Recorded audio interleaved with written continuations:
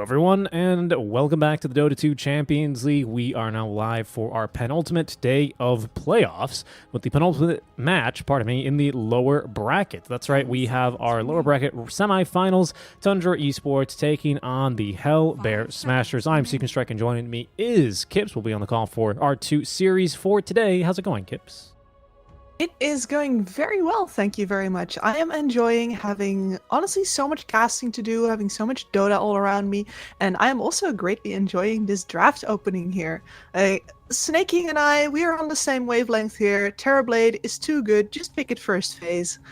And Hellbear Smashers immediately answer with the Axe Lion, so great burst damage there from the Lion, of course, but I am hoping that this is a carry Axe, because that BKB piercing lockdown, as well as the pure damage, of course, from the spins, are extra nice versus a Terrorblade. So I'm hoping that this is already our carry matchup of the draft in the first 2 picks here. Very well could be. Yeah, because you got all that very high base armor, all the spins and axe pure damage for the counter helix to cut through him, and of course hard to get a sunder off when you're below 450 HP and that axe culling blade is getting ready for you. Lion as well, right, to get rid of some of those illusions, make your lane a little bit more difficult if it is to be the 4 Lion. So I kind of like this Hellbear Smashers response, especially because, of course, we can flex the axe, but you can't really do that much with the TB, can you? I think Jenkins has done it a couple of times, but I think outside of NA, I've not really seen the TB run in any other position other than the safe lane. Bloody Jenkers, of course he has. I love that man. It's very genuinely love that man. Such a creative brain. Of course. Very, very creative brain. But the one thing I will as well add, I think this also makes the draft a bit more difficult for Tundra, because you still have to acknowledge that, yes, this Axis could be the carry, but we still have to ban, like, the PL, for example, right? And they may consider banning someone like the Luna or the Medusa if they feel like they also need to with their draft. And that's difficult, right? And that sucks, because they also know, like, it's carry Axe. We're 6-7 months now into this meta, right? We know very well that carry X can bring it versus a carry TB, and Tundra Esports, they still have to maybe look back at the end of the draft and go, yeah, those bans might have been wasted, but that's what happens. That's the flex that the X gives you. Yeah, you gotta cover your options here. They should probably still think about a Drow ban here as well if they have nothing else to do. Drow Axe could still be an extremely fierce duo. Point. Versus a Clockwork, actually, do you think you need to? Well, she's definitely going to have the Force Staff before you do, and that usually screws over Clockworks pretty big time. But yeah, I do agree. They have pretty good gap closing. So instead, they're going to go with the Puck ban, make sure that this lineup that they have right now, which is pretty low on the lockdown, does not run into trouble having to cram a bunch of stuns into the later picks. I mean, I still think they should put a couple of stuns in there, but 10 seconds. Yeah, I think that's never a bad idea. I'm wondering then, so you ban Puck. I wonder if that means Tundra are thinking about the Tiny themselves. Oh, by the way, we should acknowledge that it's Boom and not 9, right, for Tundra Esports, as it has been for this tournament. For Tundra, no Fata. It's instead DNZ, previously of Spider Pigs. Strong position 4 player. I think he's on the 5 with Snake King taking the helm during the draft and still maintaining that position 4 role. So DNZ over to the position 5, and but the only change effective for this one, guys, is Boom, formerly a Viking GG mid laner, great strong hair, great invoker player, and great mid lane player as well overall. But no 9. He did play yesterday. He's not playing today, so I want to state that now. Wind Ranger at your service. And I think this is a pretty big switch for Tundra, because I think 9 has been playing a bit more in service of his team, especially if you look at the latest drafts of Tundra. Whereas for Boom, really the success of Viking GG has always been with Boom being the focal point of their draft. So those are 2 wildly different playstyles for your mid to have, and I'm wondering what they're going to do with it. Are they going to, like, put Boom into the 9 box, or are they going to adapt a little bit more and give them one of those classic Boom heroes? I don't know, an SF. I wanted to say Alina, that one's banned by themselves. Yeah. Let them build an early BKB and go ham. Yeah, wouldn't mind. Oh, okay, they're going to pick the Wyvern and tip their hat towards 9, wherever he might be. Of course, still very well could be a support, right? It's Not too bad of a game for the Wyvern, but it's not the best, right? We can still, if this is going to be an axe carry, we can still proc the shard spins if you attack someone in Cold Embrace. We have Power Shot, and we have Finger of Death if we really need to secure a kill.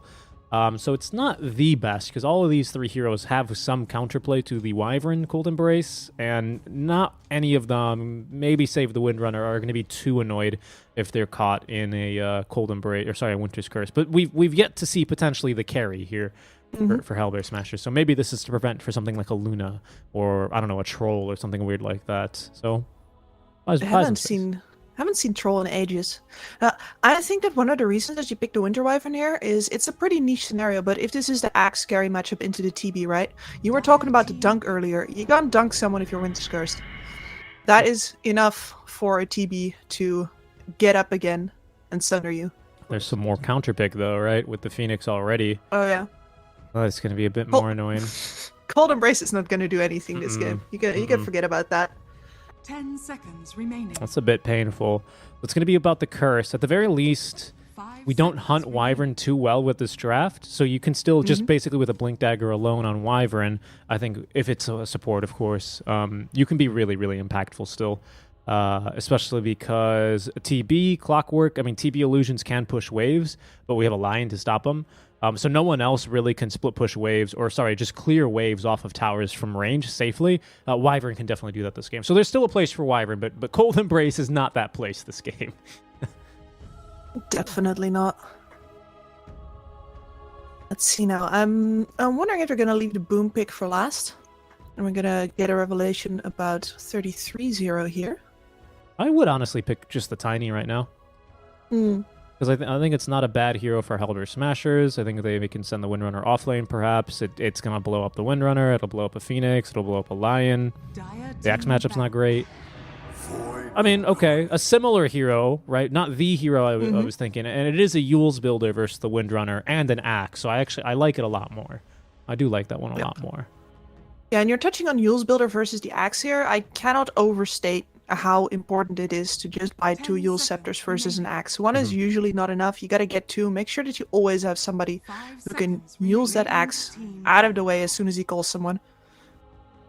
Yeah, no, I agree, right? And of course, having the Dispel for the Windrunner, like I mentioned, is always really powerful. Maybe that's what Wyvern builds, a Yule Scepter this game, actually not looking half bad, because of course Locket is laughable. And I think Blink is probably still maybe the first item, but I think you'll have time and space to farm it. Void Spirit into Lion, though, is always a little bit spooky, isn't it? Right? Doesn't really allow you to play too aggressively until you get that Ags online and can reliably get the silence off onto Lion. Yep, exactly. It's not too comfortable. The one thing you will get, of course, is that this Lion might be played in a 5 position, in which case it's going to delay his Blink Dagger a great deal. It's a good point, actually. No, that's a very good point. So I think it all depends on who they're getting as the safe laner here, because of course Axe Phoenix with the attack slows and the Battle Hunger combination is a monstrous laning combination. So I'm leaning towards the Phoenix on 4 right now. If the carry comes out. 10 seconds remaining. Okay, I would agree with you. 5 seconds remaining. We banned Doom. We are banning a couple of general heroes. There's the Illusion Man himself banned out. Surprised to see Darkseer banned though. Not really too many great Darkseer, like lane combo aside. Even I think it's like what, Vacuum into Axe Call into Lion. I mean, I guess that's not half bad really. TB illusions, especially with the normal punch. Actually, if you normal punch Terrorblade through the wall, he dies to his own illusions. There's nothing he can do about it. They just chew him up. This has happened exactly once in this tournament. I was not there to witness this. I was just there to witness to see everybody who played TB and some Lunas as well ban the Darkseer. The Darkseer had only 1 game of play. It left a lasting impression. So yeah, I've seen that attempted, but I've never seen it actually succeed. So I understand why. I get the ban. I do. I just wonder that Hellbear Smashers aren't just laughing to themselves and they're going to pick like another offlaner here. But what do you pick now? Timber versus Axe, by the way, is not a great lane for Timbersaw, especially if you go first point Warling Death. Like, you'd normally think it is a good lane. It's terrible. So hopefully it's Timber Chain, level 1 for Timbersaw, because I've seen this one go terribly for the offlane Timbers into the Axe carry. So I don't think Caliber Smashers are going to be too concerned about running the Axe carry versus this Timber, Wyvern lane, probably. Timber Clockwork lane, perhaps. I don't think they got an issue with it. Timber Clock. Yeah. And now the big choice comes. I've been waiting for this one, Caliber Smashers. You gotta show your hand here.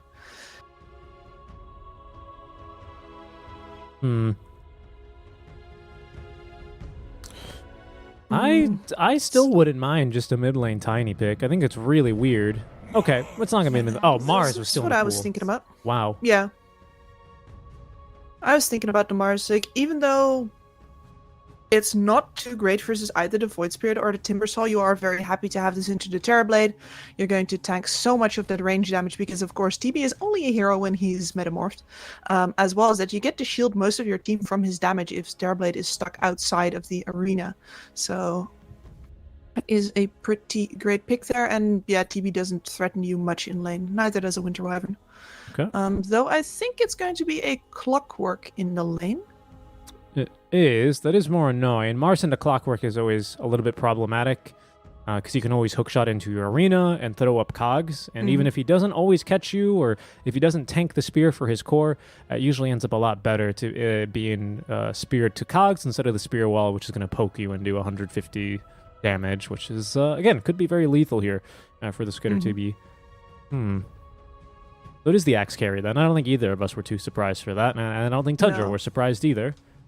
And I've seen Ace do a stellar job on this hero before. He seems to really enjoy it. Just run around, calling people. You get your blade mail, or sorry, not blade mail. You get your blade mail late. You get your Vanguard, blink, into Manta style shard, and you can run around while you're doing it. Let your illusions do the farming. Right. I think though, I don't know, because I see like a really powerful pre-Manta Axe Shard Vanguard Blink, you know, which is like 20 minutes if you're really, really good, and if you're having a decent game, 23 minutes usually at the latest, right, for a safe lane Axe. I would say Ace, he's a phenomenal farmer, and he's starting off with a Bracer here, kind of expecting a more difficult lane. But to my point, though, before you get that like Manta Shard Blink Dagger online, you are actually, I think, a little bit weak here for Hellbear Smashers. I don't think your team fight is really all that. I mean, you're going to be super strong then because you're going to be able to pair this with a general, probably Blink, maybe even another Yule's. You're going to have, of course, the Mars Phoenix combo.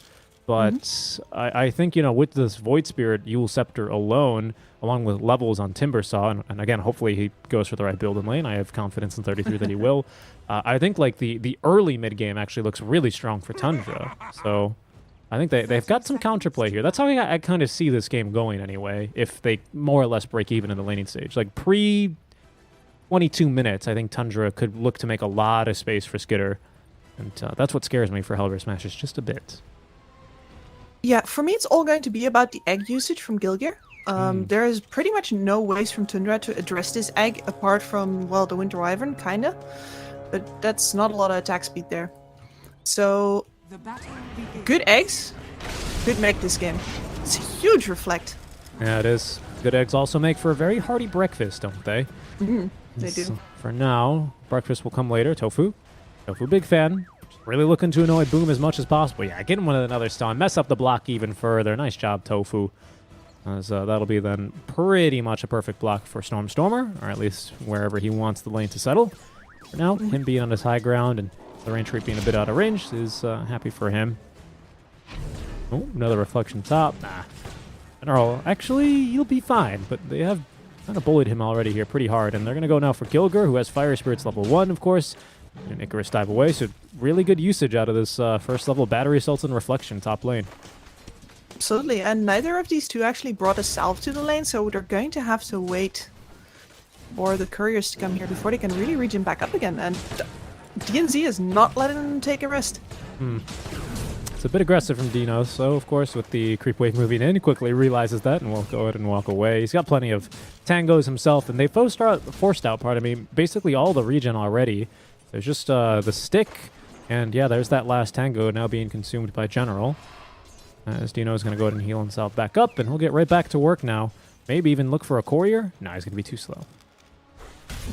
Bottom lane, 33. Did go for Timber Chain level 1, so it's not going to be a complete stop here. I really have seen this lane just completely fall apart with level 1 Whirling Death. It's so bad. Even like, it was like an Axe Abba lane, which is like, oh great, 2 melee strength heroes. Whirling Death is really good here. No, you just get completely destroyed. Yep. Oh, especially versus Abba, geez. Yeah. Like, the amount of... Because if you don't have any extra armor from your reactive armor, then the Abba attack speed, plus just 2 melee heroes whacking you, you're never going to deal more damage than them. Well, very, very true. Very true. The lane as well, going so far swimmingly for Stormstormer. Pretty even here. Kind of strikes me as I push the lane with my ability and farm the side camp, push under your tower where you see us, and then you push it right back. Kinda how I feel like this lane ends up going here. A little bit, but you can see that if Stormstormer lands the power shots, then Boom is actually very, very fragile. His shield only protects him from the right clicks, of course. So anytime he takes a power shot, that's a big hit to his economy. Very fair point. Very fair point.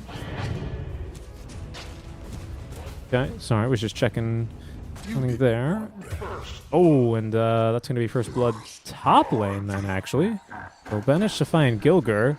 Hogs into the battery assaults, and General already having to back himself away. The reflection getting the last hit, it seems. And Terrorblade buying more regen as well. I don't think this is the start to the lane he would have wanted, but DNZ is keeping them off of his back for now. And here they go again. They don't have meta though. Ooh. Not sure if this is a kill. Yeah, Dino pinned to his own cogs, though. He's going to continue trying to run down General. A little bit of battery assault left. Stops Gilger in his tracks. Mid-Icarus dive, but General will turn. Very generous spear range there. That allows him to easily pick up the kill onto Clockwork in return. We are not really looking too good on the regen front, so that is a death for Dinos, but he's going to come back with a salve. He's going to come back full HP and mana. And again, it's only the sticks and this ring of regen here, keeping Hellbear Smasher sustained in the lane. Another reflection here.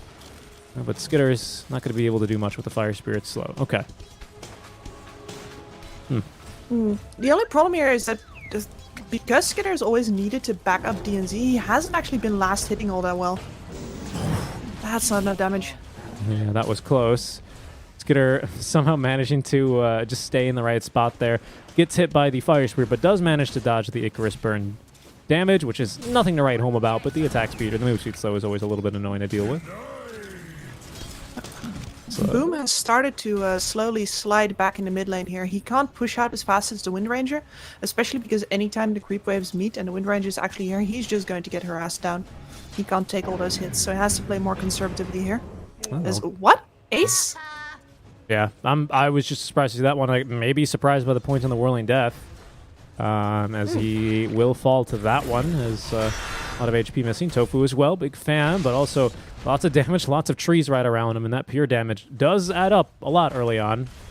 You can see a striking amount of trees missing from where the axe is currently buried. Okay. Yeah, there's a lot of deforestation in this game between the Mars and the Timbersaw. And the Windrunner too, right? That power shot, yeah. striking on those trees. It used to be Power Shot and Phoenix actually with the dive, wasn't it? But yeah, I think Phoenix still cuts down a couple of trees. Supernova as well is good at deforesting. Arena actually, yeah, there's a lot of tree cutting abilities in this game. Timbersaw is in good company.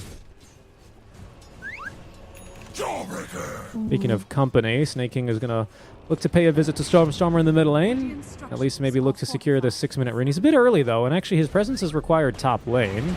Where he's going to show up now. Arctic Burn now for the two heroes, both strength heroes as well, so plenty of damage. And Gilger will end up dropping here. He's on a Icarus dive away.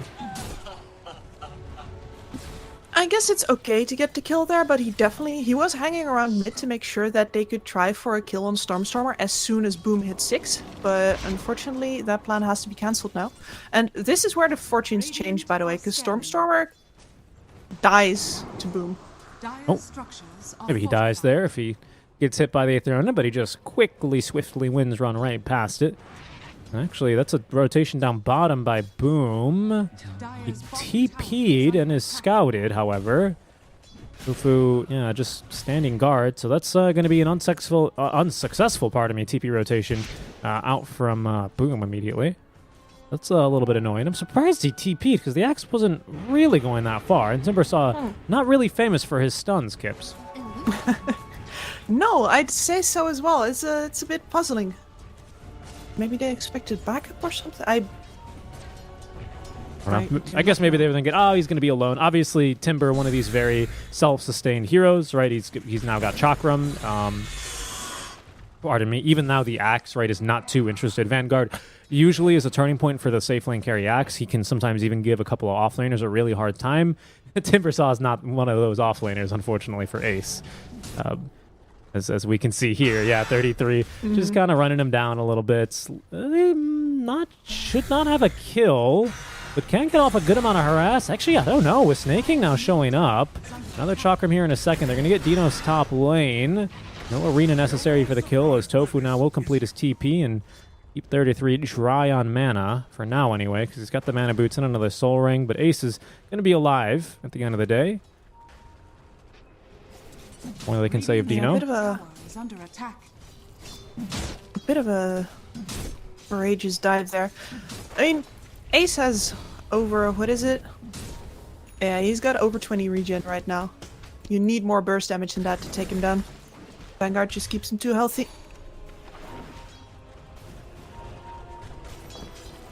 Not an easy hero to kill, quite famously, even for the Timbersaw.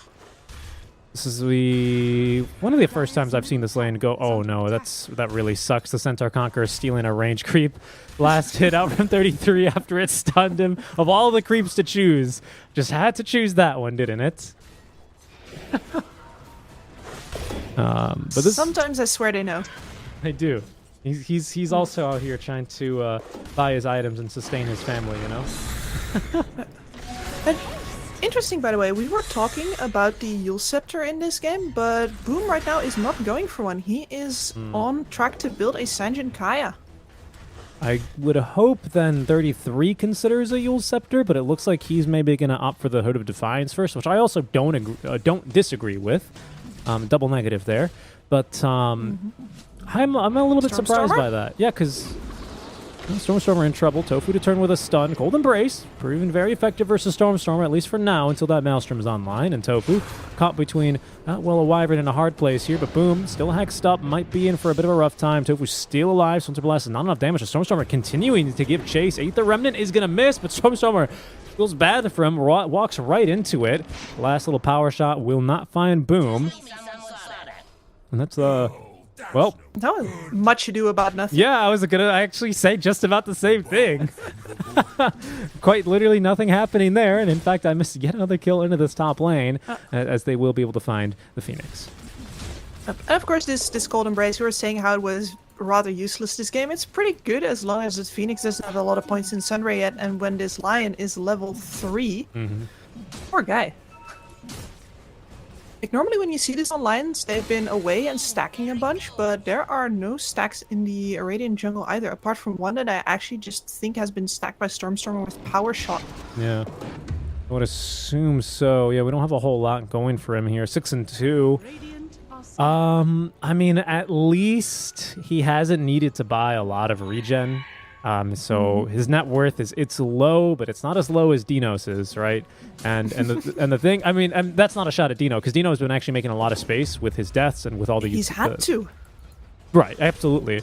But for the Lion, at least, he can always self-sustain, right? Because now he's not really, almost doesn't have Tranquil Boots, but he can, no need to buy Clarities on this guy, right? Once he gets the Tranquils online, he just needs to be out of combat for like half a minute and he'll be full HP, right? Compared to Dino, who needs a Clarity on top, he needs to get his own boots online eventually. That usually helps the Lions get a little bit of a faster Blink Dagger, right? And we know how big of an item that can be this game. It's going to be absolutely huge, and that's a luxury that DNZ is not going to get on this clockwork. In general, if you fall behind on a support clockwork, you're going to be behind forever because your job remains to go in, and unfortunately, it also means that you just won't be coming out anymore. Skitter making the TP down top, or bottom, sorry, already looking for the tower. Ace will mirror that rotation as he looks top now with the Vanguard. General has the arena up. He's going to cut down the They're tree. looking for him? They're not going to find him. Oh, the courier is going to find him, though. Dino is in a bit of an awkward spot here. Snake King nearby, ready to jump in with the curse, but Ace keeping his space here. General now will throw up the arena walls. That'll keep 33 on the outside, and that'll keep Dinos on the inside here, at least for 20 seconds as he falls flat. Snake King, though, is not going to be tied to anything there as the tree's all been cut down, looks like by the arena there, but the focus fire will sustain him to death. I guess that's the opposite of sustain him then, as Ace finds the dunk onto him for the kill. 33 at least able to find General on the way back out, and with Boom showing up, that will dissuade Hellbear Smashers from looking any further from the tower. Although, as I say that, they will smoke up, and they might give chase here to Boom. Can we catch him, though? Just enough mana for the shackle shot. This Boom's not going to get shackled here, and he's out of range for the Hex because there's no boots on the lion yet. Tofu's just too slow.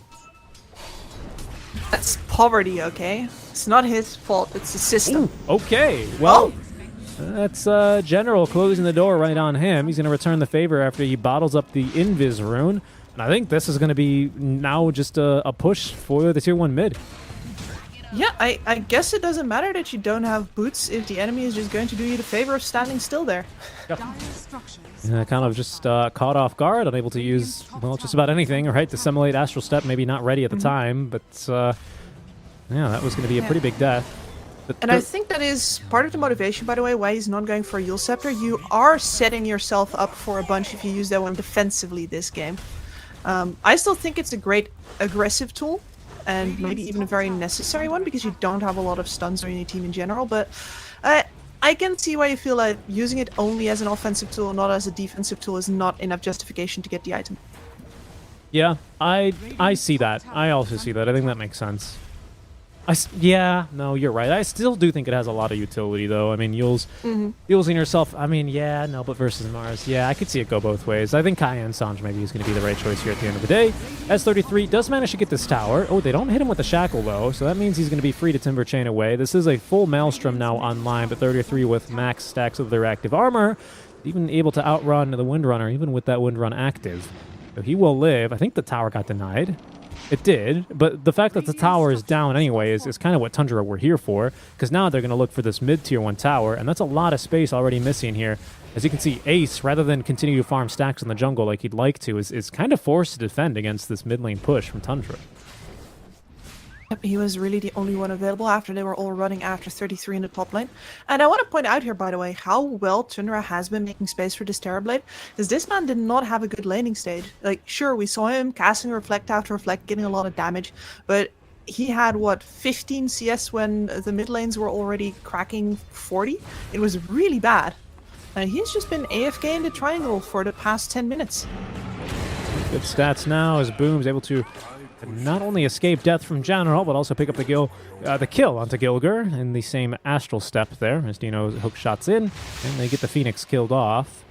Not really enough gas left in the tank, though, for Tundra to push. I think this tier 1 tower now for Hellbear Smashers, especially with top having, yes, been denied, but still taken, is very, very crucial. General has Arena, but Stormstorm are unable to find the shackle shot there because this tree was cut down already. Means he's going to be unable to really get the setup he needs.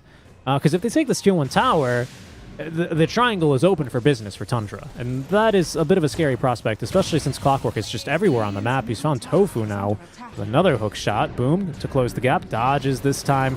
The shackle shot is 33, closing the gap now onto Stormstormer.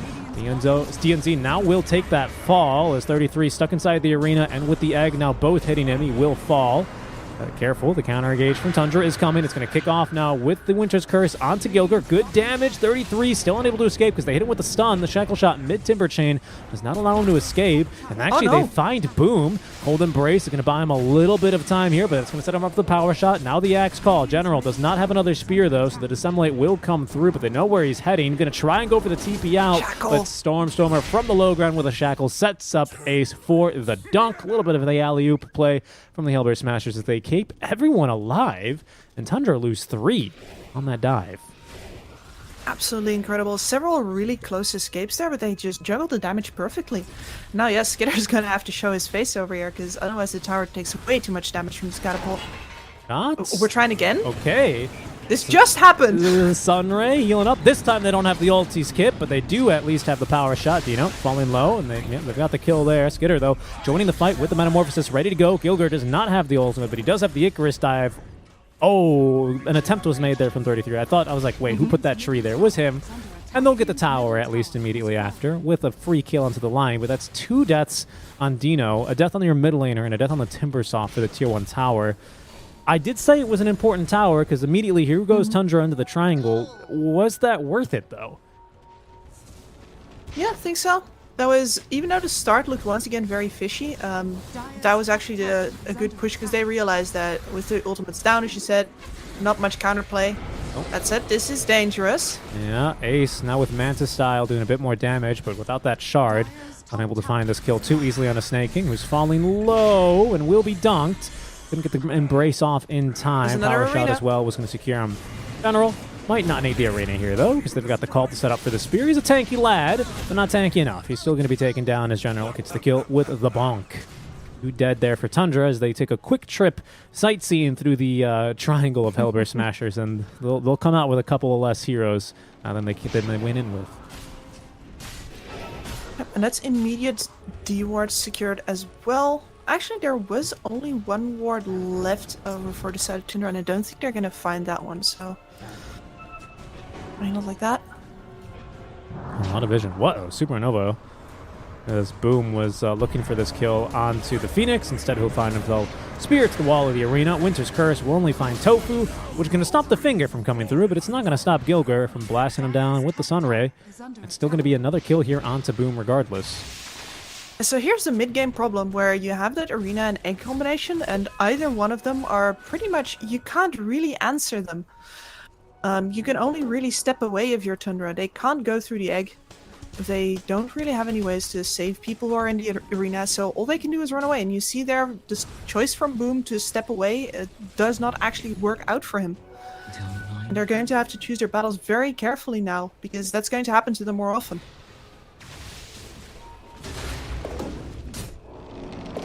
Yeah, it's been happening a couple of times already.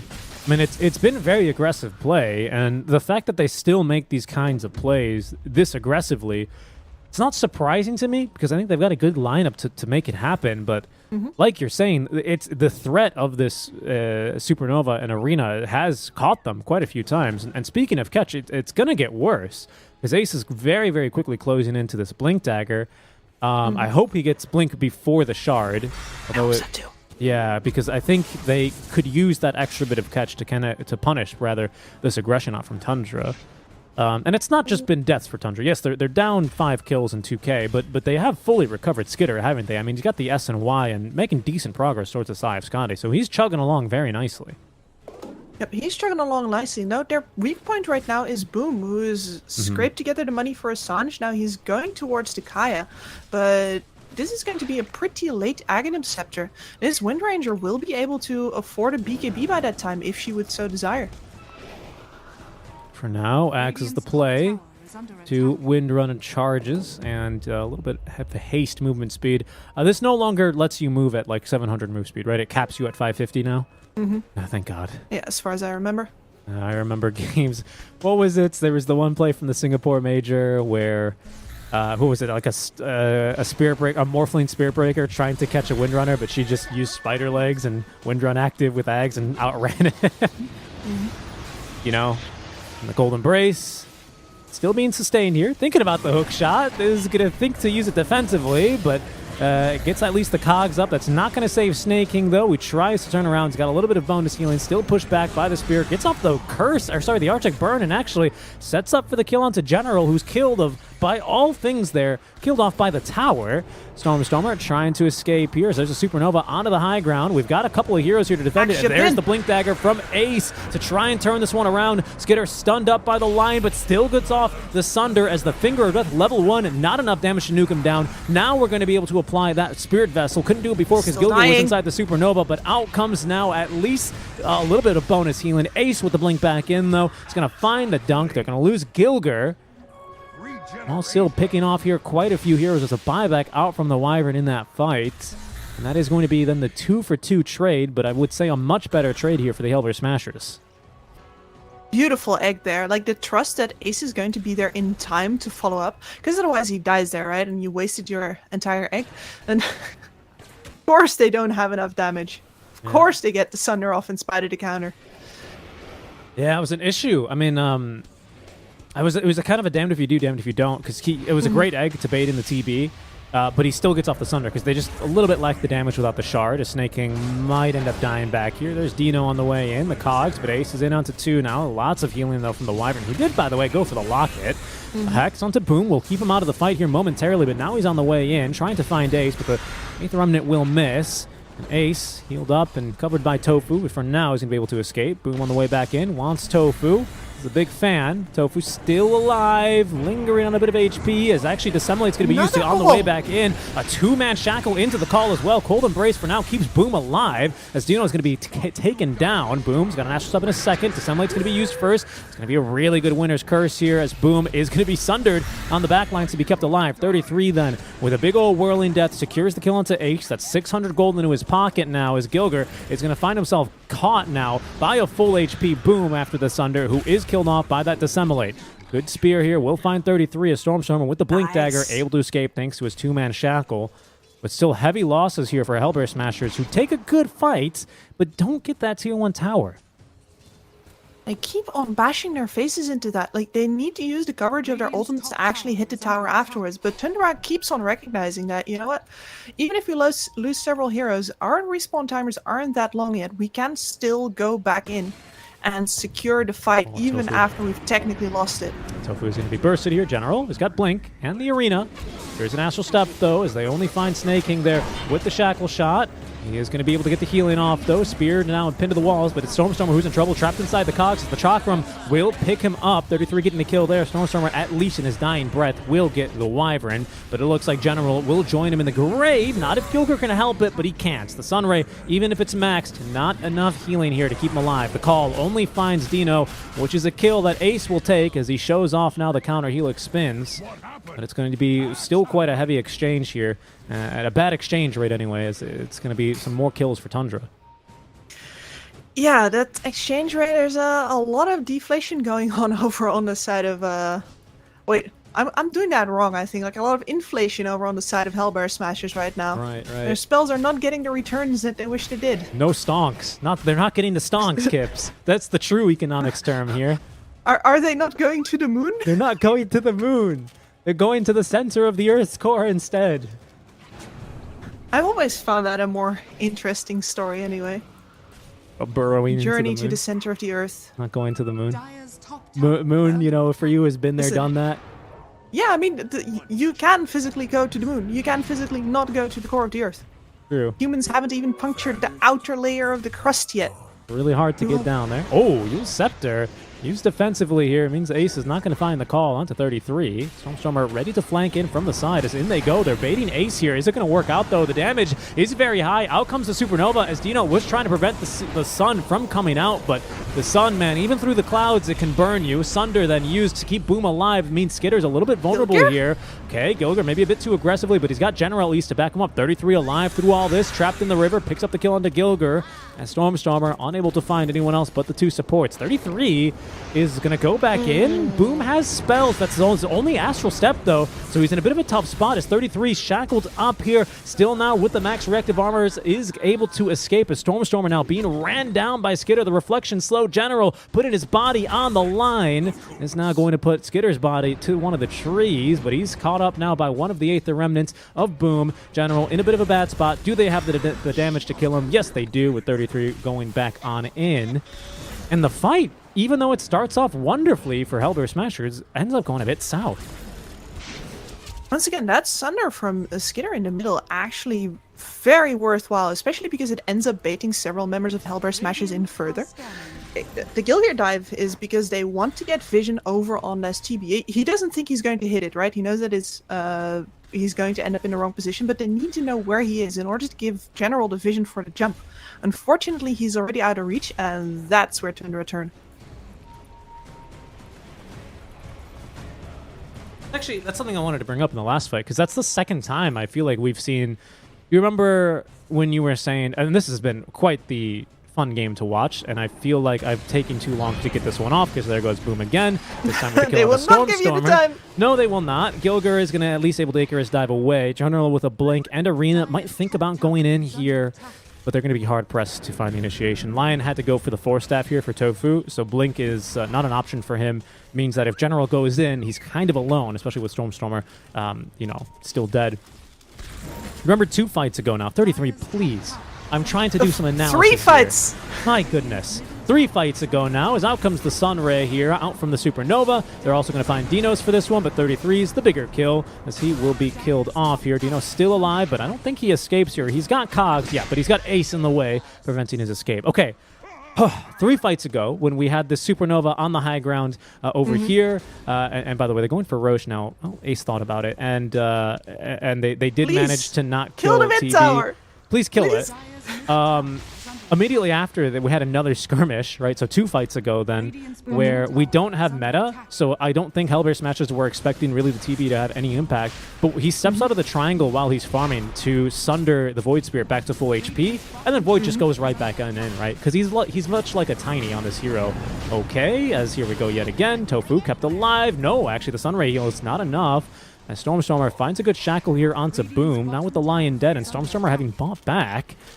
Seems like Tundra might decide to try and contest this row. She's on half HP here. The big man in the pit is there's a second buyback. So Tundra now know that they're getting underneath the skin here of Hellbear Smashers with this move. But unfortunately, Metamorphosis is going to be running out of its duration here. They'll have 33 up. Ooh, this is a tough call for Tundra. I don't know what they do here. The problem really is with the AoE control of Hellbear Smashers, right? It's these 2 ultimates that are... Well, the egg is not up yet, but they can definitely stall until it is.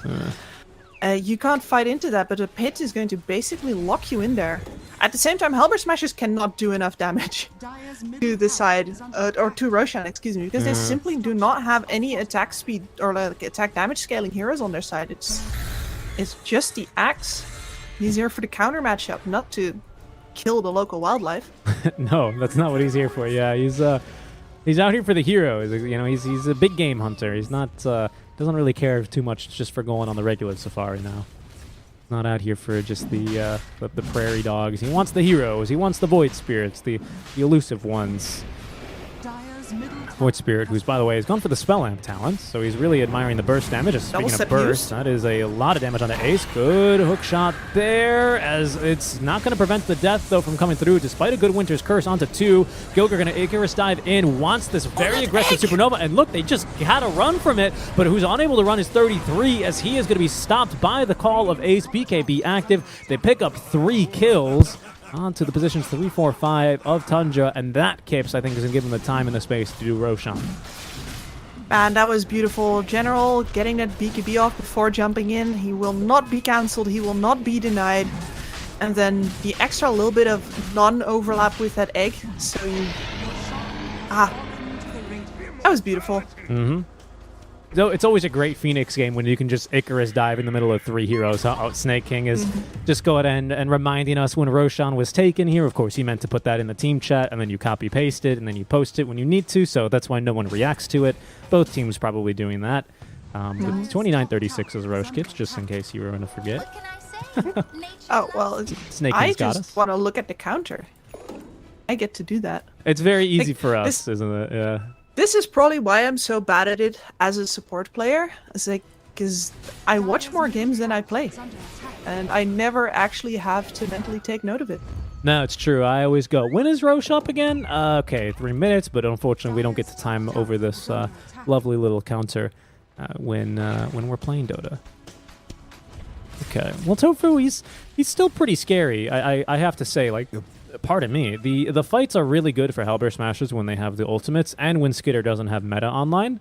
But he almost has MKB now, on top of Eye of Scotty, SNY, and the Dragonlance, so he is not too weak. Plus, he's got a Titan Sliver, so plenty of status resist as well. He's rocking, what, 37 right now with the SNY? Ooh. Pretty insane. They can't lock this man down for long. And I think this is where they have a lot of Blink Daggers, right? Which is why they did not go for a Blink Dagger on Tofu. He just has the Force Staff, he's going in for the Glimmer Cape, you know, the defensive item sets to help out your cores. Problem is that sometimes they need a little extra burst of damage in the middle of these team fights, but we haven't seen Tofu actually be able to get into position to deliver these final blows. He just needs to get the finger off on the guy he can reach.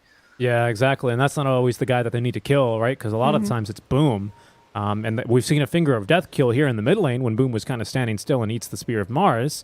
But it's been rather difficult when literally all 3 of your cores blink in ahead of you and you have to save Force Staff in case you need to save them. Exactly. It's very difficult. And something as well I want to highlight that you brought up earlier, Stormstormer did have the Ags queued up initially, which is why we spawned that discussion about max move speed. But earlier you said kind of off the cuff, we're going to have a slower Ags here for Boom because it was a hard laning stage for him. Didn't really get too many kills out from that laning stage.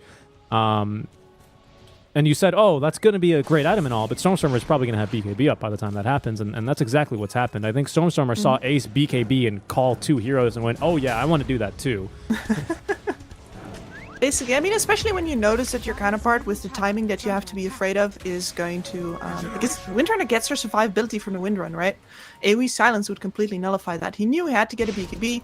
He had enough gold at several points to buy parts of his Aghanim Scepter, but did not do that because he knew, well, if Tundra keep on hanging on in this game like they have, I will actually need to BKB. Yep. I think it's a bit of a begrudging BKB buy, like, fine, True. I guess I'll do it. But he kept the door open, and that's what matters. And for now, the door is going to be closed to him for taking this tier 2 tower, only momentarily, as we do fortifies. Tundra, they're lining up here to try and defend the mid-tier 2 tower, but Hellbear Smasher with a good read on the map will not oblige them. They're not going to give them the opportunity. Just showing the 2 cores down bottom and having the supports tank any, aggressive play as they maintain control of the Tundra triangle. Look at how big Ace is. With this Assault Cuirass, we just saw him going to town on that tower. You actually become a very, very significant source of damage once you get the attack speed up. As well as just with the illusions being able to outfarm a TB. That's not too shabby at all. And he's been running around, getting involved all this time, whereas TB's involvement has been much more periodical.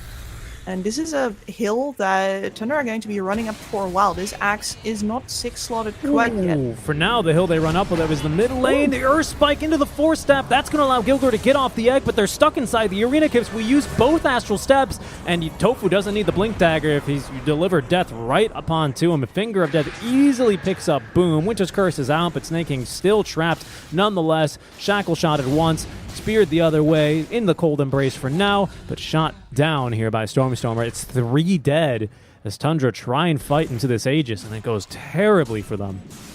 That was disastrous. I mean, they weren't even fighting into the Aegis. The Aegis is on the Axe TP to top lane. I guess that's why they went. Must have been. Now Skitter, I don't think Skitter can actually fight this, can he? Oh, with the Timber he can. Okay, not bad. The rest of Hellbear Smashers are quickly closing the gap. Obviously, it's a numbers game for them, and well, even I can do that math. 5 versus 2 is not looking too good here for Tundra. They've got Skitter in a bit of an interesting position here. Tofu. Oh, he's on the hunt. Knows something's missing. Ace as well, just trying to get anything. Okay, they see the illusion. Obviously, Tofu knows it's fake, but did not find here Skitter in time, who will TP top and deny the tower. At the very least, they got rid of that Aegis, but they'll still have Axe on this tower right now. Yeah, Aegis was about to be up in seconds anyway, but you know, at least you get Hellbear Smashers off of immediately taking the tier 2 tower.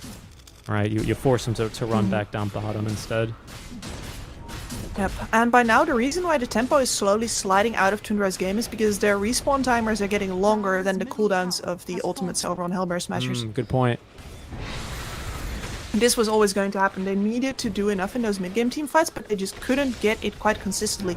I think especially the fight into the triangle here was disastrous. Axe call. They're going again? Yeah, they find DNZ, this time without Supernova for 10 more seconds, though, so Gilger, this time, he's not going to be able to live. Taken down, Winter's Curse to hold down Ace. This is an own illusion, trying to spin him down. He spins off of it a couple times, but now needs to pop the BKB, the two-man call here. Not a lot of attack speed, though, as General sets up the arena, only finds 33, as Skater able to at least evade the walls of death this time around. Instead, those walls reserved for 33, who's hexed up, stunned up, and fingered, killed off. That's already a refresher for General. Doesn't catch anyone here in the second iteration of the arena, however. Snake King with his Aeon Disc is able to avoid death here at the hands of Stormstormer, who Stormstormer now in trouble here to Boom. Doesn't have the BKB any longer. It's on cooldown. Dinos, he's going to find Tofu, who instead turns with a two-man stun. They're going to set up perfectly onto Boom, but actually they don't end up stunning him. Instead, he's into the cold embrace, and he sets up for the shackle shot, though, onto 2, but he's actually a little bit too tanky here. He's not going to go down to Stormstormer, who only has the Maelstrom as the damage item. A buyback now out from Wyvern, as well as DNC. There's a hook shot available, so they have to be a bit careful from going too far. But General, there's nothing too far for him. As oh no, they actually find an axe illusion with the hook shot. So Dino is unable to try and punish this General TP. Ace as well is able to TP blink out of harm's way. That was a really chaotic fight, wasn't it? It was like the rule of thumb for me is once fights start looking like this, you know that both teams have damage problems. Okay. In the case of Hellbear Smashers, it's not even that much damage problems. I gotta say, I underestimated Bloody Winter Wyvern Holy Locket. I should have known better. They just heal straight through everything, and he's used that like 4 times in the past fight. They kind of are. I mean, as well as I want to say, no Supernova in that fight made it also very difficult, didn't it, for Hellbear Smashers? Like, they got rid of him immediately. He didn't have the cooldowns anyway, but they still just managed to kill Gilger. And it's like night and day between the two fights, isn't it? No pun intended, because of course he does make it daytime. But no, lean into it. Perfect pun intended. Perfect pun. But yeah, no, I mean, it really is kind of night and day. He does have it now, though, as they're going to go for the D-ward. Boom's going to make another jump onto him. Force staff away. Arena's out from General, but no spear. Because he doesn't have BKB. The double shackle. You'll sceptered up, though. He's General not going to be able to capitalize on top of it. As they're right on top of Skitter now. The axe call as well is going to prevent him from doing much. But actually, they do manage to jump onto this egg. It's scrambled as Boom astral steps to it. There's going to be the Sunder onto General, who refreshes. Actually, sorry, just regular BKBs. But Ace, with the call, has the dunk now onto Skitter. Boom trying to find Stormstormer, but he's going to die. Just to the rocket flare. They had enough damage. 33 in a bit of a rough spot. He's going to be spitting flames all around him as Boom General snags up the DD rune. 33 is going to fall here to Ace. Shackle does not find Boom, but he doesn't have the spells. Does he have the TP? No, he doesn't, because there's going to be Ace, but General was there for the spear. 4 dead. They get the buyback out from Stormstormer, who ends up making the difference in that fight. And once again, just wild fights here. Absolutely insane. Honestly, I could not even make heads or tails of that. The only thing that matters there to Tundra is that at least they set themselves up to have a chance by immediately trying to take out the Phoenix again, but this time, that Force Staff on Tofu is doing work. It might make their mid-game fights a little bit harder to not have the blink, but now, versus this Clockwork, they can't finish anybody off. And the Void, especially because a lot of the times, Boom is double astral stepping to close the gap. Versus all these blink daggers, he needs to come from so far away. True. Yeah, and Force Staff just makes it so much more difficult. I mean, he just simply doesn't have the mobility. Even with the Shard, he's like still struggling to really close the gap, isn't he? Mm-hmm. There's a second Roche now respawn. Shard to Mars actually would be pretty sick here, I would say. Oh yeah, I was actually wondering if he already had it, because they already got so many nice ways to punish people who are lined up. You know, once you get a Shackle, having to follow up with a double spear, that would be sick. It would be. Maybe they give it to Tofu, but no, General already has it. He says, no, I'm taking that one. 33's Courier is killed off. Of course, Couriers no longer give vision in the Roche pit. I don't believe he got cheese, did he? He might have gotten cheese. I don't see it on anyone here for Hellbear Smashers. Huh. I wasn't paying attention. He might have indeed just yoinked the cheese. I didn't even know you could do that anymore, because I thought the Couriers needed vision to pick it up. I mean, I Well, either that or they immediately ate it. could be. Would be very strange, though, wouldn't it? Quick, Maybe somebody was just really hungry. sometimes, you're just hankering, you got this full bottle of red wine, you got some grapes, and you just really need to get that cheese in you. Hookshot. Ace? Is going to find Ace. He's the man with the He just Aegis. stood there. They actually can't really TP anyone too close. It's 6-second TPs there to the outpost, but Tundra not really in position to capitalize off of the poor positioning from Ace, who is, by the way, just farming a small camp very casually. Yeah, that was kind of wild. He got hit by the rocket flare, and it was almost in my mind's eye. I saw just Axe standing there, looking dumbfounded at the light that spread across the sky, and then he gets hooked, of course. Well, Like, not very, not the smartest man here, Axe. Only a int gain of 1.6. Not really leaves him with a whole lot here, but it will at least force back now Tundra. Yeah, maybe he was like, if I stand still, Dinos thinks that this is an illusion. And Dino still hookshotted it. oh, that's possible. That's the next level play. I mean, it is until it isn't, right? Yeah. Well, I mean, they Barracks are under attack. if it was an illusion, they could have murdered it, but since it was the real deal, they had to back off. Yeah, So, true. Another rocket flare top lane. This time Ace is not going to stare and stand underneath the pretty lights, as he is completely all alone. But Dino is making pretty good use. He's gone actually for the Solar Crest this game. I thought for sure we were going to see like a Clockwork Ags, but no.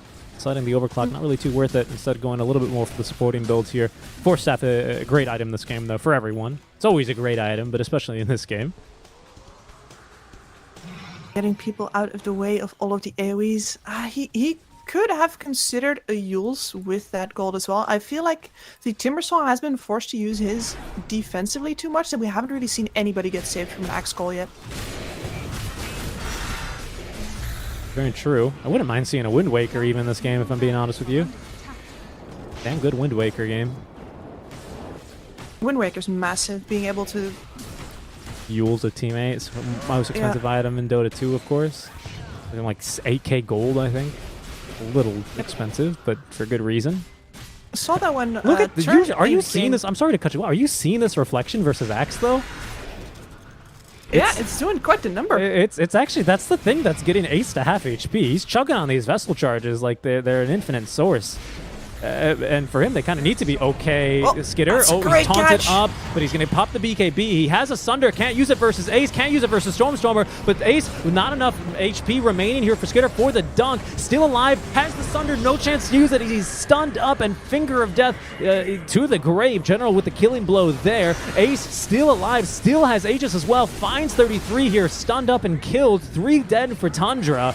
And there's going to be the call now on a Snake King. He's taunted up here, going absolutely nowhere, cannot dispel the taunt. There is going to be another undispellable death, and 5 dead for Tundra, as they just got a little bit too cheeky there. I think they also noticed, are you seeing how much damage this reflection is doing to Ace? And then he ends up just kind of out of position there, caught by a simple spear. Yeah. I think you're completely on the money there. It's like, oh, we gotta keep this up. This is our way to keep them off our high ground. Well, only if you keep the damage up, as this man had a Swift Blink. And getting to use that, it was also a shame to see that the Winter Wyvern in the end couldn't actually get a good Winter Scourge, because you saw the Winter Scourge come out right after the carry already died. Yeah. Like, he was trying to save him from exactly that dunk, and it just did not work out.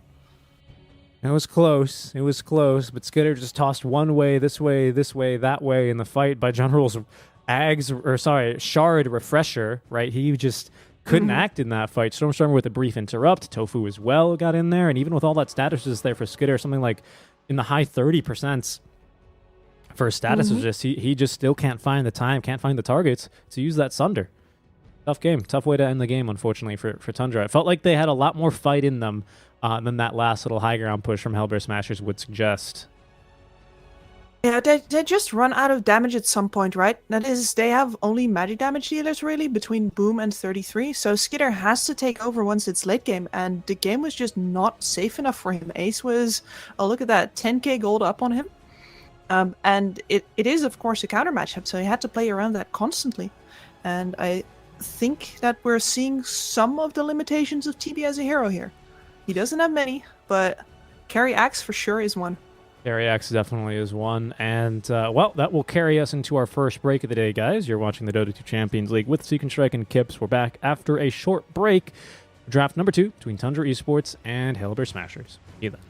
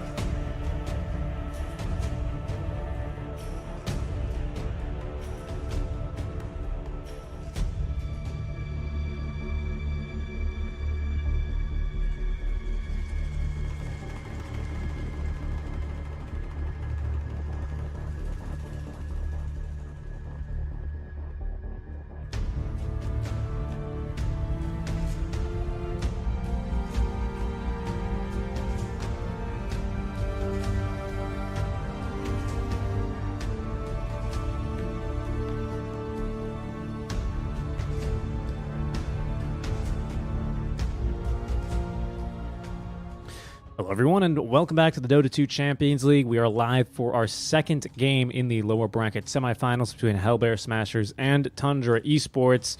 Tundra against the ropes now here, down one game in this elimination series. Joining us here for the coverage is myself here, Seek and Strike, and Kips. And once again, Kips, Snake King still believing in the Terrorblade, just immediately going right into it. But he's banned out the axe right now, and I think that's the right call, because one of the problems with why I think Terrorblade is so strong right now is because most of the counters to TB are conditional. If you want to play a good Luna or Medusa game against a TB, you need to get a good game and a fast Butterfly, for example. If you want to play a Drow game, you need to have heroes to protect her. If you want to have a Zeus game, you need several heroes to protect them and probably a Miracle. I've never seen that one work yet. So the axe is the only one really that is so low conditional that you can pick him in the first phase. So here we see Hellbear Smashers. They do still go with the Lion, with that Finger of Death, with the Illusion Clears, and then with the Pango next, which is not all that much of a TB counter. You do good, but you're not going to be the be-all end-all to finish this man once the late game rolls around. That is true. Even with some good late game rolls, it's you're not going to really be able to get too much damage onto him. I've seen General really make this work, and in particular, it's no PL game, so I don't think we're going to see it this time around, but I've seen General and it must have been Ace go for like double Maelstrom, and double Maelstrom shredded the PL. I remember that game. And I think it would also do pretty decently versus TB, especially into the mid game. That is, of course, until BKBs come out, and against the Lion and Pango, I think we're probably going to see that in the quick buy at some stage here for the TB. I think it's just a must buy, otherwise you kind of just get rolled over. But Snake King's going to go back to the Wyvern here. I suspect it's still going to be the support Wyvern that we saw last game. I think they really kind of liked that. And like I said, I think the way the last game ended was it probably left a sour taste in the mouth for Tundra because they knew they had a lot more fight in them than it really showed. I think it was just kind of a terrible initiation from Tundra, right? Hellbear Smashers took advantage of their poor positioning, whatever you want to call it, right? But like, I think they could have at least forced Aegis and maybe, even without any buybacks, gotten a few more kills. So I don't think, I think the way that they're drafting here is indicative of that, saying, yeah, you know, it was a rough game, but it wasn't really the Wyvern, it wasn't really the TB, it was other things that went wrong in that game. And for the most part, I'd actually kind of agree. I'd agree with that.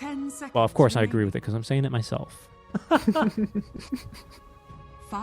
Well, yeah, I do kind of agree with you as well, though, because they're only really making minor adjustments as far as, like, you know, the images on the screen go. But, of course, not having an axe versus your TB is a pretty big deal. And the same goes for, like, the adjustments that they need to make. They need to avoid, and I think you can see that through the Phoenix ban here as well, the problem of getting out team fought here, which is very real if you're playing up versus a Pangolier. In general, I treat this hero as if you have a Pango, your team fight is good enough. The enemy can pick 3 team fight heroes and you can still go 50-50. If you pick team fight on top of that, say a Puck, both as a block pick to protect your Pango from getting cold before he rolls, as well as just more mobility and burst damage, then it's going to be extremely hard for Tundra now to pick enough team fight to ever be able to square up. 10 seconds remaining. And the Puck was a hero we saw get banned last time out from Tundra, I want to say. This time it's going to make the appearance, as we'll continue to flex this Wyvern with the Nyx pick out for... That'll be Snake King's hero then. I don't know. Hey, hold on, sorry. Let me just catch up on these bans. We still have a lot of carries left in the pool, though. The Drow's still here, right? We still have the Spectre, in case we want it. Don't like Spectre into TB.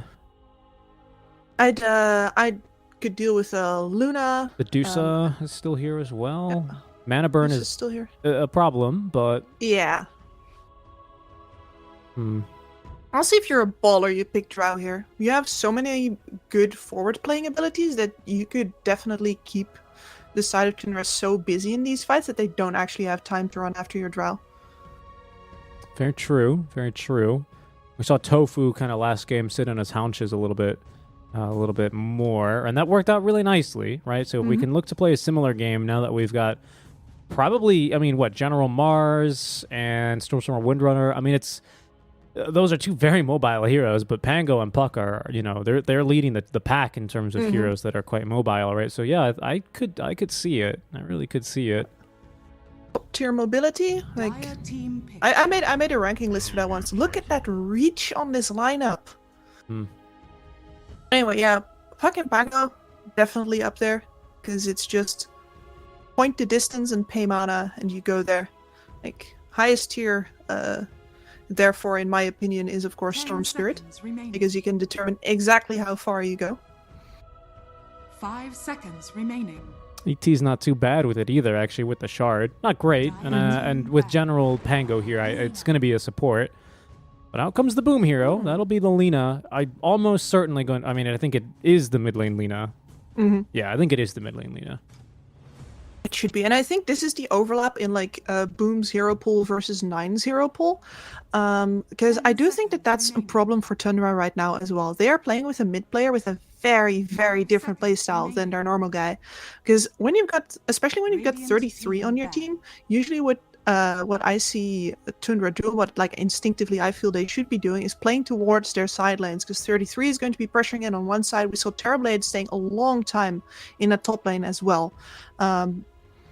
Like making these opportunities. A bird just flew into my window. Sorry. I was wondering what that noise was.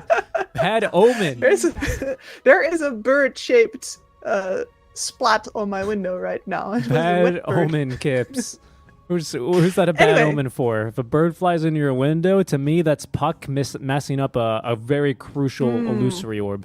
Radiant team Are you channeling the tarot cards here? I could be. I just might. I don't know. Anyway, the point that I was making is normally how Boom plays, right, is he stays in his lane, he farms up a storm, he buys a BKB as fast as possible, and then he says, come stand behind me, team, I am strong. And with Lina, you can do both. 5 And we have remaining. seen both the different styles from, well, Nine on his Lina and Boom on his Lina. So I think this is one way to squeeze your way through this very narrow hole where, like, sorry, this very narrow overlap where both of these mid players fit. Dire So I don't think otherwise they don't have that much in common. Yeah, the bird tried to squeeze its way through that very narrow hole in the window. Unfortunately, couldn't quite get through it. That's what was on your mind, I'm sure. All right. Well, I mean, those are good points. Those are good points you're making, though, versus the hero pools. I was eager to bring that up when we kind of saw the ganks, or I guess in this case, lack thereof, right out from this mid lane Lina. So maybe we'll come back to that here, because that is going to be, I think, something we're going to see quite actively with a Puck and a Lina, right? Neither heroes, yes, that they can push towers. I think Lina a little bit better because of Fiery Soul, but both with wave clear, both with powerful ganking abilities. So I think we'll probably come back to this, but I want to briefly bring up these last bans. Tundra just protecting here the TB, taking rid of the Drow Ranger, pardon me, and the Faceless Void, both. So kind of, to me, just Jusa is the big standout hero that's not been addressed yet by Tundra. Again, the Nyx is fine. Lina as well can outrange her pretty decently. But I think unless there's something super anti-Dusa here, that's just what we might see here for Helder Smashers. It's possible. The Winter Wyvern Nyx are just both very much anti-carry support still, aren't they? I wonder if you even want to run like a traditional carry here, or if you're going to be counting on the fact that you can get a ton of reach, you can get your Elder Titan in place, and just smash your way through Tundra once again before they really get that TB online. Hard. Dota does not seem suited to play fast Dota right now. Even though that previous game was very fast, it was still a grind fest. It was still over 40 minutes long. It was. It didn't really feel like that because they passed the time quite nicely with lots of nice skirmishes, didn't they? We're also passing the time here with those last pick for Tundra. Wait, we talked about a bit what Halberd Smasher wanted. Oh, It's a disgusting pick as well, isn't it, with this Viper? yes. That's going to be 33 there, and very much a hero that Lina is going to have to play towards, because Viper's slow, Viper does not gank, Viper does not TP react. Remaining. You play towards the Viper. See if we can look to do that in the mid lane, and we'll see what Viper is going to be needing a gank to kill. As Helver Smashers with 40 seconds left, they're going to dip into their reserve time and try and find themselves almost certainly a carry here. It's not going to lose the lane to Viper. Oh, they know it. Okay, I can't even explain what they want. It's the Naga. Okay, there's a hero with a Dispel. That's what I was going to say that we needed, but of course with the PL being banned, this is usually a hero that does well versus the TB. And this is usually a hero we also don't see, though, in favor of the PL. And for good reason. Yeah, exactly, because Naga isn't good. It wasn't good in the Major, which is the last time that I think it got played as a TB counter by anyone in any position of authority on what goes and what doesn't go in Pro Dota. And it is did it have a 2-0 record there versus TB? Once for EG and once in the finals flexingly against EG from LGD? I think that's the record there, and I've been wondering if people were going to bring it out again. But yeah, this is the perfect pick because you're not really suffering from the Nyx Assassin. You're not going to be mauling your teammates if they get Winter Wyvern ulted. The Viper break doesn't really do anything to you, and you're going to be applying a lot of map pressure. You're going to be fighting TB's team, and in general, like, I really like this pick. I've been waiting for this to come out. Did you mention the lane versus Viper? I'm sorry, because that's what it is. The Dispel is huge. It is a really long cooldown though. It's not as good as Doppel. It's not as good as having an ABBA in your lane. So I feel like 33 still has potential because it's like 36-second cooldown level 1 on the mirror image, and those illusions are strong, but. I mean, Viper Strike has, only the cooldown of the... Sorry, not Viper Strike. Make that poison attack. Has only the cooldown of, the attacks of 33, right? So he's not as restricted as you are there. I think there are still issues in the lane, even though I think it is a good pick for all the reasons that you've said. Yeah, and that cooldown might be a good reason to do a lane swap at the start. I do think you could play this Naga Siren in an aggressive lane as well. And dodge it, let General deal with the Viper. But from their positioning right now, it doesn't suggest that that's what they're going to be doing. I think Ace is going to go into the bottom lane. I'm a little bit scared for that. I really am. Because, again, very long cooldown. 28 seconds when it's maxed, your mirror image. But realistically for the lane, and when Viper is applying a lot of pressure, 32-second cooldown on that ability. Makes me a bit scared. For it. Very difficult lane here, especially if we get any sort of mana regen for 33 eventually. He's got Snaking with boots as well, who can be a mighty annoying. There's mirror image. So, again, that's no surprise. It's to be expected, but I really do think Ace struggles in the lane. We'll see how the mid game goes for him, because he's got a lot of positives there for the Naga Siren. Gilger doesn't get too much bonus damage here, just the one hero. Unable to deny the rune, and that is, I want to say, 2 for 2 here. General Stormstormer. Yeah, 2 for 2. General, a fan of the first point shield crash. This is always something I really like seeing on offlane Pangoliers. It does depend a lot on who you're laning against and who's playing it. But like most other Eastern European Pango players I see, he does not shy away from level 1 shield crash. I like to see that. Yeah, I think it's a way to scrape a little bit more out of a lane where you'd normally have a hard start. In general, Pango's laning start isn't all that great. And this is a way to take a bit of risk, but you know what? Get those last hits secured for yourself. Yep. I also think this is not that bad of a lane for Gilgor. Skitter actually level 1 meta is going to be useful here for securing the first wave. I think this is going to stop. Yeah. So this is, I think, a good play against General. General used Shield Crash, by the way, to secure a melee creep. And he's actually going to get a deny here as they get snaking down bottom. Missed that one, but Skitter is taking this creep wave for a bit of a walk just to interrupt the pull. But they will have found snaking down bottom. I'm surprised to see the lane have gone already in favor of Hellbear Smashers here. Yeah, Tofu getting the requisite sense. That's really wild, actually. I would not have expected that, especially with boots here for snaking. Ends up dying first to Lion without boots, just a windlace. And Naga. Regrettably, I've missed that one. Yeah, like I missed it as well, and I'm extremely confused as well. So I just normally you can sort of construct a scenario what happened based off the cooldowns, like the report, but No, yeah, I'm a little bit lost on that one to be honest with you. Yeah, I'm not really sure. Either way, Snake King's returned to the lane with a sentry, so he's going to be able to block this hard camp. He's just going to look to deny it, I suppose. Tofu going to harass him a little bit more and say, I've killed you before, I can do it again. I do wonder, I didn't quite catch it. I do assume that make that 33 took level 1 poison attack. And he's just going to look to farm a bit more now with another toxin. They're going to try and close the gap onto Tofu here, actually. But there's a stun in 5 seconds, so all Tofu has to do is run in a straight line, and he'll be fine.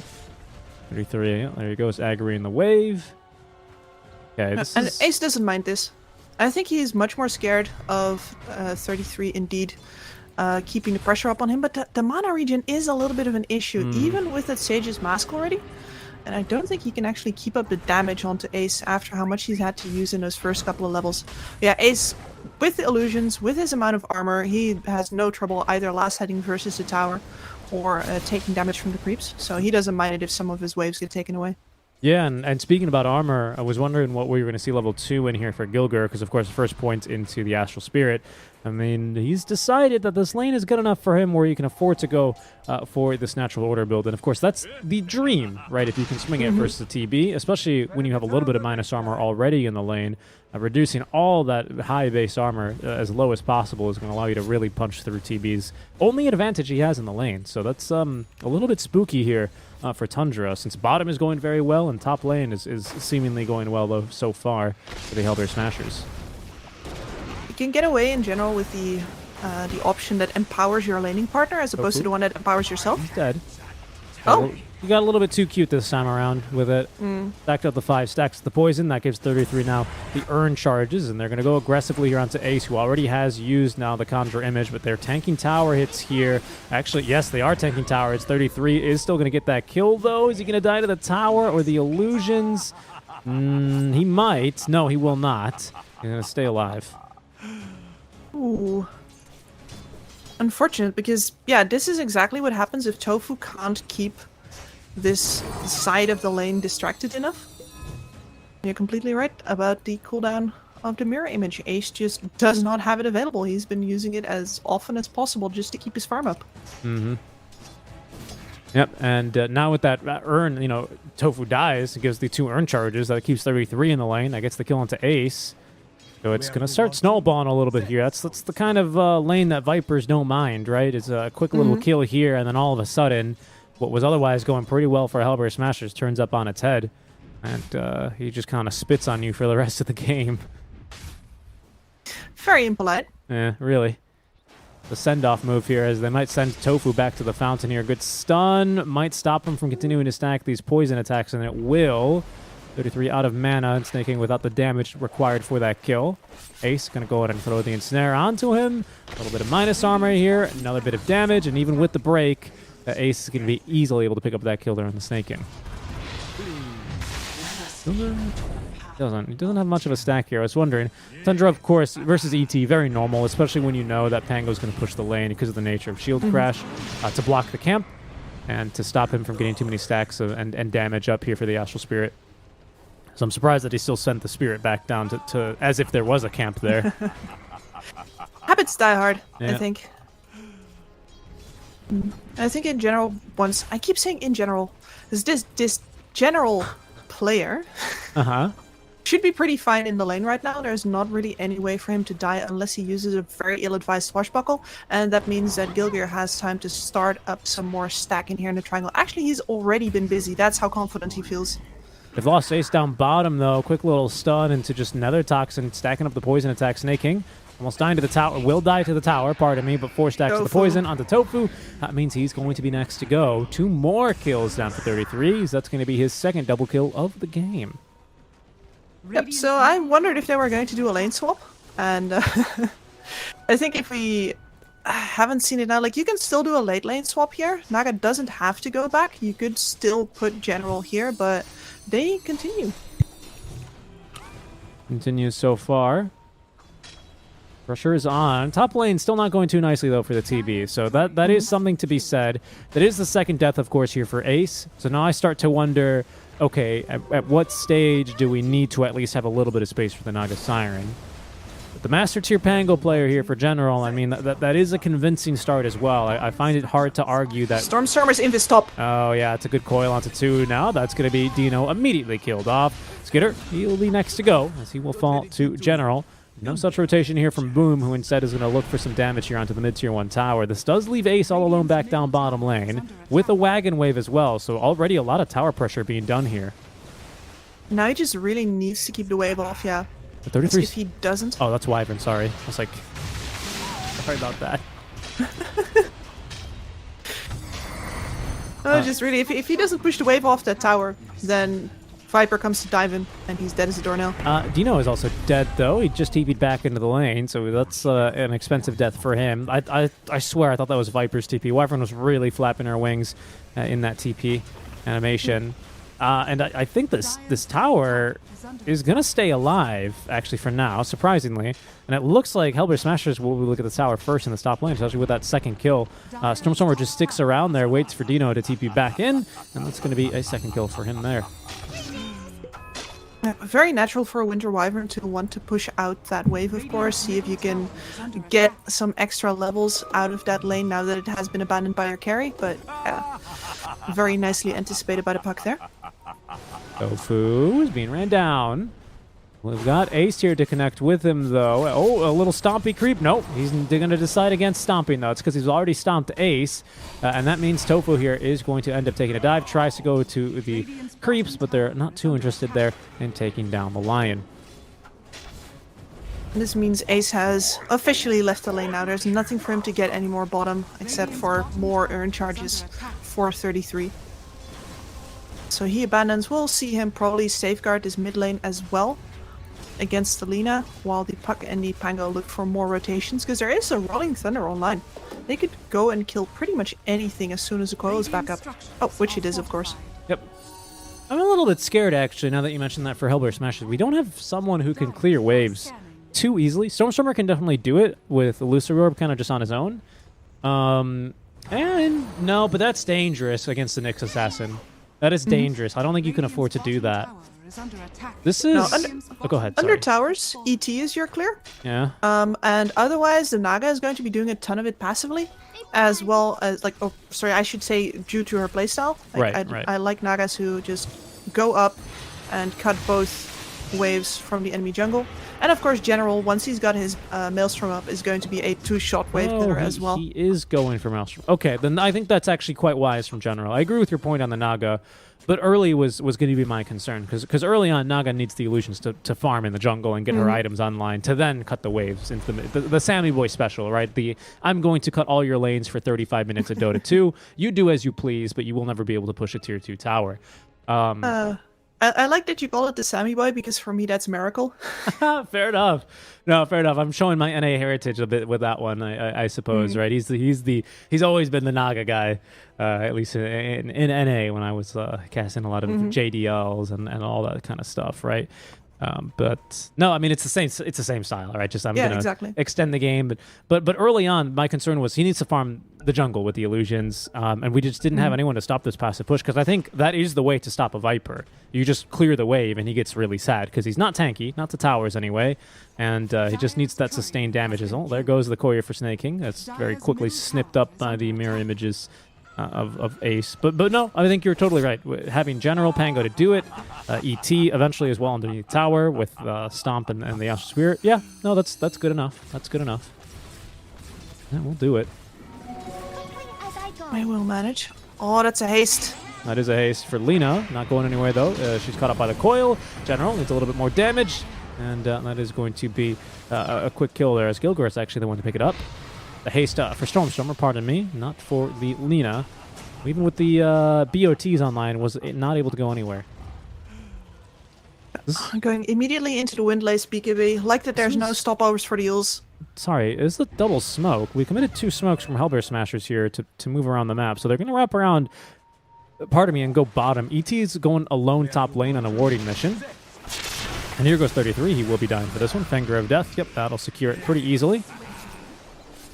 Such a nice bag of money. Oh, yeah. 400 golds for Ace. Not bad at all. I'm surprised to see Ace at the top of the net worth charts, actually. Those 2 deaths didn't cost him many waves, of course, because creeps were pushed under his tower while it was happening. Yeah, it is. Everything looks pretty good for Hellbear Smashers here. Now they just gotta turn up the pain a bit, and at that point it's really all up to Boom. How much can he get done this game? Especially before he gets his BKB up, because if he just spends this time farming, that's all farming space that does not go to the TB. Yeah. I'd like to see... Oh, hold that thought, General. He just used Swashbuckle to farm a camp, and I think he's going to end up dying for this one. Yeah, down he goes. Mana burn leaves him without the mana necessary. Yeah, sad trombone, because he was mid-roll-up. Or sorry, not roll-up. He was... Because that's not an ability. He was mid-rolling thunder when he all of a sudden found himself lacking the mana to complete that ability. And sad trombone for him indeed. Good gank, as there's a Laguna Blade. Fofu is gonna stay alive here, at least for a second longer. We have Snake King ready to go with a stun, and that, along with the Dragon Slave level 4 there, is going to pick up the kill into the Lion. Well, you know how you sometimes caster curse people? I think I just caster boosted Boom. You did. Yeah, that you did. And I think both... Well, Boom's actually going straight into the BKB here, which I'm a fan of. And I actually wanted to see what our Viper's going to be building into, because he also went BOT's first item, and he's going to look for this kill onto Gilgert. Viper Strike broken, but not to TP home and live. Oh, it's a lot of damage, but he's going to live. I think the 5th poison attack might have condemned him there. And yeah, Gilgert had to wait for him. Hey, Gilgert, it's cooler if you use that line immediately when you TP into the fountain, but it was pretty close. You did almost die, so I understand why you had to wait. I just love that he wasn't actually sure. Yeah, neither was I. Dire are scanning. Sorry, I wanted to say, though, I want to see what 33 builds into here. He's also going straight BKB, because with BOTs on Alina, BOTs on Viper, we can actually match the lane cutting of the Naga Siren quite effectively here. So to me, this is Tundra going, yeah, that's fine, Naga. You cut our lanes. We'll cut your lanes right back, and we'll see who can really outscale a 3 cores versus what is going to be basically 2, I want to say, for the Hellbear Smashers. Yeah, 2.5. 2.5. And the physical damage of a Naga Siren is not really all that great. Is Pango okay? Oh, they missed the stun. He's still stunned himself, though. Swashbuckle. He's got Rolling Thunder. He's going to use it. This time he's going to have the mana, but Laguna Blade is for Gilgert, and Boom is not even anywhere close to the damage to kill him. Gilgert continues just walking around. They've actually left Gilgert so much time up on this top lane. He's just straight up building Aghanim Scepter right now. Got the point booster already. So he is well on his way to getting his own spell immunity later on. That's an interesting point. Maybe that's going to be an extra half core here, huh? Because, I mean, normally I wouldn't always say this versus an ET, but Max Natural Order versus a TB who only builds stats, no plus armor for him in the world, or in really any normal build for him is what I should have said for Skitter. It means that he's basically, yes, utility, but also half core with this damage that he'll be able to pump out. So I'm a fan of it. Yep. Again, the biggest deal is, of course, to get the ET on top of the TB. You don't even need to be punching him. You just... Yeah, because just get him there. But the armor reduction is centered around your hero, and you need to live. I think a Magic Community goes a lot of way to do that, though, right? Stops Boom, Snake King, and Dino from really doing much against you. As there's a coil mid lane. Okay, they're just going to kill Skitter. Oh, or are they actually? He needs a Sunder, and he's not going to get it. General, with a Maelstrom proc, finds the kill there. As in he goes now for the Rolling Thunder. He's going to be stopped, though, by the Winter's Curse. Plenty of damage here. The LSA onto 2. General, he's going to die. He's going to die to the Viper Strike damage. That will take him down. It chased him all the way down and up the hill. It's going to be a 2-for-2 trade then, as the puck as well is taken down. That Naga Siren, so the Siren AoE nerf, keeps coming back to haunt people, doesn't it? It really does. It really does. Ah, that was pretty brutal. That was a really great engagement, though, as they just barely catch Skitter. They barely had the damage. A little bit of RNG necessary, but hey, you know, 4 times 30% usually is going to be able to get you that one proc that you need, and that was it here that they needed versus Skitter. He almost got that Sunder off. That would have been very, very upsetting, I want to say, for Hellbear Smashers had that happened. At the very least, Helper Smashers does not get to push through to the enemy tier 1 mid yet, though, and in general, I think that's going to be a problem for them in this game. They don't really have any tower hitters. They're just going to do it on the power of their split push and their pickoffs. Yeah, Snake King just dies there. Nothing big. He was trying to be cute and got caught underneath the sentry ward, so he'll be killed for that. Yeah, I do think that Snake King's plays are generally very cute, but unfortunate. That one was just a little bit too cute. He couldn't get away with it. You know, he tried to maybe, you know, wear some striped pants with like a striped sweater, and it was just a little bit too stripey, you know, just... I see. Just a little bit too cute on that one. Dire's middle tower is under attack. Who is the most Dota kind of fashion icon though? Is it Seb? Mike, right? Or sorry, Topson. I'm not sure. It's maybe Topson, like the turtleneck and chain. Yeah, that's kind of what I'm thinking, right? The True Sight documentary. He shows up to his own movie, you know, and dressed up like that. It's either that or honestly the Chinese players. Like, good point. If you've ever been at a LAN with some Chinese players and you're at the elevator with them, you're like, man, all of what they're wearing costs more than my salary. The cologne, the smells in here alone, you know. I can't afford. Stormstar? He's gonna run right into the smoke gang, but he's gonna live. He is going to live. Can't even afford to smell this. All this expensive cologne. Maybe that's how Stormstormer dodged them. Yeah, he could. He smelled Snake King. I don't know actually. Snake King doesn't really strike me as that kind of. I don't know. As an Axe aftershave kind of guy. Me neither. Yeah, no, me neither. No, me neither.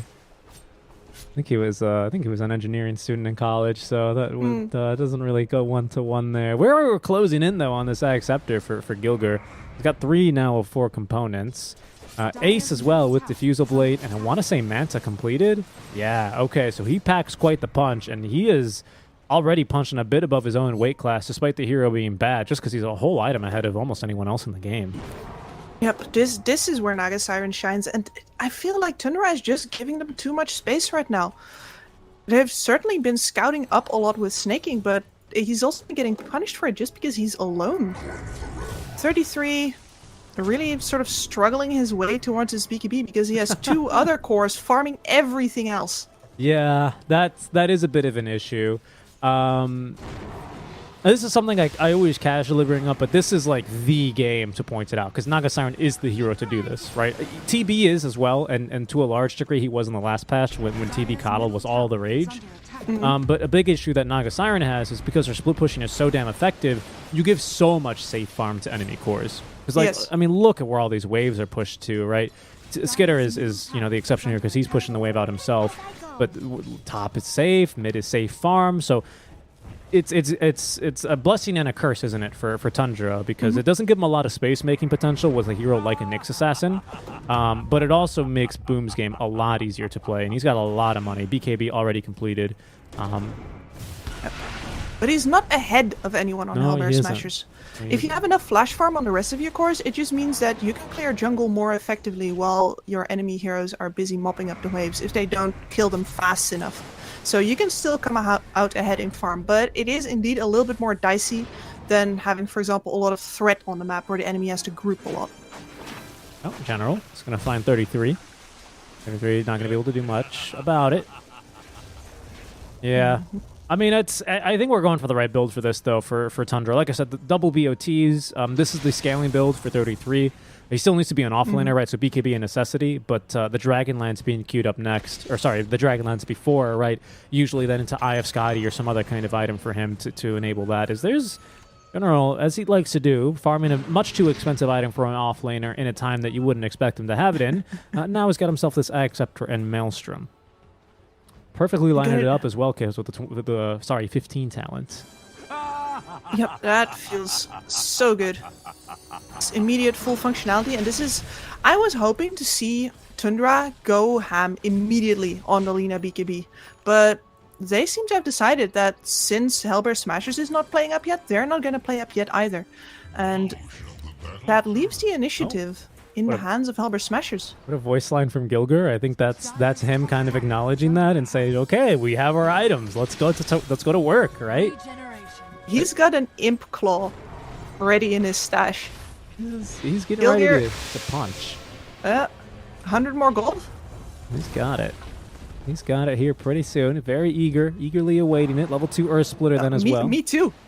Me too. Especially with this new ET Immortal, which he has equipped, quite, turns the long debated, is it a staple gun, is it a briefcase, or the very rare Baby Rattler set as well? No. It's simply Fist now.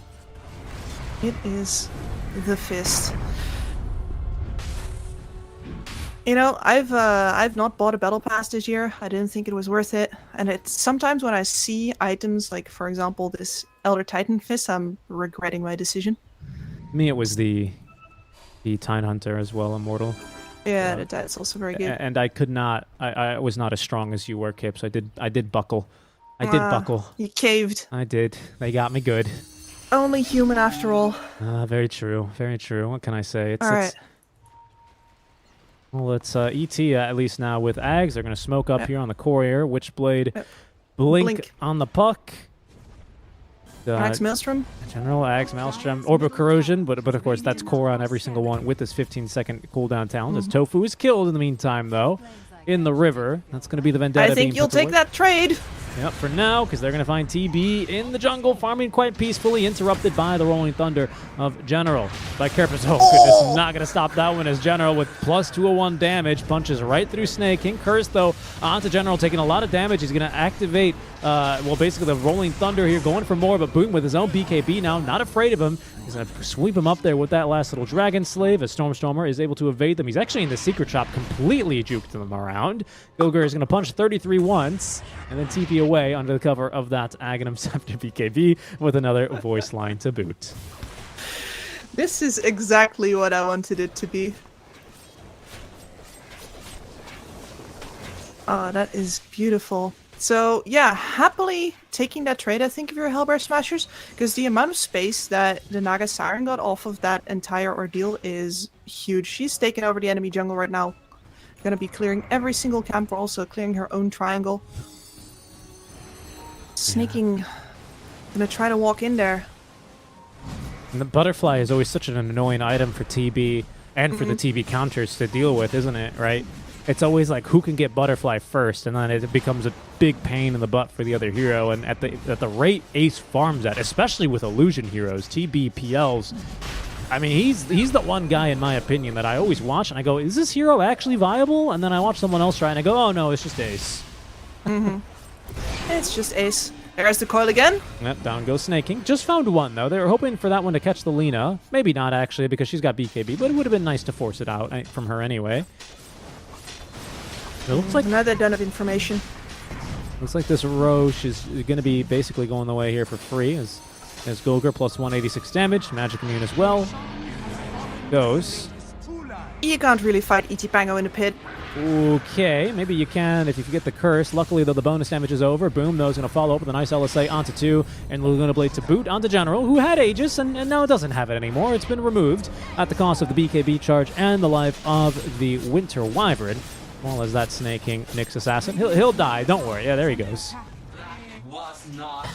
Eventually. Down. Look at where Ace is playing. He's not intimidated by any of your tricks anymore. No, he's not. I mean, Lina, you can try as you must, but without Laguna Blade, she is simply not scared of you. Least of all because you don't have an MKB yet, and Boom now realizing that will quickly queue one up. Try and deal with here the hero. 33 has been caught, though, in the bottom lane. We have heroes nearby, though, specifically the Nyx. Skidder as well. It's coming on over, but here's General. Finger of Death. BKB active from 33, so they're eager for the kill. Maybe even too eager here as Gilger is stunned up. He's going to try and get off the Earth Splitter. Will be able to do so, but not in time to cancel the DP. His General as well with the Rolling Thunder is going to be a little bit too late there. 33 having to use the 9-second BKB charge there to live. But they at least get the kill onto the Titan. A very clutch stun from Snaking there. If that punch lands from the ET, 33 is dead. He is, that he is. Actually, just a quick note here on the ET. Ags, who is going Blade Mal, interestingly enough. Don't know if I am in love with that item in general. And not just on general, in general. I don't know if I really like that item.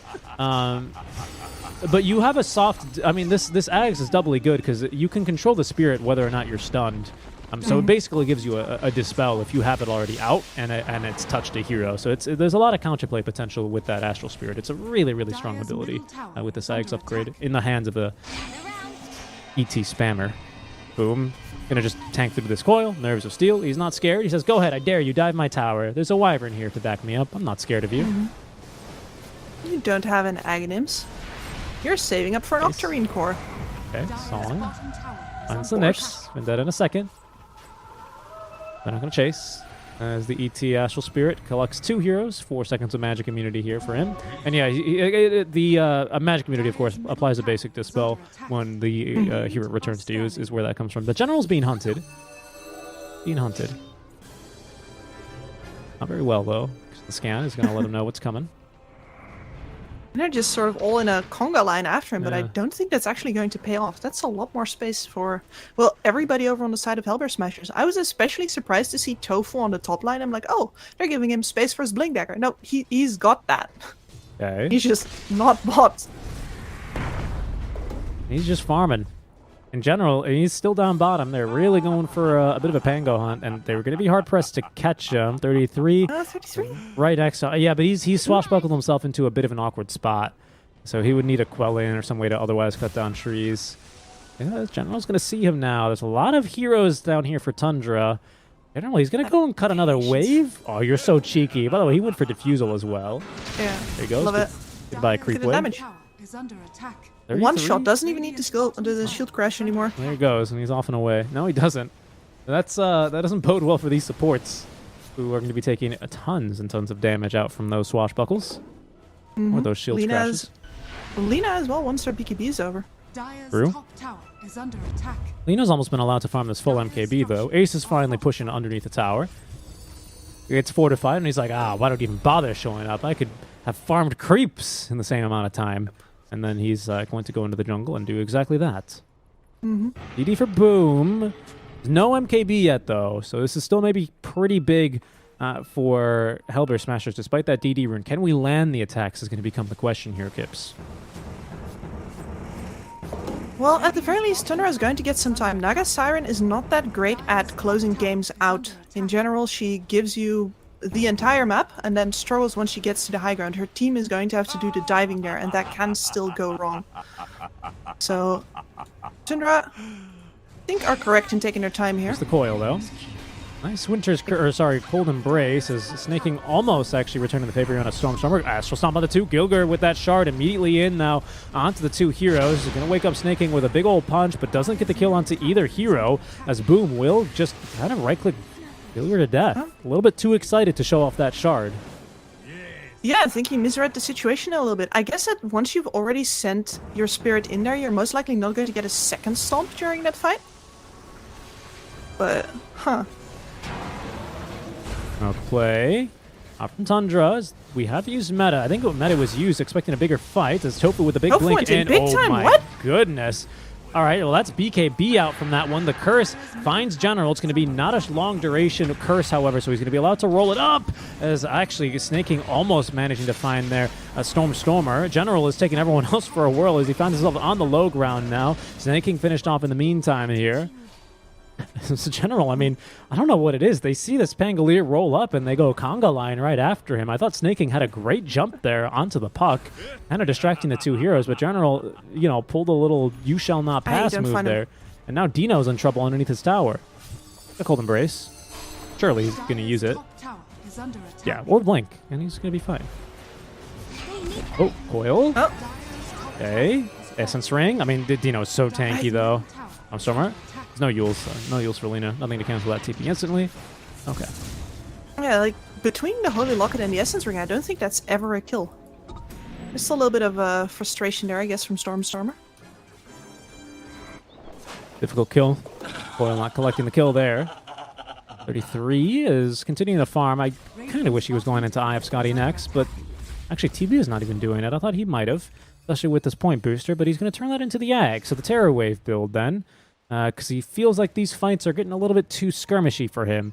Needs to definitely be able to show up whenever his team demands of it, even if it's only, what, a 10-second duration of the Metamorphosis. That might be long enough when you've got a Lina and a Viper for your burst damage. Exactly, that's the point here. He doesn't necessarily need to build right-click items for during the Metamorphosis for himself, because there's a lot of damage dealt by his team, so he can just go for uptime, which is a lot more valuable versus these short cooldown ults over on the enemy side. Smoke's coming. They are going to get forced to fight Yep. at some point soon. And Very here soon. comes from the river, but they've actually got a hero here that was the Naga. No, that's the Puck, obviously, in the phase That's the shift. Puck. But there's Skitter now in a lot of trouble. They're going to make the jump onto him, and down he goes. In the meantime, Stormstormer left still alive. 33 is going to have to BKB and TP away, as the rest of Tundra are going to fall behind. 2 deaths there. PuckChamp with a PuckChamp. That was a PuckChamp moment, but it was a great play from the Hellbear Smashers. Stormstormer has been so good at reacting quickly to the Nyx attempts this game. Half of the time he's just been dodging the first go already. Yeah, he's making it look really easy, isn't he? He is. I mean, at this point with the Octarine, he is also rather tanky, so it is less likely for him to die during a... And he's got the gem too, right? So Yeah. hard for him to really make work of that. Dino is in a rough spot where they can't really catch him too easily, and they don't have the damage with the one punch alone to kill him. Yep. I feel like we sort of glossed over the TB death because he was dead before we knew it, but between the Elder Titan, the Natural Order, on top of the Swashbuckle, he just disappears. They can't afford to let Gilgir get close to Skitter ever. Finger of Death as well, right? Is just in case they needed to rub it in, which of course is going to ignore all the armor as well. But BKB online doesn't make it too much easier. Natural Order, at least, doesn't go through the BKB, so that's going to be something nice. 3 is being hunted by Stormstormer, by the way. Stormstormer's going to BKB and TP away again. Oh, there's a Basher on General now, by the way.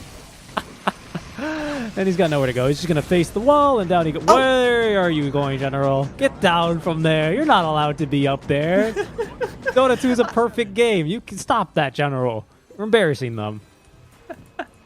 I have never seen that particular corner before.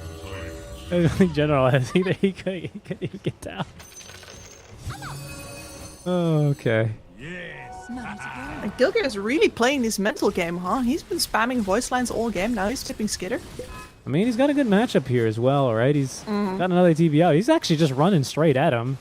Gilgir, you have no HP, but also you've got Ace in between you and the rest of the enemies. I mean, it's easy to play the mental game and use the all chat lines when you have this massive Naga Siren in between you and the enemy heroes. I mean, she's got an Eye of Scotty, Butterfly. I mean, she is farmed Kips. And she is literally in between. All of the waves have been cut. All of the waves are going to be in the Dire base now. What is this Earth Splitter, Gilgir? Scouting Earth Splitter. What was that? You don't have this 25 talent yet. I think that was a bit hopeful for you to catch anyone with that. Doesn't even kill the creep waves. Not that great of a farming ability, unfortunately. You know, I think that when you're holding a hammer, everything starts looking like a nail. True. Very true. Well, He wants to go already, but he's playing with the Naga Siren. This is going to be a long game no matter what. He's all pent up here, isn't he? He's ready to go. He's like a child with the baseball bat in front of a piñata. You know, he's ready. Let him go. He wants to hit the piñata. He's not allowed to though. Not yet. Gotta wait for your friends. Yep. Gotta wait your turn in line first. And for now, I mean, every single time, you know, it looks like those lines really short, and then Naga Siren pops 6 illusions, and all of a sudden the queue is just doubled in length. And I think that's what Gilgir's feeling here. So he's mostly going to a lot of these voice lines just to keep himself entertained. But this is starting to look pretty dark, though, especially with second Roche falling basically for free here to Hellbear Smashers. They're now up 12k, and Aegis, again, for General. This time he's not going to lose it instantly. They're going to let the cheese age, but for how long? Just 10 seconds. The perfectly aged cheesed. You gotta get it up to room temperature a little bit. That's a mistake that a lot of people make with their cheeses. It's true. You're supposed to do that, and then let it rest a little bit, and then you can serve it, and it's delicious with the wine, right? No, but this one is starting to look real bad for Tundra. A lot of the farm is on the Naga Siren, very true, but if they catch Boom here, and they will actually, There's a save at the ready. General with the roll. He's going to turn himself around, and down he goes. damage. The Terror Wave finds General, but he's too difficult to take down, and Tundra are going to have to back up now. Will they be allowed to do so? Ooh, Stormstorm with a bad jaunt. This time finds himself caught, though, by Snake King. He's got the Andis, though, to keep himself alive. Snake King will go ahead and burrow on up. They've got the gem, and now a Sentry right on top. They're even going to throw the damn Earth Splitter for him here. Gilgar will punch him to death. Kill going to General, though. And that's 2 dead here in favor of the Hellbear Smashers. That was a rare opportunity for Tundra to actually fight outside of their base, but now they're going to get locked back on up. And the worst part is they're losing base towers. The Naga Siren has already split pushed down the top tower. Mid tower is hanging on by a thread, and now all of the illusions are chopping away at the bottom. They don't have the damage for these illus anymore. That's almost all 3 towers taken by Ace. He just blinked up there because he could. Yeah, Ace is just, by the way, I mean, he's even got this illusion hitting the buffer building. That's how much he doesn't even care. I was surprised.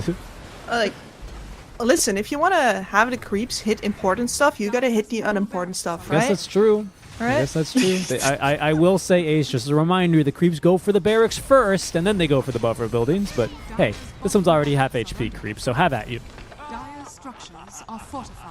All right, we have now the Lina respawning, but still Dire's Hellbear Smashers basically with everything ready to go yet again. Earth Splitter is going to be the only cooldown we're waiting for here.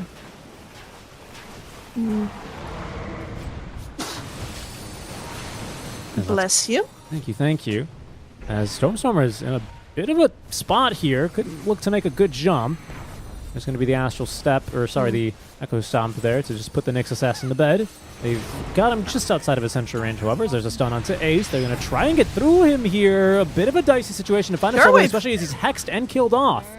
Okay, and now General is going to go ahead and roll up. He's being pushed away quite far by the TB. There's going to be now at least the Dream Core onto 2. Gilgar trying to get in there with the punch, but they've hit him with the Viper Strike now with Blade Mail active. Actually does 800 damage to the Lina. See you later, and TB is taken down by General alone. There's the Earth Splitter as General with 3 kills here is going to be forced to put down Gilgar with thanks to the Winter's Curse. Little tip there onto Gilgar from Stormstormer. And even without the Naga Siren, they're continuing to siege up the high ground, Kips. That is 31k of net worth in items that is not in this fight. Yeah, it's actually a 7k net worth lead right now for Tundra. It's Skitter. Yeah. He blinks right in. Doesn't have BKB, has Sunder. And King looking to try and at least stun someone, but he's just been baited out. And well, we'll see. Will he live? That's a voice lines. No, he's killed. There's no way he's getting out of that one. Die back. At the very least, your waves are, well, okay, I'm saying not getting pushed in, but this is, of course, General without anything to fear. Most of the enemy heroes are dead here. He still has an Aegis. Yep, yeah, he does. And there's still a 90-second cooldown on Metamorphosis to try and get him off of your buildings. You know, the only thing the General does not have right now is fucks to give. Nah, true. No, he's out of those. He's ran out of those, I think, ever since he got the boot from a certain team. And, I think so as well. And yeah, he left them all right there. You left them all there. They were in his contract. You know, the Eastern European region, very famous for its contract. In general, he had it in his contract then that he was gonna. They were to stay there with him. But Skinner with a nice initiation here. Can that turn into anything? They're gonna go for Ace here first, yet again, hexed and perhaps even killed off. LSA is gonna find Ace, and they've killed him off a second time. The Megas though already starting to pour, or very quickly will be pouring into the base. And here's Ace, perhaps the biggest Mega creep of them all, because there's another kill here onto Boom. Does not have buyback. Winter's Curse will hold down the Pangolier, at least through the duration of his Rolling Thunder. Now he's free to move yet again here as the Earth Splitter is going to find the TB. He's got Sunder, but no chance to use it, Kips. General's just in with too much damage. There's the Hex on the 33. They're going to at least delay his death by a couple of seconds here with the Cold Embrace, but a 2-man stun is lined up. It's going to find Snaking here. General with the bash onto Snaking as well. The lucky shot doesn't even allow him to get into his little burrow before he's killed off. 33 is going to spit on Tofu one more time, but he's not even going to get that kill, and that is going to be the GG. Well played. Dino at least. Give him the good luck further here. Good guy, Dino. It's going to be Hellbear Smashers taking the 2-0 win here over the Tundra. Yeah, and what an incredible game by Hellbear Smashers. Like, the fact that Tundra take this time to just say, right, this is a Naga Siren, this is a slow game. I think they underestimated vastly how much all of that extra farm would mean for the other cores on Hellbear Smashers next to the Naga, as well as, of course, Gilgear with... like, I don't even want to call this the game of his life on his Elder Titan, because he had plenty of sort of mishaps there, but he demanded so many resources. Like, even in that last fight, he was getting fought by 33 in the corner because 33 knows that that man needs to die. You can't leave him on the backline. He's gonna mess up your TB big time. Yeah, I think Hellbear Smashers had fun with this game, right? I think General had a lot of fun. Oh, yeah. Ace had fun. He just was farming. I mean, Ace didn't like... what do you think? Genuine question. Do you think... I haven't looked yet. Do you think Gilgear had more hero damage than Ace this game? Yes. Okay. Yes, I'm willing to say yes. Let me check. I also didn't look. Gilgear did 16,000 hero damage. Gilgear did 14k, and Naga Ace did 16k. So not quite, but it's a lot closer than I think it has any right to be. Because Naga Siren, all that farm, like he was at 31k, all she was there for was hitting buildings and cutting creep waves, and also tanking the BKB durations of Hellbear Smashers. That's all she seemed to do that game, but that's fine when you have General with a Diffusal, Maelstrom, Ags, a Basher. Heck, he even had the Shard and the Octarine Core to run people down. Stormstormer as well with his build doing a ton of damage, and of course Gilgear having a ton of fun of it. I mean, he basically played an offlane and ET game, didn't he, by the end of it? Yeah, he didn't. I mean, his positioning in a lot of cases was reminiscent of an offlaner as well. There was just so much room on the map for everybody on Hellbear Smashers to hit creeps. That happens because of Ace. That happens because of a strong laning stage. And well, that'll be then Tundra eliminated from the tournament here, as they will be 2-0'd by the Hellbear Smashers. That'll bring us to a bit of a long break, guys. We're going to be going to about a 50-minute break, accounting for the stream delay, about a 45-minute break here before we're live for our second and final series of the day. That's going to be the upper bracket final, where we're going to have TSpirit facing Team Unique. And let me tell you, I'm surprised to see Unique there in the finals. This was a team that I was very eager to kind of, very quick to rate quite low. And they've had quite the climb to success over these past couple of seasons. So I'm very, very much looking forward to getting into that game and breaking down that a little bit more with you. But for now, we're going to have to wait 50 minutes until we are live for our upper bracket finals, where Team Unique will be taking on TSpirit. We'll see you guys after then, or for then, after the break. Until then. Okay, brain machine.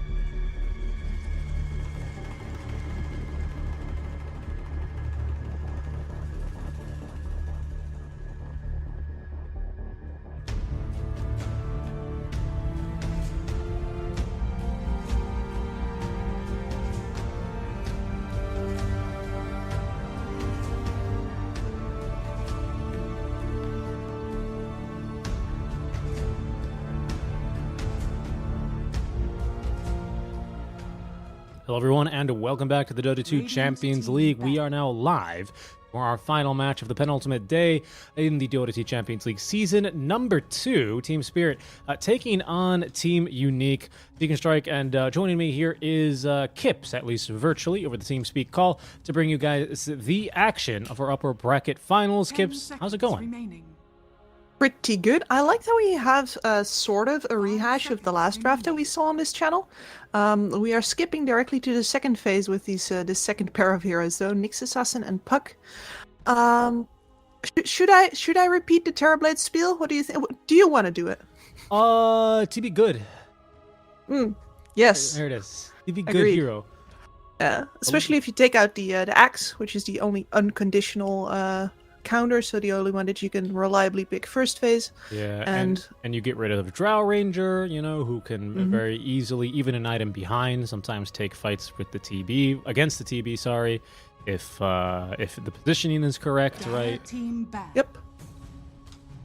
Doing what we can for Spirit to mitigate the TB, right? Lion and Puck, it's something we've seen, you know, let me think. When's the last time I saw this? Oh, right, about an hour ago. You know, so it can get the job done versus a TB, right? It really can. Burst magic damage, ways to clear the illusions, break ganking potential, and of course a silence. I mean, it's everything that TB really hates. So it's a strong opening from Spirit, as they no doubtably have played a couple of games those before in this. Now, the numbered days, actually, because we do know that the Battle Pass, with it ending, will bring 7.30. I'm very excited for that, personally. Excited for that. I'm always mildly terrified because I absorbed the new meta through watching instead of playing, because of course my pub experiences do not translate to anything at a proper level. So I'm sort of behind the players as I discover the patch, and I always hope that I find the players that understand it well enough so that my knowledge will be good enough. Right. Otherwise, I spend the first couple of casts of the season kind of going like, yeah, so they don't know what they're doing yet, and that means I don't either. Yeah, that's true. There's a certain amount of love I have for those first kind of panicky post-patch games, especially because I have, for some reason... It's the Wild West. Yes, it is, and this is a pick I love. We'll get to this draft in a second, because it's actually getting a little bit unique. No pun intended there. But something I really do love is for the past two patches, for some reason, sometime 0.27 and 0.28 respectively, they've both dropped quite literally as I was casting an SA tournament and watching the SA teams try and figure it out, because those guys already sometimes with their drafts are still defining the new meta, you know, even in these winding days of the patch, and that's always a lot of fun. So I do see a lot of you know, I see the other side of that coin there, right? Where you want to see the other side of the coin already. For me, I'm always very excited to see that one as well. But this draft is actually a little bit different. A couple of offlane bans. The ABBA bans and actually the unique bans are completely normal and justified. But the Night Stalker ban is something that I'm particularly interested in seeing out from TeamSpirit. A very strong hero versus your Lion, your Pucks. Falls off super hard once you buy BKBs, but Puck doesn't really like buying a BKB. So I think that's why the ban comes through from Spirit. I think so as well. It's also a Team Unique, I think, in their good games definitely lean a lot on Padushara, and giving him openings to get a hero that could really define the game would be a bit of a bad move. That's why I think we see so many offlaner bans as well. And I mean, with the DK and the Axe already being banned by Unique themselves as well, there's a good opportunity to just shut down the offlaner pool completely. We get the Rubik with the Pango. I'm trying to see why we pick this Rubik. I'm not really seeing it for now. I do love... oh goodness, here. Let me make sure I get this correctly. Diatoro is the Rubik player, is he not, right? Yes, he is. Okay. I wanted to make sure I had that right. I don't mind it versus the Nyx Assassin. TB Sunder is always really cool when you steal it, but I'm hoping that Unique are going to be forced into something that will make this Rubik pick a lot better, because it's just okay for now. I'm not in love with it. I think the amount of damage reduction that they have at the ready is really nice now between the Rubik and the Pangolier. Good point. Like early metas from that TB, since I do believe that the TB's damage from the meta is added base damage, gets reduced quite significantly by the Fate Bolt. That is correct. And it means that the Pangolier does not, in fact, take much damage at all if he tries to go last hit while the TB is in meta. Very true, very true, and that'll sustain itself throughout the rest of the game unless TB wants to, and he might have to, just use Manta to dispel that if he decides to build one this game. There's going to be the answer to the Pangolier, though, kind of a bit more of a rare hero. I assume this is going to be for Petushara. We could see it mid for FN. No, I think it's going to have to be the offlane pick. It's kind of risky though, without knowing what the lane is, or I guess what the safe lane is, more specifically from Spirit. Yeah, I mean, the AoE silence does a ton of work versus TeamSpirit in general as well. Apart from just, straight up canceling, straight up countering the Pangolier, of course. Forcing him to quit out of his role if he gets ruptured. This does give a lot more value to the Rubik pick, though, I will say. I mean, stealing Rupture is actually kind of easy to do. It's got a really long backswing on the animation, so as long as you're ready for it, Rubiks usually have no problem stealing it. And if there's someone that hates being ruptured more than a Pangolier, it's definitely Bloodseeker, because obviously he depends a lot on his movement speed based on a melee hero, but also does a lot of emotional damage whenever you cast an ult, on yourself, especially Bloodseeker. He wants to seek the blood, but when it comes from himself, it's like when a dog, chases his own tail. Except it's just really sad. Just really sad is what it is. Really sad. No, but I think it's an interesting idea here. It's going to stop the Pangolier at least, but I don't know. I don't know if it's going to really do more than that. It's at least a decent lane between the Nyx and the Bloodseeker. You should have, a pretty easy time lining up Impales into lots of Blood Rights onto a Lion. So you could pick up a lot of kills here, but we've yet to see the safe laner from TeamSpirit, so... 5 seconds remaining. Yep. Getting to work around a Bloodseeker pick is actually pretty significant. You'd almost certainly want to run either an illusion hero or a ranged hero into the Bloodseeker, making sure that you don't suffer from the Blood Right spam.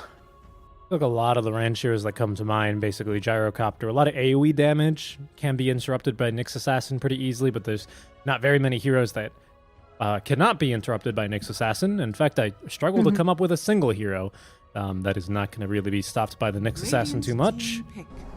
Comes the Invoker pick.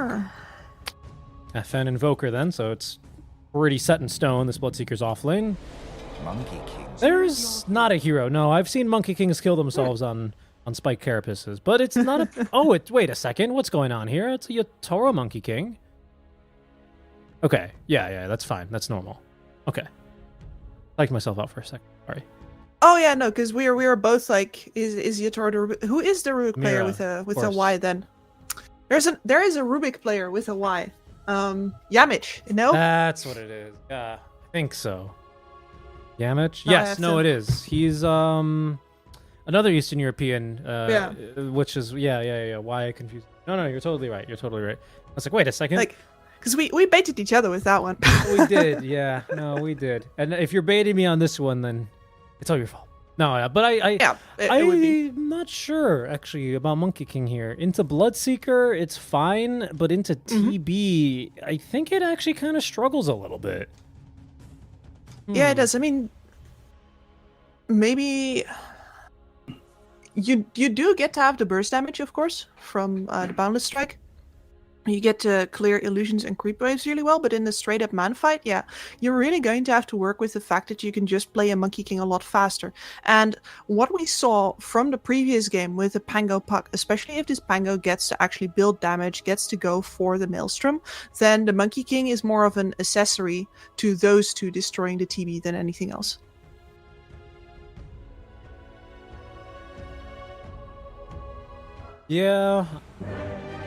Yeah, no, I think that's a fair point. Actually, I think you're entirely right in that assessment. I like how you because like Ace helped a lot, right, in the game. I think undeniably, if he was playing almost any other hero, the game looks much differently.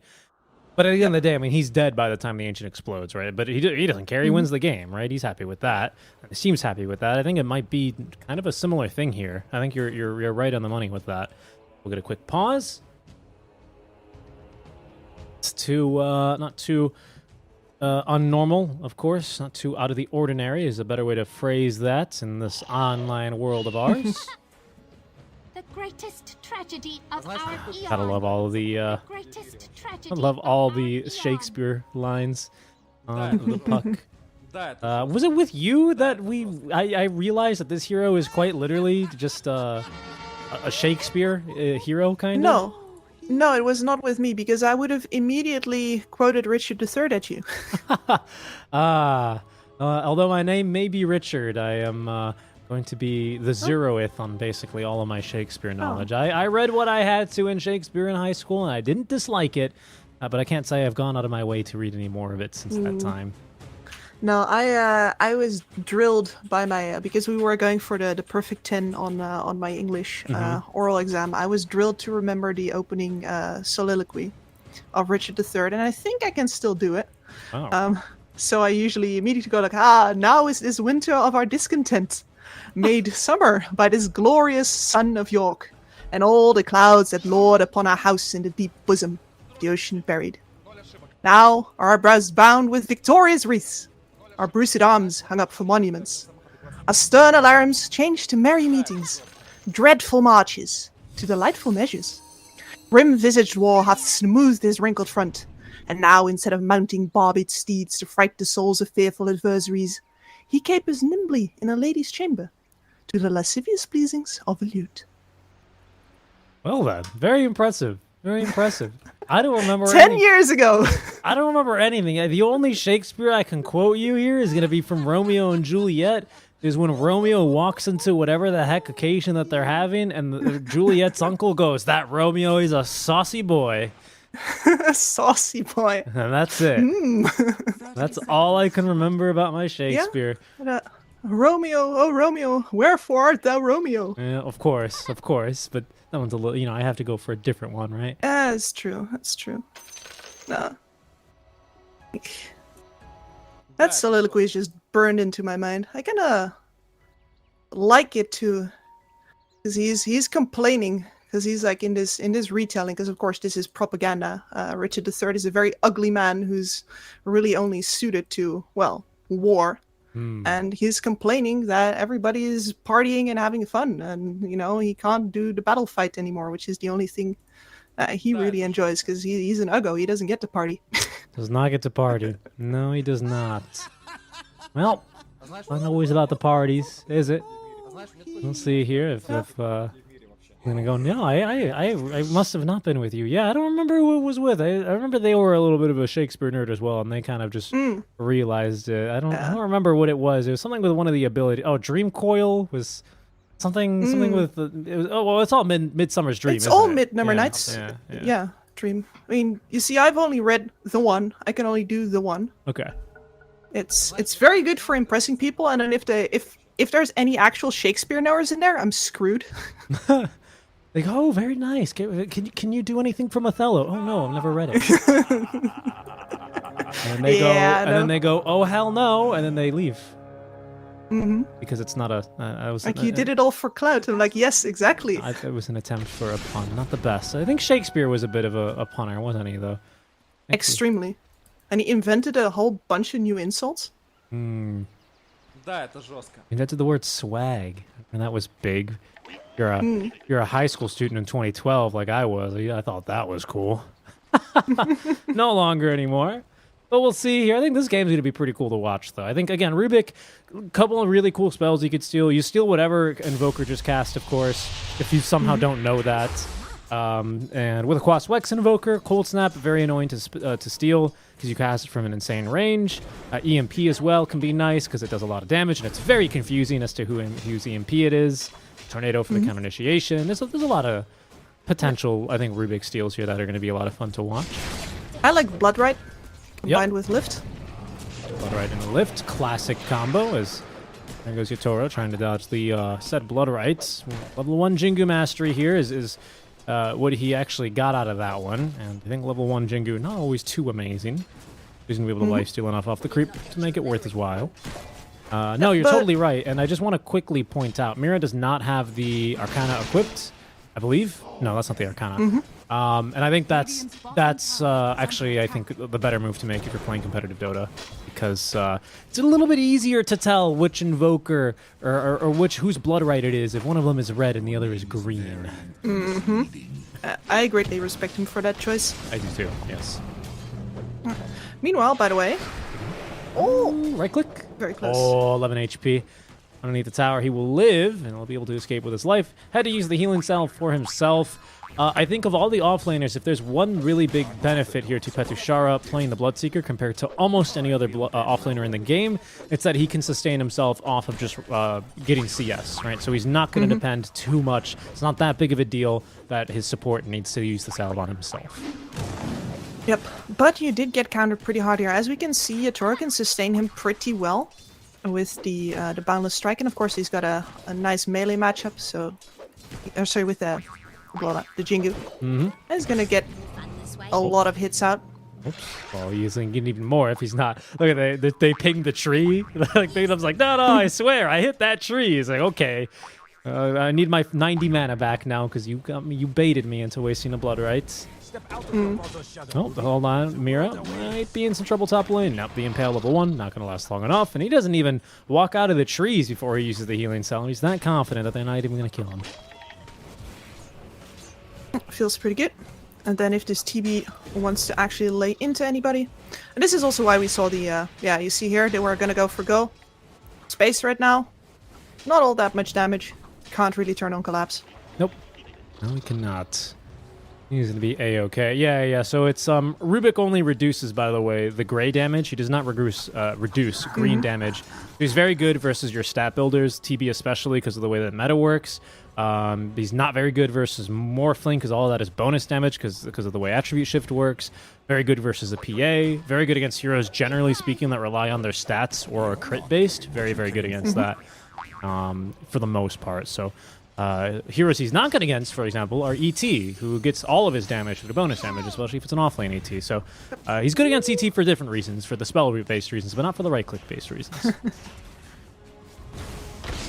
In general, I think we're starting to see more Rubik picks, just because A, the prevalence of indeed these stat heroes, but also B, don't worry, I caught it. It was just a bushwhack. A lot to do about nothing there. Bushwhack into a couple of kills, just a line out of position. That'll happen.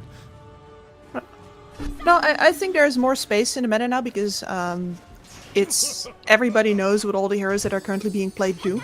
So you feel much more comfortable picking up a hero that's maybe not a direct counter. Oh.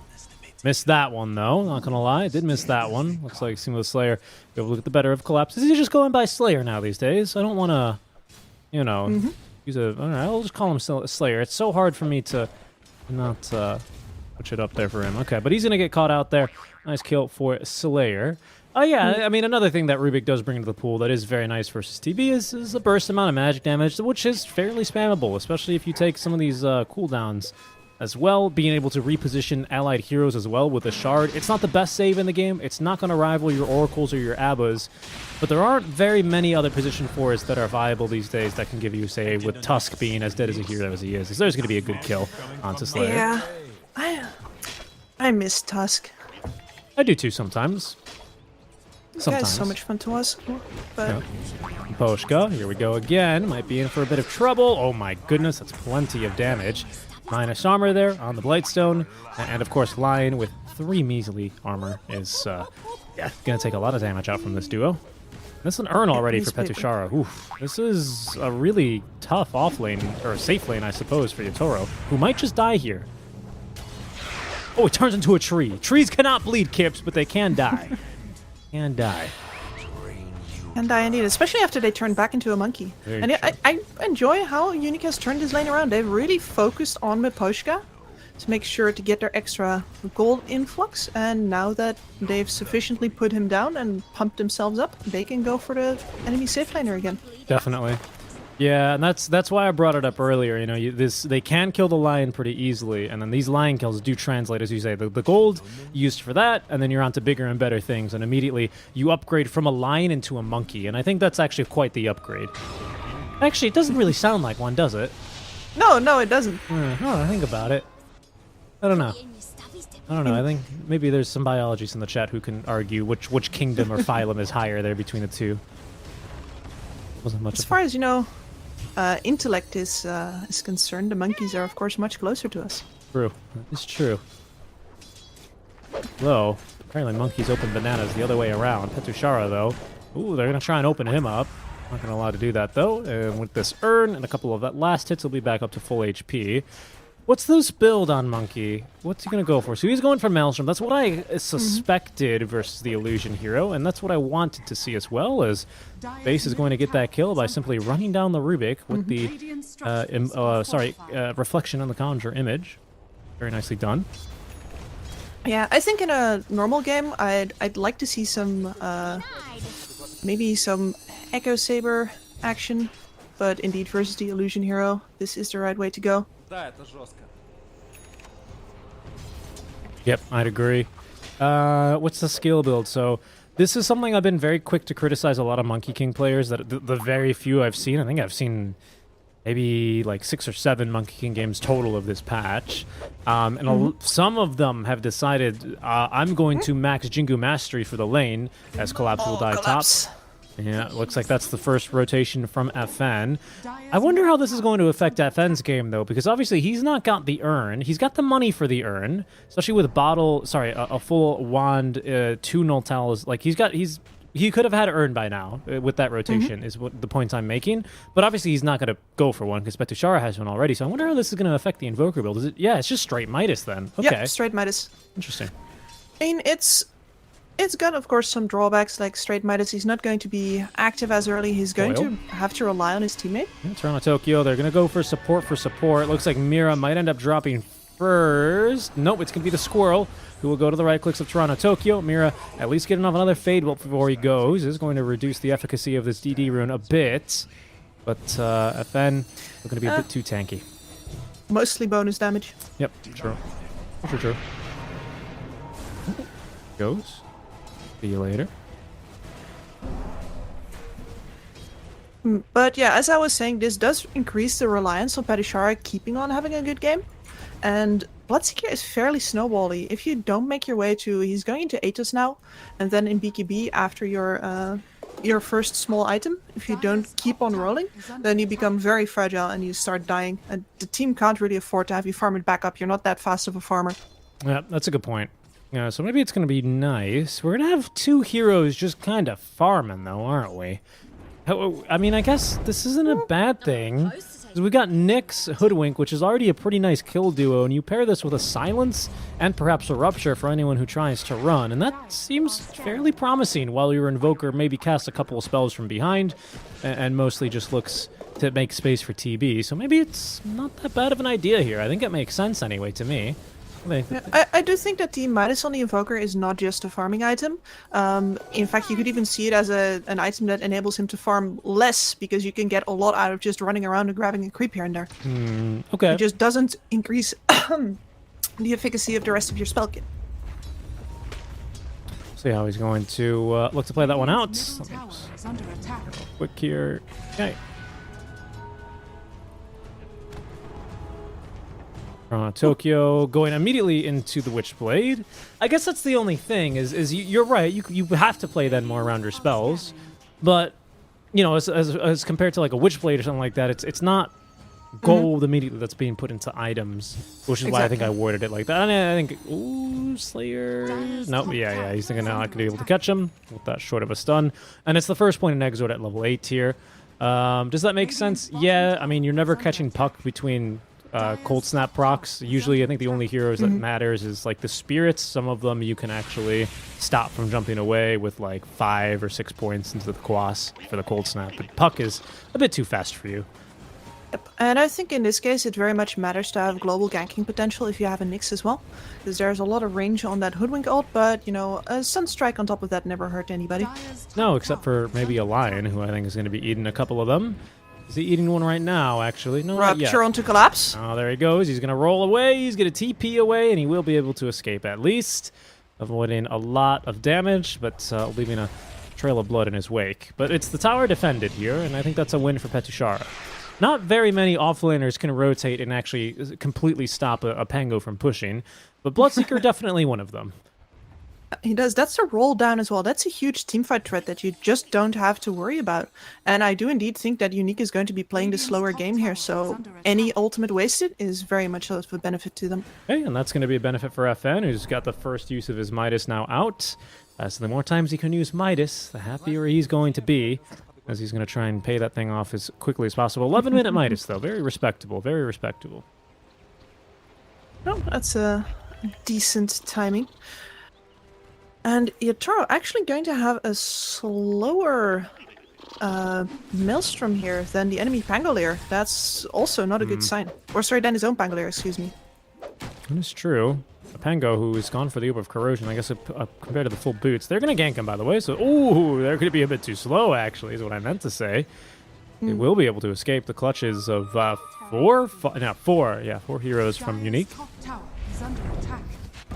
Patishara is another Rupture. He does. Another Rolling Thunder as well. Let's see which comes first. There's a TP from the Squirrel, scouted, and there's the Rupture. So that one will come first into the blood right now. Little Swashbuckle to get away. As Big Nom, yeah, he's going to let it rip there with the Sharpshooter. Oh, snap! Okay, they actually get the kill, though, onto Petushara. Finger of Death there utilized for the kill. And Big Nom is going to scurry out before at least the Earthspike can hit him. But Toronto Tokyo, he's got eyes on, he wants to use his coil rather for FN. Can he find him though? Oh, now he knows he's nearby. There's dust, coil applied. Oh no, FN, he just wants to Midas something. But unfortunately, he's going to have to wait a bit longer as he'll be sent back to the fountain and he's going to have to wait another 30 seconds. That is a very unfortunate TP. I'm not sure what he's hoping to accomplish there. Yeah, I'm not sure either. Even with Urn, or heck, let's say he's having an incredible Invoker. Even with Vessel, I don't know what he's hoping to do here. In general, though, I've started, or I should say, I have stopped trying to figure out what FN is doing at any given time. Like, half of the time, it doesn't work, and then the other half of the time, it's absolutely brilliant. I'm like, never mind, I could have never guessed that in the first place. You know what that reminds me a lot of, actually? It reminds me a lot of Carl back when he played on GeekFam, I believe it was, right? GeekFam? Was on GeekFam. Where, but the key difference is I feel like Carl would be playing these heroes that, like, you look like Miss Stun lag. Okay, TSpirit having a bit of fun with themselves here. I feel like Carl would always do like these kinds of plays on the Ember, where he would look like, he would either look 9-head or 1-head, where you'd go, oh my goodness, Carl, I can't believe you just outplayed them like that, because you would expect them, or he would just like remnant into 5 enemy heroes and then get black holed and died or something like that. Like there was no in between with Carl. Do you think FN, but with FN, when with the Invokers or the Vipers, it's like it's just not the same kind of hero. No, but for me, FN is Puck, right? Okay. And he is definitely the champion of orbing through in situations where, oh boy. Okay. I think that makes sense. Respect. In that regard, like I think I've said this before, I kind of enjoy that they're putting him on heroes where the misplays are less costly right now. Because I do think that they've struggled with that in the past. That if FN didn't have a game, then Unique didn't have a game. And now it's always a little bit more on Petushara. There's a little bit more room for error. And you get to enjoy the highs of your high-risk, high-reward player while not being as impacted by the lows. I think that makes a lot of sense.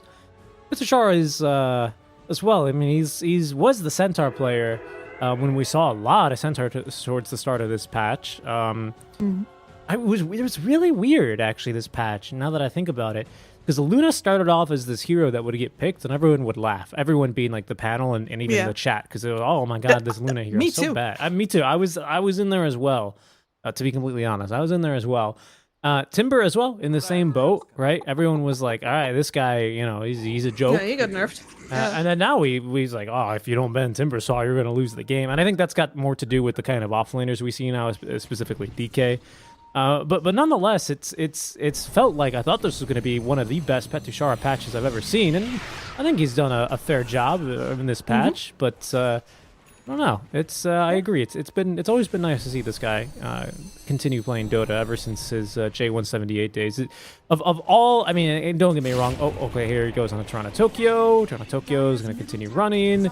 Oh, they don't catch him there on his own. Oh, in fact, they don't catch him with a sharpshooter either. But it's going to be the tornado from FN to pick up the kill after he is going to leave a little bit of blood in the river. But of all the players, I think in Dota that and of course everyone did, especially with TI being delayed as much as it has, that got negatively affected by COVID.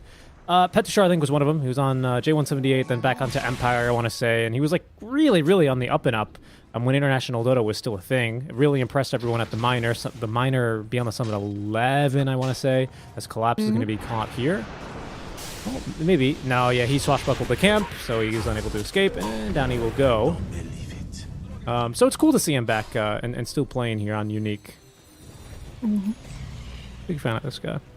So hard, by the way, for Pango to play in 2 sources of mana drain. Never mind one. His mana pool is decent, but he doesn't really expend it via his itemization. Usually only regen. Very true. So if you get hit with either the EMP or the Nyx mana burn, or in the worst case both, then you immediately lose all of your survivability. Yeah, pretty much. You get flamed in professional games if you take the 1.5 mana regen talent. It's all about that swashbuckle. I think there are very few games where I've seen that mana drain, or sorry, the mana gain talent picked in winning Pango games. I don't think General takes it, for example, and certainly not Collapse this game either. He's no exception. He's immediately back, by the way, just immediately back farming where he just got killed. So you gotta respect the off laner in him, right? Yeah, I think there is no enemy vision there confirmed, so what is the chance that they're going to be back there if they can't see him there? True. Invoker, not really the kind of hero either that wants to linger after a kill, not like a Alina or a Tiny would or a Void Spirit, you know.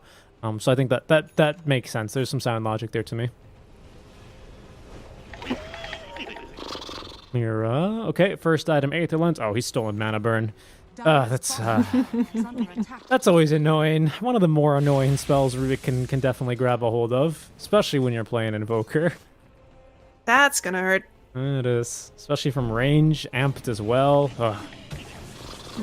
At very least, Slayer hadn't been maxing it.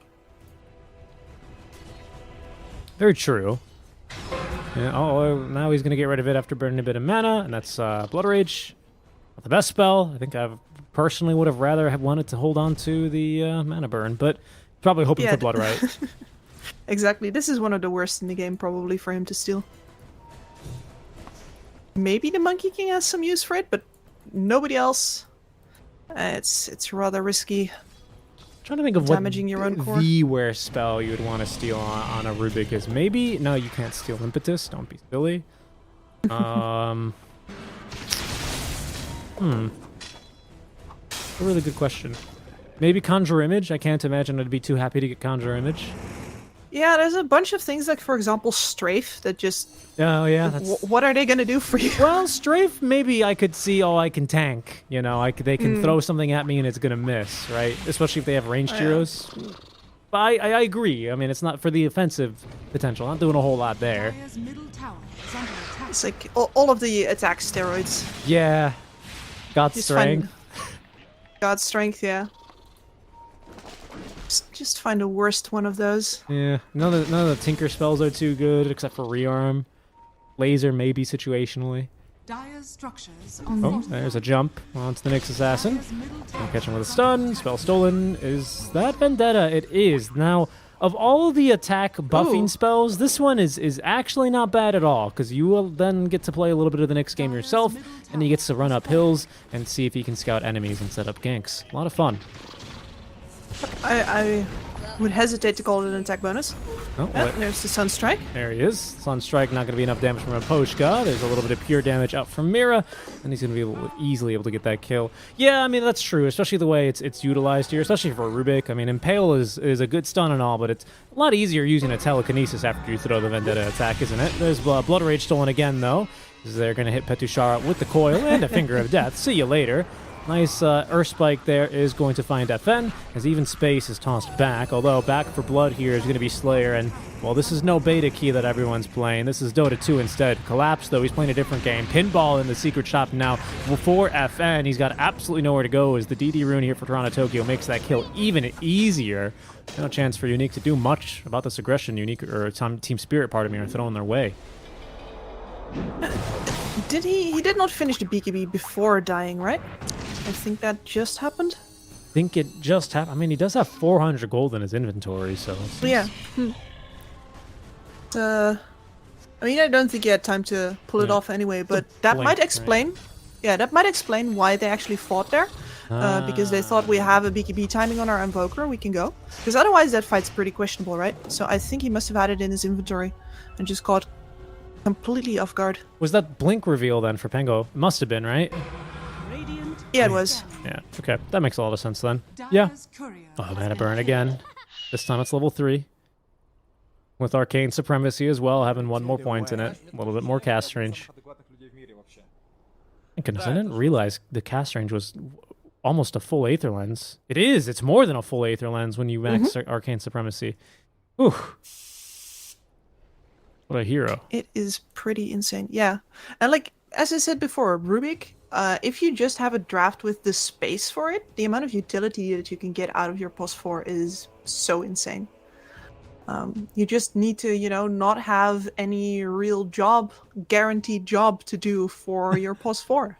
Like, you shouldn't need an initiator, you shouldn't need like a super strong lane support, etc. Okay. So you gotta know the matchups really well. Okay, that's actually very accurate. That's very, very, very accurate, yeah. Because, yeah, you have Pango and Puck to be your initiation, even Lion if he can get a Blink Dagger. And by the way, Miposhka's going to have like a 21-minute Blink Dagger. And the reason I use this tone of voice, of course, is because this is a position 5 Lion with 15 last hits, 4 kills granted, so that's where he's getting his money from. And 4 assists as well, for that matter. He's only missed out on 1 kill this game that his team's been involved in. So very active Lion. That'll help a long way here. Oh, great bushwhack, though. Caught Toronto Tokyo. What a play from Big Num. Now, is this going to collect the kill, though, as the reflection patiently waiting for the puck. The blink away. Big Num still giving chase. Has another bushwhack. Sunstrike's going to miss. Ooh, bushwhack as well is going to be baited by Toronto Tokyo. Here's Team of the Slayer. The Impale will find him in minus 427 mana and HP. Means that is a kill here into the hands of Slayer. So much effort, though. Toronto Tokyo is a player. That anticipated bushwhack right there, dodge. That was... Ooh, that was good. That's a good one. Pause.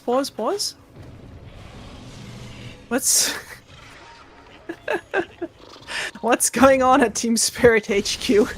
I'm not sure, but there's a great jump and basically an instant kill. Yeah, Team of the Slayer killed off by mana burn.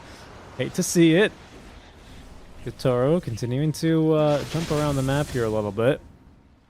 What's he got? He's got Maelstrom already. Good. Maelstrom and SNY. Okay, so he's been farming at least, but Collapse is...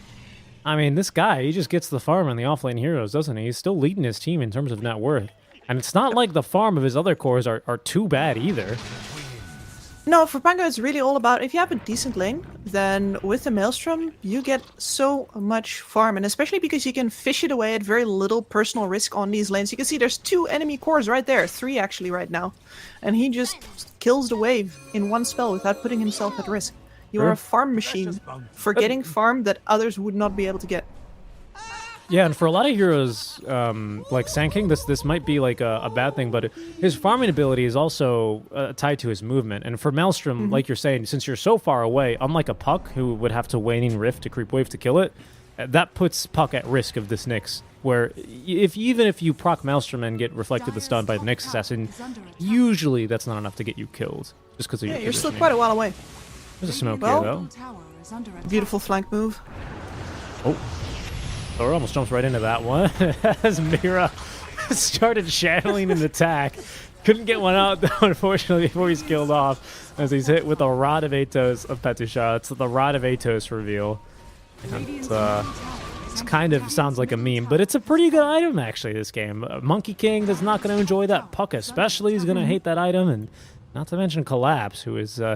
well, even if he wanted to move, right, he's got Rupture to worry about, and if he, wanted to stand still, now he's got Rupture into Blood Right. He just can't do anything this game. Yep, I think one of the reasons, honestly, that Collapse got so much farm this game as well is because Unique has not been that active up until now. He would have been caught in every single battle. Ooh, and he's got the Lotus Orb right now. You see, you were saying that it was sad to get hit by your own ult. Well, the Bloodseeker might want to think twice about just casting it. Well, if you can do it from the fog, that's great, actually. Oh, yeah, Sunstrike as well is the cherry on top there. Unfortunately, you have Caster's Curse the heck out of poor Collapse. Down he will go. Let's see. Oh, just couldn't get much out. I mean, yeah, from Fog, of course. From Fog, he got it off. As speaking of from Fog, the Impale from Fog is not going to find Toronto Tokyo, although there's the Blood right now. Atos. He can phase. Oh, he can't phase shift as he's caught. Oh my goodness, he already has a full A on this. 23 minutes in. Okay. Go off Toronto Tokyo. Man's is very farmed. He is rich. You see, I've got a bit of a spiel that Caster's Curse is nothing more than things returning to normality. Like, you're likely to praise somebody for overperforming. Give it a Slayer. Okay, he's gonna land the stun on the Yatoro, who dodges the tornado. Yatoro is just gonna turn into a tree and jump away. They're gonna miss all the spells. No, when he goes, I think FN just missed the tornado. I guess he was expecting... I haven't seen a single good tornado yet. I think there, he was expecting Impale to not be level 1. He's like, nice, you hit the Impale. Why is it a 1 second stun?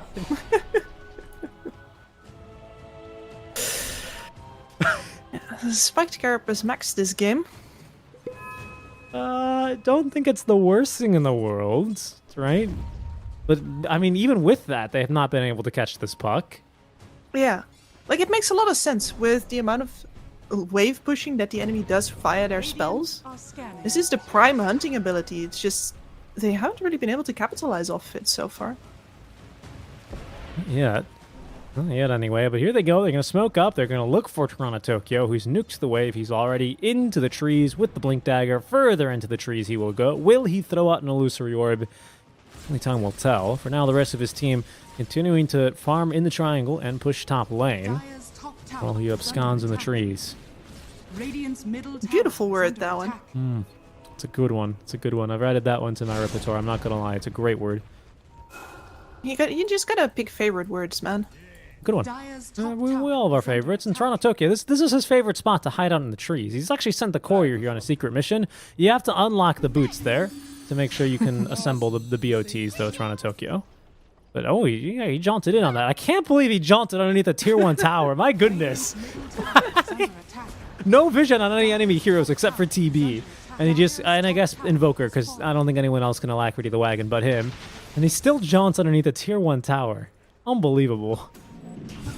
Well, I guess maybe he was trying to see if he would get any reactions, and then when he didn't, he could just go up and nuke that next wave as well. Yep, his team takes a tier 2 in the meantime. His team will descend tier 2 mid lane, so yeah, and he's got A on disc, right, so he can afford to play a little bit fast and loose. BKB now over on the man kicking, and so far, I must say, TeamSpirit have been dodging Unique like they're dodging in ages. Like, this looks like they absolutely cannot fight the Dire right now. Which I guess it is a pretty hard task to catch many of these heroes at the same time. It would be pretty hard to get your Monkey King involved before the BKB, but now they're smoking up. They're gonna look for that Roche themselves. Okay. We do this rather quickly. Still Blood Rage stolen from Mira. Not ideal. The Unique might know something's up. Bot lane is pushing suspiciously far for having BOTs on puck. For now, they're just continuing to farm in the area. Sending over the illusions first, so they're playing a bit more cautiously for Unique, but they haven't sent their illusion into the Roche pit, and Kips! Roche is already dead! He is. Dude's so fast with the minus armor from Pango. Man, they were hugging like they expected to smoke, and well, they were right about the smoke, they were just wrong about its destination. Yeah, this Pango, man. Orb of Corrosion, minus armor unlucky shot. You see the the end of patch posts on the Dota 2 subreddit where it was Pangolier rolls the dice and it's the same dice every single time. That's pretty good. That was a great one. It's the same exact dice. I mean, you roll the dice. It always slows. It always disarms. Such an annoying ability. Ah, it's terrible. Well, let's see if it's gonna be enough for them, though. The Terrorblade has slowly been peeling himself away from the rest of the pack. And he is farming. I have Full Scotty. Scotty. Into damage item for him next. And look at this. He's actually queued up an Aeon disc after the BKB is delivered. Oh, don't forget those spider legs. There we go. You might be a demon, but you're not above free boots. Who is? Oh, nobody. One of the best items in the games. Right now, he's in no position to use it. Still needs to get rid of these 2 infused rain drops. So that's how much he's been dodging. That's how much really Team Spirit have been dodging fights, right? Yep. Because it's not like they cannot kill this TB. They just haven't been looking for it. They've been killing creep waves, getting their own items. This Scotty is going to make the game very hard for Yatoro now. Yeah. Could be. Bushwhack's not going to make it any easier. It's trying to Tokyo at least jump in here onto Petushara, preventing that rupture from coming out, or a possible rupture. A spell stolen here is going to be the Impale. They're going to hit him with now, well, all of the stuns at once here, and the Finger of Death, but they'll get the kill. Cataclysm, though, is not going to find anyone. Collapse is going to be ruptured up. Into the Rolling Thunder he goes, and he's going to stop just before he hits the cliff and jump himself to death as Space. Alacrity up was going to have that kill. MPK beat, actually. Alacrity to MPK beat up was going to get that kill regardless of what he did or not. But a 1-for-1 trade. Not the best Cataclysm game I've seen. Really just Impale and Rod of Atos to set up for your Cataclysm. And Bushwhack, I suppose. Doesn't feel too great, especially when a Nyx Assassin isn't really popping off at all. I want to say isn't really popping off, but he's all the way at the bottom. Normally, at 30 minutes, we'd see probably that Aghanim Scepter, but he just really has not been finding any pickoffs. Has not had any space to farm. I mean, you're a Nyx Assassin. You hit creeps at the speed of an old grandma. Yeah, no, it's very true. I mean, you hit creeps so slowly that Valve had to buff your ultimate after they nerfed it unnecessarily. Yes. I mean, really, he just hits so slow. I mean, his animation's bad, his attack speed is terrible. Sometimes I forget he's an Agi hero until I get level 25 in long games and go, what the heck? Why do I have an Agi? Oh, I'm an Agi hero. Right. Feels like an int hero. Oh, that thing. Yeah, plays like an int hero, and then you... The Ursa problem. Yeah, someone builds... Yeah, exactly, right? And then someone builds an E-Blade one game, and you remember, oh yeah, I am an Agi hero. Yeah, that's really weird, right? That this Nyx hasn't been able to find kills, because, like I said earlier, it feels like we have a really good kill squad just with the Hoodwink and maybe even Bloodseeker optional alone. But it's been a relatively low kill game throughout. Nyx really unable to find much. It's really down to the quality of the split pushing that Team Spirit has been doing, just not getting in any unnecessary fights whatsoever. Oh, that is a deep jump, though. That is a deep jump, but this time Collapse, he has no fear because the Rupture cannot come out. Silenced and killed off. He's able to finally get off a full Rolling Thunder. And oh boy, it feels great. Cataclysm is hopeful. There's a lot of Sun Strikes in a row. Mira is going to drop him a tip for that one. It's kind of like I am contributing Cataclysm. Yep, absolutely. Space just seeking refuge over on the sideline. You were talking about that Aeon disc he's got queued up. I actually completely agree with that purchase. This puck is already building into a Dagon, and you know who that's meant for. That's going to be a daggone problem here for Space, isn't it? Even with his BKB online. Yeah, I see the point for it. I do see the point for it. That's why I was a bit surprised. And then when I saw BKB delivered, I went, oh, okay, yes, that makes sense.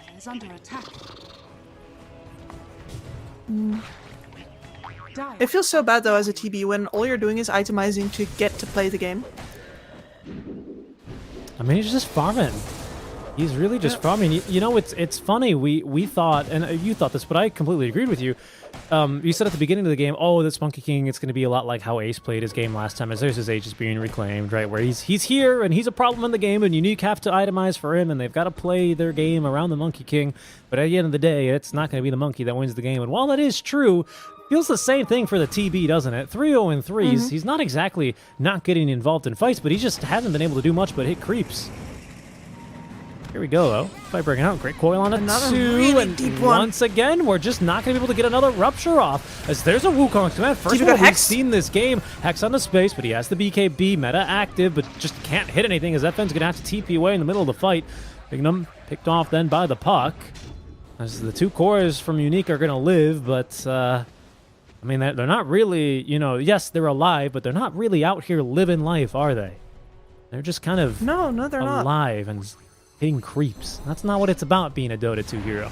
I want to hit heroes and fight. Like, look at this. Look at this dive. Excuse me. Is this real?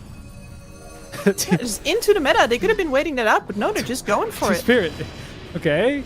The Taurus going to die? Is under attack. Why? Okay. Toronto Tokyo's like, yeah, let's go right Let's back bait. on it. Okay. And they get the kill. Nick's So, you see me comparing it to Ace. It is literally not about the Monkey King. It really isn't. No, it is not. No, it is not. All right. I mean, I'm really enjoying the way that TeamSpirit is playing this game, though. I mean, in particular, obviously, not when they dive tier 4 towers and die unnecessarily. More like when Toronto Tokyo just completely has a full distance illusory orb and then a blink and then puts down his coil. To me, that's some real exciting stuff. And he's got a Dagon 4 here, so he's getting a lot of work out for it. And oh, Petushara. Oh, they're gonna let him live for now. As the bushwhack again misses from Bignum. Yeah. Unfortunate. No, they commit super hard. Oh, man. Okay, again, I'm not sure. That must have been an attempt at Mira's life. That was for bottom. Yeah. But Mira even lives because yeah, now he wants a high 5. Yeah, okay. he's gonna get it. Slayer. Well, you know Slayer a bit better than I do. Yeah. What's he like in that moment? What do you think? Is he having a laugh? Is that a high 5 out of resignation? As here's a kill on the Bignum. He's chuckling a bit. Okay. Like, a tired chuckle, but he's chuckling. This is a man who just really likes playing Dota 2. He does not like to be hurried into it either. It's Okay. gotta go at his pace. When he's just doing his thing, like even if he has a bad game, he's just like, yeah, whatever. I mean, he is doing Nyx assassin things, right? He was dying, or he dies in an attempt to get a Sunstrike kill at the end of the day. That strikes me as a very Nyx assassin thing. So Yeah, that's the risk you take. Yep. True. But this that's game here, I mean, a 10k net worth lead for Spirit. I mean, it feels like we have potential here. I think this. Well, actually, I don't know. This puck is just a really big problem now that I think about it. I mean, I don't think we kill puck even with a Cataclysm. It's too No, much. like the problem here is just a lack of control, really. Not just for the puck, but they don't have any AoE teamfight spell that you could use to lock people down for a while and pump all of the damage that you have into them. Because this is not a damage problem for Unique by any stretch of the imagination. They just don't get to bloody hit them. No, you're If you right. have an RP, if you have a Ravage, anything, and you get to turn any of these fights What a with your TP. stun. They got Bignum on that one too, Kips. All right, finally we get a Rupture out, at least on a collapse, but he's just going to roll up and sit there and even damage himself a little bit more and just barely. I mean, that sharpshooter projectile, it took only a single scale off of him, but he's going to stay alive here. And even find a Basher now, flying on his way, being fetched by the courier. We need to give On this top gem to of the someone else. MKB. Yeah, he is very farmed. There he is. There you go, my Poshka. I'm not even going to put it in your inventory. Pick it up off the ground. Blink Pango is strong, but this is why I'm always just so sad to see Pangoliers go Yule's Blink, is because if you buy a single damage item in the Maelstrom, your game has this farm potential in it. It's wild. Yep. I mean, especially when people just kind of let you play the game. You know, I mean, like, I think Unique they have tried. It's just nothing's come together for them. And again, this is more reminiscent of the Unique that I've seen previously, especially in a great dodge by Toronto Tokyo. Yeah, he's out of there. This is more reminiscent of the Toronto Tokyo of the Unique rather that I've seen previously. And while I was honestly a bit surprised to find them in the winners brackets finals. Because when they get into games like this, it just seems like they struggle to find any opening in the game whatsoever.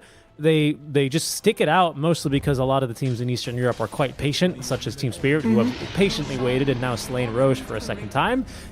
No, now Unique, look at it, I've seen this so many times. They find themselves, oh crap, we're too late to contest Roshan, we're here, this is not a bad position, let's try and take a fight. But Monkey King has a DD rune. What are you going to do against him? You tornado it off. Okay, he's going to BKB, still ruptured, and he's going to just stand there and kill your creeps. All right, but now what? You have the Aghanims on the Nyx, you hold this position. You did scare the MK into backing off for now. He could lose this Aegis since he doesn't have a BKB. Yeah, he's backing all the way off. All right, the rest of Spirit are going to go ahead and just wait for BKBs then and go in on the next occasion. Toronto Tokyo, by the way, Dagon 5 ready to go. Plenty of stats now this item, by the way. It always gave decent stats, but I think they did buff that quite a bit. Dagon's one of the creeps on the way out. Efficiency. Yes, of course. 200 mana, not really too big of an issue for a hero like Puck, who right now is swinging at 11, basically 12 mana regen a second. And we play the waiting game more. Unique just... The problem with the Nyx Assassin is that if you need a dark space on the map, right? And your absence, and especially the absence of the heroes that are ganking with you, becomes very apparent if all of your creep waves are pushed in. Yep. And you have 3 heroes at 2-shot waves over on the enemy team. Your waves are never going to be out.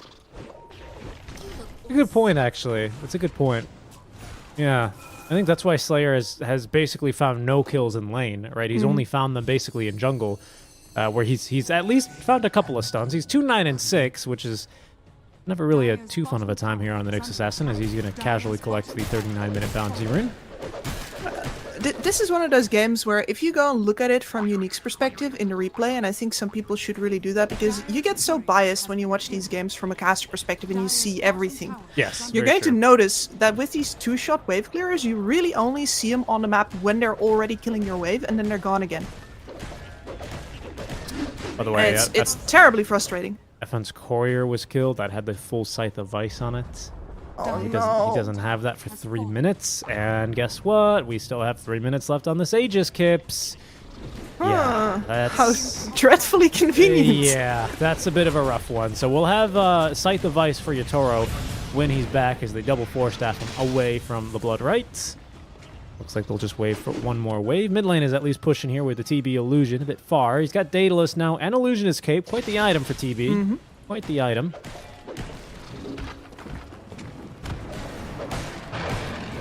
He is definitely at I will 1v5 your entire team status right now. Let's do that now, Kips. Do let me know if a fight's about to break out, because I'm going to go ahead and toggle on over to Dire Vision, right? We've got one ward right now in the middle lane. There's Puck at least seen for a second, but as you say, the wave's dead already, right? There's the wave being killed in the mid lane, right? They have caught a glimpse of the Puck going into their jungle. They've got a glimpse of the Puck farming in their jungle. Bottom wave is killed. I mean, what do you? You're right. I mean, what do you do with this information? You're always too late. And of course, it has not been as bad way back when they didn't clear it as fast. All you can do is anticipate. FN's anticipating right now. He is, but maybe he's anticipating his own death. You know, there's death in this lane. He's just not sure whose it is. As Puck. Oh, he didn't turn off the Stormcraft. He's got a gem. He's got a gem. And maybe this is a kill on a Slayer. It collapses here all of a sudden because he has POTs on an offlane Bangalier's level 25. Okay, that's the kill into the Nyx Assassin. FN patiently waiting. He's meatballed a wave and will be at least allowed to TP away. But Yotaro is pushing into the mid lane. Yeah, between the gem and the Stormcrafter, that was never going to end well, was it? No, it wasn't. You can't turn off Stormcrafter, can you? You just gotta put it in your backpack. I guess so. By the way, just take a look at poor Slayer's inventory. Yeah, poor is the word. Man's got no boots. That is his one possession. That is his one worldly possession here. The Aghanim Scepter and a Windlace that was passed on. He found it in the fountain when he loaded into the game, and he's just been holding on to that. Hips. It's the one thing at least he's got to look forward Heirloom. to. I've died once before, but at least when I come back, I'll be able to hold my Windlace again. Just jump into his burrow and... Yeah, I mean that's the thing though. He's found his corner office, He doesn't actually have to move if he doesn't want to. That's true. There's the squirrel nearly being two-shot by Toronto Tokyo. Okay, Aegis is reclaimed now. Yatoro's in a bit of a hard spot here for Staff, but he's actually still ruptured up. Space has vision up onto the high ground, and there's the kill thanks to the thirst. So the Monkey King is dead. No, he keeps rolling. Is being pushed back through the roll-up. There's going to be a second kill now for Petushara. Finger of death, though, for the squirrel, as the Dagon 5 wasn't enough damage for him earlier, but that finger sure is. And that is going to be then a 2-for-1 trade. That was him in roll-up that kept getting pushed back, right? Yeah. Okay. He couldn't do anything about that. I think he also did not understand and you only lose the Monkey King there if you don't get caught by that weird interaction over on the cliffside. For the entirety of a meta BKB TB. Okay, there's Scythe of Ice, though. Like I said, here it is. Toronto Tokyo, though, with an Aeon Disc and the Octarine, though, he's not going to care too much. What does he have coming his way? What's on this courier for Puck, even? He just bought something, right? Nothing is too new here, unless it's the Octarine is brand new for him? The Octarine is new. Okay. He's at that Aeon Disc. Yeah, Aeon Disc since 23 minutes. Oh, what's going on? Mira? No way. Yeah, Mira's not allowed to TP. That was... All right. They need to be a bit careful here. Well, you know, Slayer was very poor, hold and now on, he's very rich. I said that, but now Toronto Tokyo just zapping away half of Invoker's HP. And he's going to nuke the wave on the way out. Slayer was about to run in there, and I'm just like, I would really advise you to drop one of these gems before you do that, good sir. Yeah, no, yeah, I was just like, Seamless Slayer, no, what do you mean? He's got like 18 eyes, so he needs 2 gems to really see all of them, right? True. Multifaceted vision. Multifaceted vision, indeed. Base is seeing a very close future where he has his 25 talent. I wonder what he takes. Probably Metamorphosis attack range, because I don't think he's ever going to really get a Sunder off this game. Not with the amount of silences and burst damage that's available for TSpirit. He's opted out of the Aeon Disc now. If he had the Aeon Disc, I would say get the Sunder cooldown, but no, it's probably going to be the range.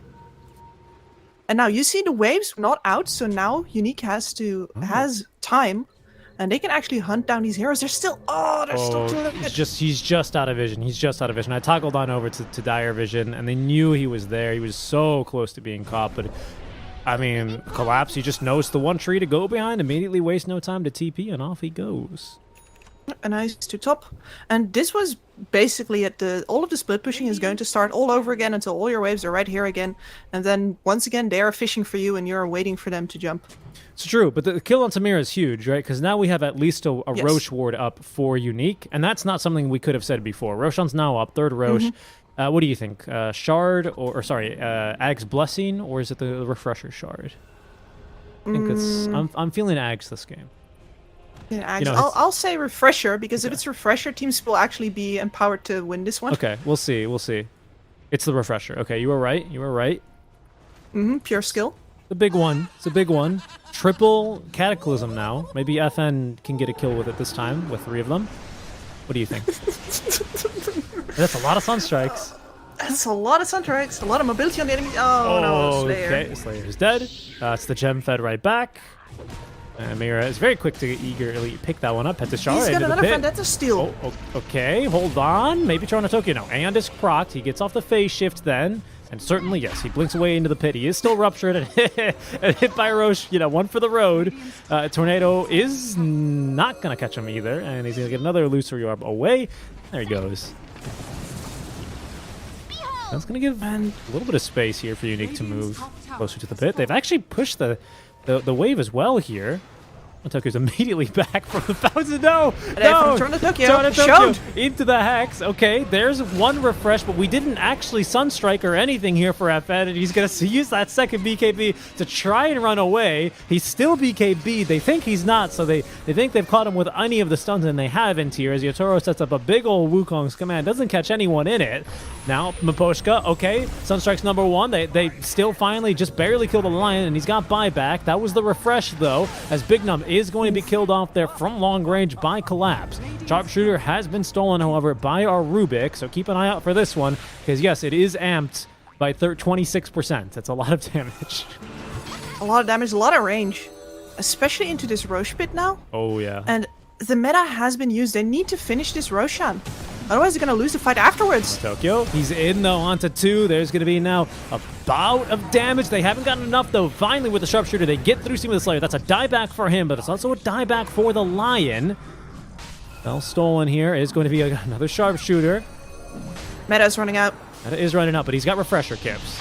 Got Refresher, and there he goes. He's they don't know. Used it, and he's going to go right back on in. Now, Big Num in a lot of trouble. He just bought back. He's alive on 1 HP, just a hair. Toronto Tokyo, thanks to the Octarine Core, though, had another Aeondis ready to go, but Yatoro now in a really rough spot, just trying to go mano a mano now with space, and it's working out so far, but he's running out of Jingu stacks now. He's going to set up the ultimate now. Meatball's a little bit spicy, but it's spicier for space. Gets off the Thunder, but it's not going to matter. There's too much magic damage out from the Toronto Tokyo puck, and that's 4 heroes dead on the side of Unique. Toronto Tokyo is diving up the high ground, and I think he's going to get Petushara here, who's actually juking him pretty nicely with the spider legs. So Toronto Tokyo, yeah, he's a man of conviction. He's going to finish off that kill, and that is GG, well played call. TeamSpirit will take game number 1. All right, and I have to take back the Monkey King doesn't matter in this game, because that was the one point where somebody had to take a stand versus the TB, and incredibly, improbably, with some very nice bashes from Collapse, the Monkey King actually comes out on top. Yes, he does. It's kind of unbelievable as well. I thought that was going to end so poorly for him, especially because I was surprised he was able to lifesteal through the Scotty, to be honest. Yeah. I was shocked. Same. That item was really supposed to be the thing that cinched the man fight for the Terrorblade, but yeah, I guess if you got both the Jingu and the Satanic going, it is still enough. It is still going to be enough. It's still enough, especially as you say, a couple of stuns here. The Basher of Collapse, and a nice little Dagon 5 and some burst magic damage. Out from your 8, 2, and 14 puck. TeamSpirit able to get through game number 1 here for their own win. And that is going to take us to our break, guys. You guys are watching the D2CL Upper Bracket Finals with Seek and Strike and Kips. We're back after a short break for draft number 2. We'll see you then.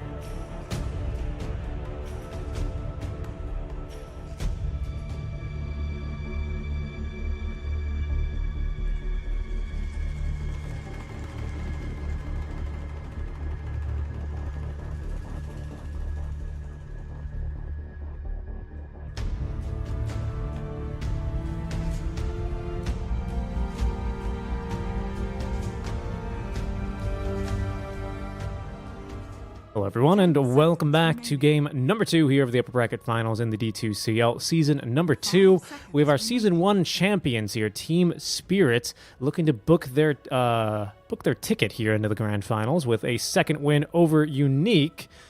See here if they're going to have to get that flight delayed a little bit here, maybe wait for a PCR test to come back. Or if it'll be straight on through here, if they can get this 2-0 as we're getting underway for our second draft of the series. Seeking Strike, and joining me is still Kips. And we were discussing this just before we went live. I thought we were going to see another TB game here, but no, it's been banned out by Spirits. It's been out. Blessing us all with some common sense. Very glad whenever that hero gets banned first phase, and Unique just go for the other first phase core that I've seen have a ton of success, because the Templar Assassin's straight up counters are not that great right now either. We don't see Venomancer, we see Viper mostly in the side lanes. She does great versus the puck, and this is TSpirit. You can bet your bottom dollar that Toronto Tokyo is going to want to take that. Oh yeah, I think as soon as you first pick it for him, and then the TA comes through, he's a little bit upset about it, but he'll still be able to find farm, in these small camps and the side camps, and he'll just be having to look to gank elsewhere. Hopeful that Slayer can get off to a little bit of a better game here as well, as he's got the same matchup. I think he did struggle last game with a TA already. I'm liking that a lot more than with a Quaswex Invoker. Someone that you can actually play around a little bit more. Traps as well to give you vision, right? Helps your game out a lot for a Nyx. There's a lot of synergy between the two heroes. So I'm very hopeful that we're going to see a little bit more of an active game from Slayer here. Hope so as well. That was kind of... Nyx Assassin in a bad game is one of the most tragic heroes. It's like a disruptor in a bad game or something. Yeah. You're just getting run at when your skills are directly for running at people. You can't get any farm, you can't get any kills. You're just fodder. Yeah, at least with Nyx Assassin, sometimes you can at least live a little bit longer with a Carapace. But for Disruptor, you just pull back someone, and then they go, oh yes, thank you, I forgot to kill you as well. And that's how your fight ends usually. But yeah, no, they're both equally as terrible. The only really winning scenario I ever see for a Disruptor, if he's playing from behind, is if there's a Wisp in the game, because then you just begone someone from a fight, and that's always useful. But that is such a niche situation, which I have seen a couple of times. It is extremely niche. But, anyway, I don't think we'll see a Disruptor or a Wisp here. I'd be shocked if we saw either. To be fair, Disruptor is pretty decent versus the TA. Good point. Especially with the new Shard build, right? Before, Disruptor would be like, all right, Disruptor, you get Brown Boots, you get Wand, and you just sit around until you get the passive gold for Ags, and then we can try and win the game. But now with that Shard, you can become a little bit of a buffer to your cores, because the attack speed and the move speed is pretty nice. And it helps you farm a lot, because that AoE increase is massive. Huge. It is huge. Yeah. I have seen one shard, I think, and a bunch of Aghanims rushes still. But we'll see if it actually gets picked. I can't believe you tried to pivot out of the Disruptor, and I just went straight back into it. No, you did. No, and I'll engage you on that, because I saw it a little bit for the SA tournament I was doing last week, and it's not bad, especially because you can put that buff on yourself, you know?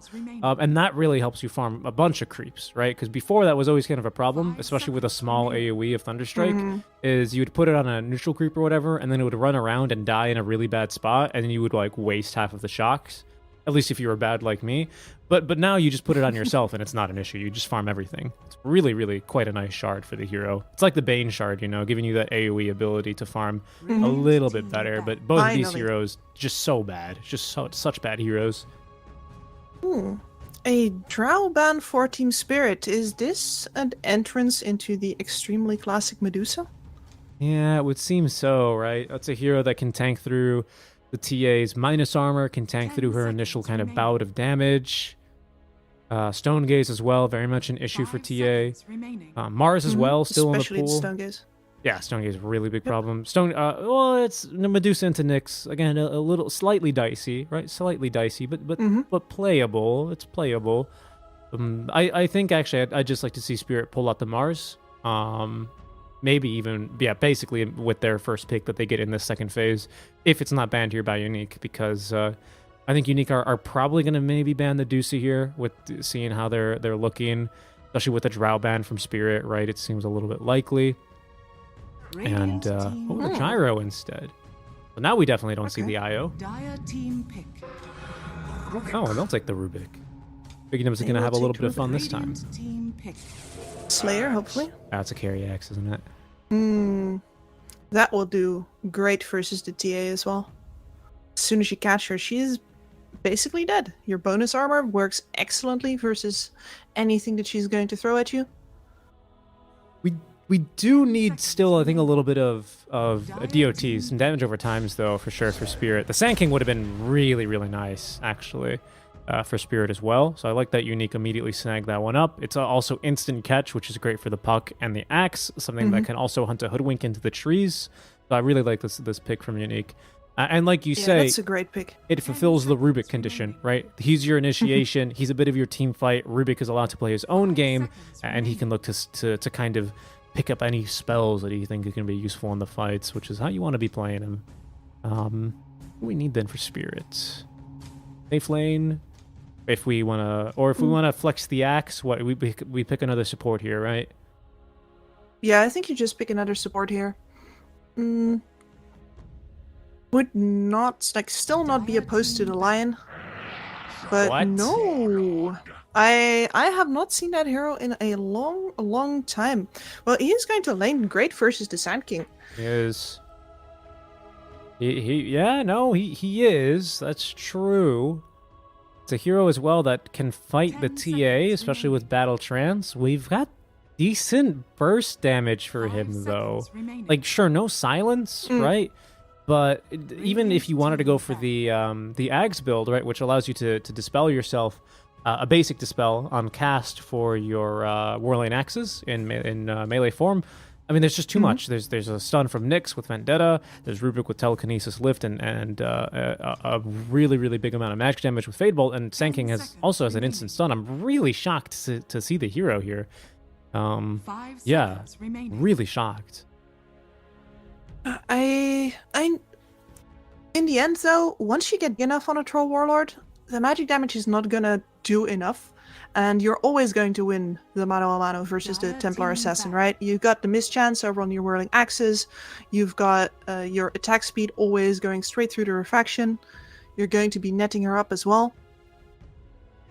You know what I'd like to see here? I don't know if Unique are gonna do it, but because I've seen one troll game this patch, and then this is what happened immediately after. This sounds like I'm setting you up for like a YouTube video, you know. Watch after the ad to find out this game is sponsored by Axe's Underwear, you know. This game might be, yeah, right. This game might be sponsored by a mid lane Winter Wyvern. You send the TA into the safe lane, and Wyvern in any position completely demolishes the Troll Warlord. She does. For sure. Absolutely nothing he can do. He's always going to, at some point, end up devouring one of his teammates. Slows are terrible. And not across the distance. Not the best Wyvern game, I will say. Lane versus Puck is so-so. As you've got Sharpshooter, of course, that's a problem for your Cold Embrace. And it would have to be a mid lane Wyvern, but at least you have like a hero that can go into the safe lane, might not enjoy it, but can go into the safe lane and can play as still the carry very easily. So it's viable depending on what this last pick is from Spirit. Troll Warlord. It's been so long. It really has, yeah. I forget the hero exists sometimes in this patch. Yeah, and again, that's the only other time I've seen the hero. Oh, wow, they banned the Wyvern. They ban it. Wow, so it was on their mind, certainly. Yeah, I mean, that would have been a great last pick as well. They don't have that many answers to the TA just hitting down people one by one right now. And a Winter Wyvern would have been perfect for that turnaround. 10 seconds remaining. So Spirit, they need another support here. 5 seconds Maybe remaining. Radiant 5, is it? Phoenix? Not a bad Phoenix game. Absolutely not. Because this is the burst. They're in between a rock and a hard place right now. They have decent magic burst, but not enough to guarantee that they're getting the troll every single time before he gets his ult off. But getting more magic damage here, not only would that make Templar Assassin their only right clicker, it would also really mess them up versus the Phoenix right now. 5 seconds remaining. You can tell I've They can't kill that Ag. been watching too much SA Dota when I'm about to suggest a Snapfire mid. Yeah, well, mine actually went to Snapfire as well, Yeah. because you get an egg killer from that. You get good magic teamfight damage. You get an extra stun, and you're playing suddenly a much bigger minus armor draft than before. Yep. Yeah, it's a tanky hero, Snapfire strength hero, decent strength gain, okay starting HP versus a Puck, so Puck is not going to instantly kill you. Fuzzy Wuzzy's not the hero I had in mind, to be honest. I don't know. I was also really set on just sending this TA into the safe lane, to be honest. I think this is actually kind of a viable solution. I'm not completely opposed to it. I think you just win the mid lane too hard to give it up. Like, That's a good point. there's Yeah. no real reason to put a worse matchup there. Like, if anything, your whatever other hero you were gonna pick as a solution just goes towards that safe lane, and Space just has to deal with it. So, but Ursa, I mean, overpower is nice for the egg. I guess you deal decently with all of the debuffs getting thrown out on you with your status resist, but Yeah. 10 it doesn't feel great. remaining. I mean, the lane is not bad, right? Versus the axe, ideally, the lane's you nice. do okay. There, you've got, what, 5 Rubik then? Is it Slayer taking the Rubik? So you have a Rubik as well, who is going to try and stop Axe from doing too many creep skipping and creep lane cutting shenanigans. Because eventually Axe with the Vanguard does start to just pull... he just ignores the matchup, right? Is kind of how Axe has to deal with this. And Rubik's not the best support to stop Axe from doing that. In fact, he's probably one of the worst ones. He's to be one of completely the honest. worst, yeah. He's probably one of the worst ones. That he will struggle with that. If you get early rotation from Bignum, though, you can kick the axe out. Like, if this game plan works for Unique, right? All your lanes go well. FN helps you take an early Roche. Space gets the shard on the second Roche, so he can actually jump out of the coil without suffering too many repercussions. I see a game where you can definitely maul Team Spirit's heroes one by one with both of your big right-clicking heroes, because you have a ton of disables to set them up. It's true. That is true. I see a slightly darker side though for Unique. I see a scenario where whether it's by a Holy Locket on Mira or it's via an Axe or a Toronto Tokyo Puck interrupting what otherwise is a clean kill and a good start to your fight by either a Nyx and a Drow, or sorry, a Nyx and a TA blowing up the troll. I see an interrupt there coming through from a Sand coming through from a Puck or an Axe, right? Maybe even a Bushwhack. I see then Battle Trance coming out. I see Supernova. I see an Axe Call to protect that, or a Coil to protect it. Like, I also see some good things for Team Spirit here to try and play around this. So, I don't know, but they do have a Troll. You're really doubting this troll, aren't you? I am. There's no Wyvern, though. Excuse me, there is no Wyvern, so that gives me a little bit of a better hope. Like, the thing you bring up here with, I see teamfights sometimes as sort of an onion, like you peel back the layers.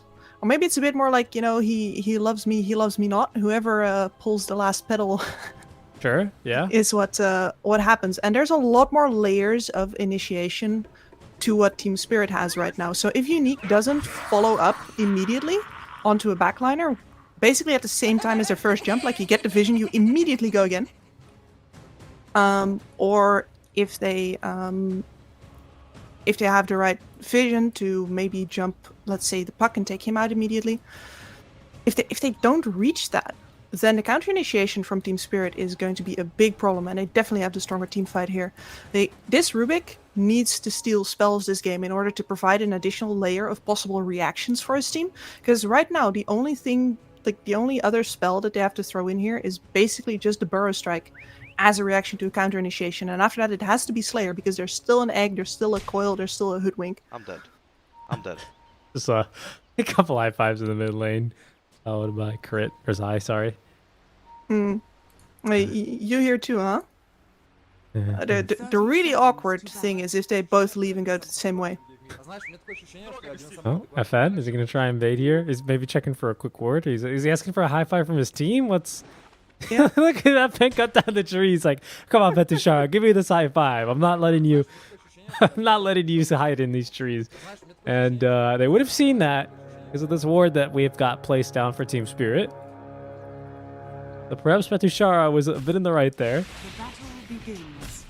Fade Bolt finds 2. Doesn't find Yatoro, though. Whirling Axe is level 1. Bignum. That's not your side of the river. As he still has the Impale. Doesn't find the opportunity to throw one down. And it's going to be then 2 runes apiece. 50-50. Yeah. FN got about half health and damage out onto Toronto Tokyo, though. That is a very good start to an already winning matchup. It is basically almost identical starting items. Toronto Tokyo very eager to get this bottle on light. Oh, deny though. Onto the range creep is a bit unfortunate for FN. I think Low roll. yeah, especially when getting your points in refraction here, especially before Waning Rift comes through, is kind of required for you to do well in this lane. We'll see if he can get it. Well, no, it's going to be level 2 for Toronto Tokyo first, no matter what. Oh, no. Okay, good deny. Going even there, then. Range creep for range creep being denied here is pretty huge. Who gets level 2 first? Still Toronto Tokyo. But again, he can't do much damage. It's a CA. Okay. Lane, don't want to say salvage, but no big consequences to FN for losing that range creep there. Plays his way out of it pretty nicely. Yeah, indeed. Especially underneath the tower is job well Bottom done. lane? And Mira being ran down by the bear. Quick little ring around the Rosie. And oh no, bears. They don't do so good around trees, you know. That's going to be Mira then getting away for free as it's Earthshock level 1. And not having it ready meant that the Phoenix was able to simply walk away. He has got Fire Spirits now at the ready for any further attempts. I'm not going to do too much versus overpower, but the amount of just chip damage that they have in this lane between the Battle Hunger and the Fire Spirits is huge. It is, actually, yeah. Toro is rather comfortable in this top lane. The lanes are strong for Spirits. But Poshka forces Bignum to TP all the way back home, so it's going to be a solo lane for now for the Sand King. Probably run back with a couple of salves, though, and making sure that his core is going to be topped off. I don't think that Petushara is going to be taking too much damage in this lane. And Bignum. I'm so used to this being Slayer on this poor Nyx Assassin. It's just going to be stacking because this is the Sandstorm build. You're not going to win any lanes with this, but you're going to survive. And after that, you have all the tools necessary to take a lot of stacks and get a very fast Blink Dagger. Yeah, you're going to be able to... Yeah, exactly, right. Take the stacks, get the Blink Dagger, catch the puck, kill the puck, win the game. Kind of, I think how this one's going to go. Or catch the... catch the troll early on in these fights, I want to say. Just eat the coil. I don't think Toronto Tokyo is going to have that much damage in this early game. And if you can take down troll... I guess it depends. We'll see. It depends. It'll be fine. Giving the puck a bad game is definitely going to do a lot for you. Okay, Petushara is underneath the sentry, but they will be able to deward the sentry. And Petushara is immediately immortal again. Yep, pretty much. These guys, they've got a backup sentry in this lane as well, not to mention. Yatoro, yeah, he's going to have to go range for him to make sure he doesn't die to Caustic. And nice deny there for him. But as expected, FN in this lane leading by quite a bit. Toronto Tokyo is still pretty much full HP, though. A lot of this thanks to the bottle, of course. But still able to sustain himself in this lane. And he's going to go ahead and steal a bounty rune out from underneath this TA. Yep, so this is not as bad of a matchup as it was 2 patches ago, because you get so much mana regen and so much health regen as a puck that you can play this lane, I don't want to say dumber, but that's kind of what it is. Yeah. You're not getting as punished by your creep waves getting pushed under tower, because, you know, you can't push out the wave as fast as the TA. You don't get punished as much for your positioning, because you're going to be regenning a lot of the splash damage, and you can spam a lot more spells in general. So you fall behind, but you don't get absolutely rumbled like you used to. No, I think that's a good point. This might even be the best way to do it. Just kind of tank a lot of this splash damage. I mean, put yourself in a position where you're not taking a ridiculous amount, for sure. But there's all this regen in the lane for a reason. You're best off putting it to use, right? And that makes this matchup for Puck a little bit more bearable. And speaking of unbearable space, there he goes, right down bottom onto Collapse. 3 stacks here, very shortly of Fury swipes as he gets off the overpower. There it is, first blood in favor of Unique, and onto the hard carry bear as well. He kind of needed that kill, though. You can see here that between like the chip damage and all of the slows, this Ursa is not getting a lot done in the lane at all. Mira. And it's gonna stay that way unless he kills. Mira. Okay, he's gonna live. Mira almost dies there to get the last hit on the Centaur Courser. Calculated. Calculated, he stays alive. And he gets the Ursa to pop his stick charges and immediately waste all of his mana, which gives Collapse a much easier time in the lane, because now we can overpower, but there's no Earthshock to follow up. Yep. And there's no regen left on these Radiant heroes, right? So all of the chipping has done its work.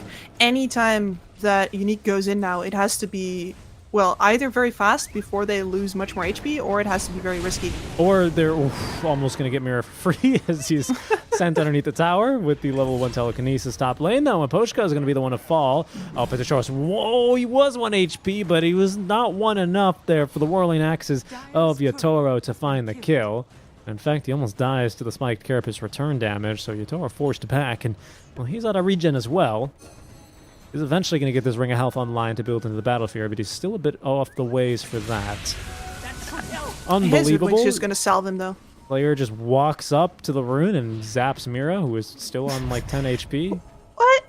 You see, these are the kills. If I was opsing, I would always miss them, because I am assuming that he's back in base, because that's where he should be. Well, it looked like he was going to, oh, don't worry, guys, I'll pick up the bounty rune and head on back, maybe stack a little bit of, oh, no, there's a Rubik here and I'm dead. Kind of how that one went for him. 3 straight kills then, 3 unanswered kills. Anyway, from Team Unique. So far, so good. We've also scouted the stacks and in fact taken one of them out from under Toronto Tokyo. He's not really going to find a whole lot of space to recover, and this is actually a pretty big play, right? Because if FN is not able to steal those stacks, and in fact, I think he's still going to take these out from Petushara. Well, I guess if he's taking them, they're not Petushara stacks, they're his, right? They're his. Is what he would say. But maybe you consider them giving to Petushara now to get that Blink Dagger online a bit faster, because you were able to find at least a couple of stacks from the Dire side, which of course is nice because you still get the farm, but also you remove that farm from the puck. It's kind of like doubly impactful, right? It's like bookkeeping. You count it on both sides. Yep, exactly. No, you do. Yeah, you count it on both sides, for sure. Toronto Tokyo gonna go down bottom. He's got to get his kills here. Yeah, and unfortunately, yeah, he's gonna miss out. He's gonna TP away under vision, and the Nyx will not throw the stun. Not in range, quite simply put.